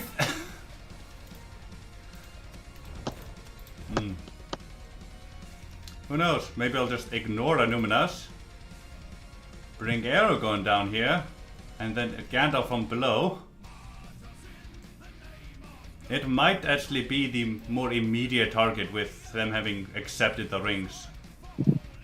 Yeah. Yeah, if only to, you know, keep the elves from having to focus on more than just these 2 settlements. Because right now they also have to focus on this settlement to defend it, but if I take Ports of Doom out of the picture, they only have these upper settlements to think about. And they get more money, you get more money, everything would be and better. holy crap, Yeah. Undertown is still rebel. How are you still rebel? Not worth it, maybe? Maybe. But for me, that Palantir is quite enticing. That would be nice. Yeah. Yeah. So yeah, Numena's getting pushed back the bucket list a little bit more. Poor Numena, she said, yes, finally, my turn. It's like, ooh, but what this time? It's like, no.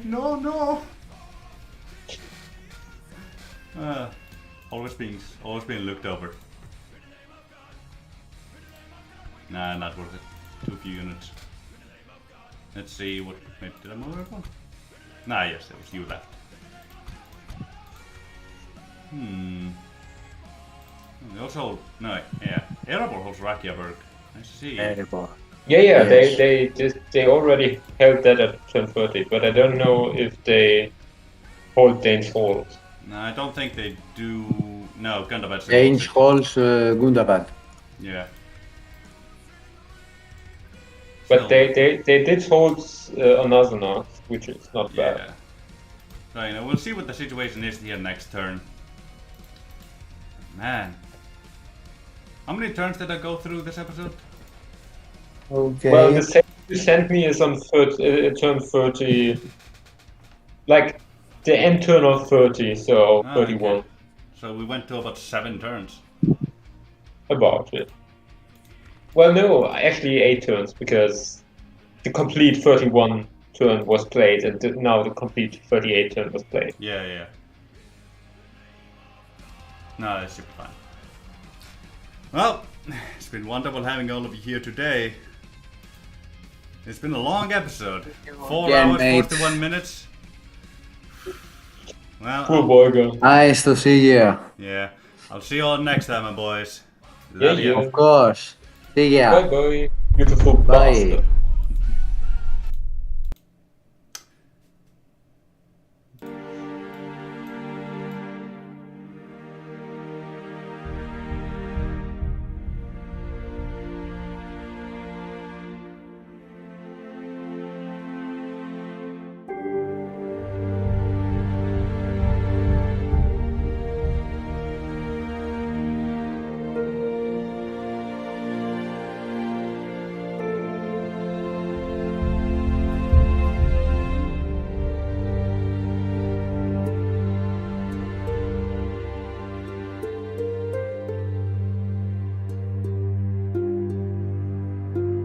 They will look for him from the White Tower.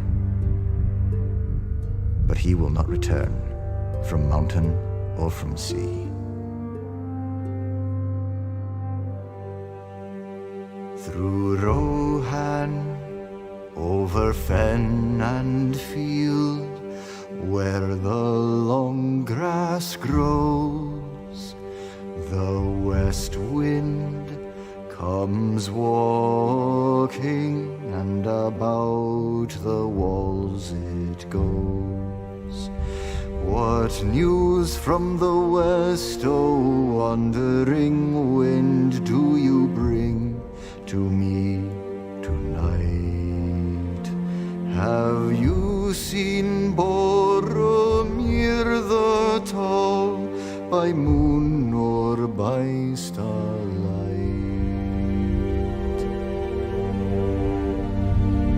I saw him ride over 7 streams, over waters wide and grey. I saw him walk in empty lands until he passed away. Into the shadows of the north I saw him then no more. The north wind may have heard the horn of the son of Denethor. O Boromir, from the high walls westward I looked afar, but you came not from from the empty lands where no men are.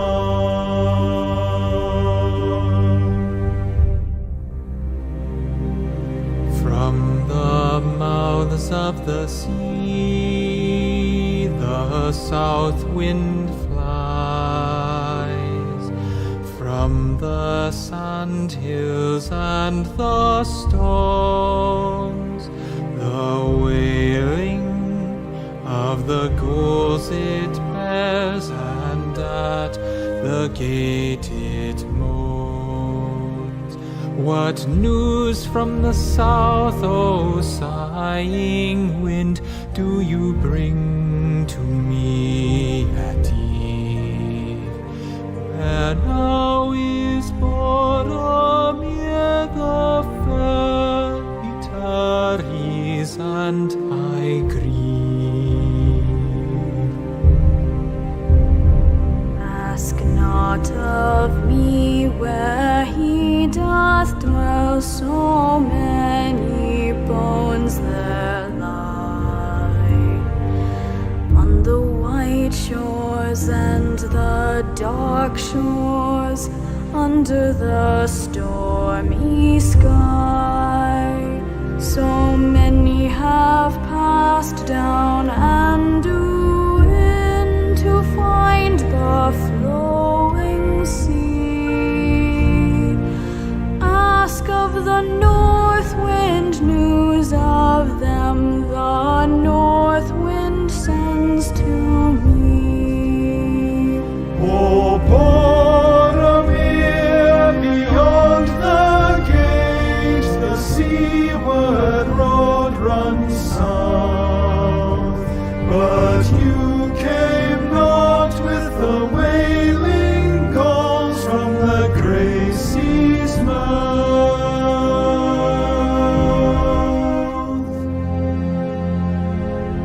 From the gate of kings the north wind rides, and past the roaring falls, and clear and cold about the tower its loud horn calls.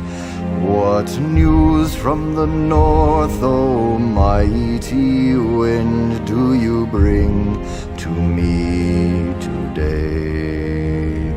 What news of Boromir the bold, for he is long away. Beneath Amanhen I heard his cry, the many foes he fought.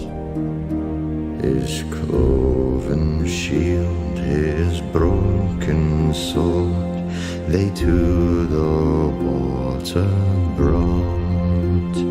His head so proud, his face so fair, his limbs they laid to rest. And Raros, golden Raros, falls for him upon its breast. O Boromir, the tower of God shall ever northward gaze. To Raros go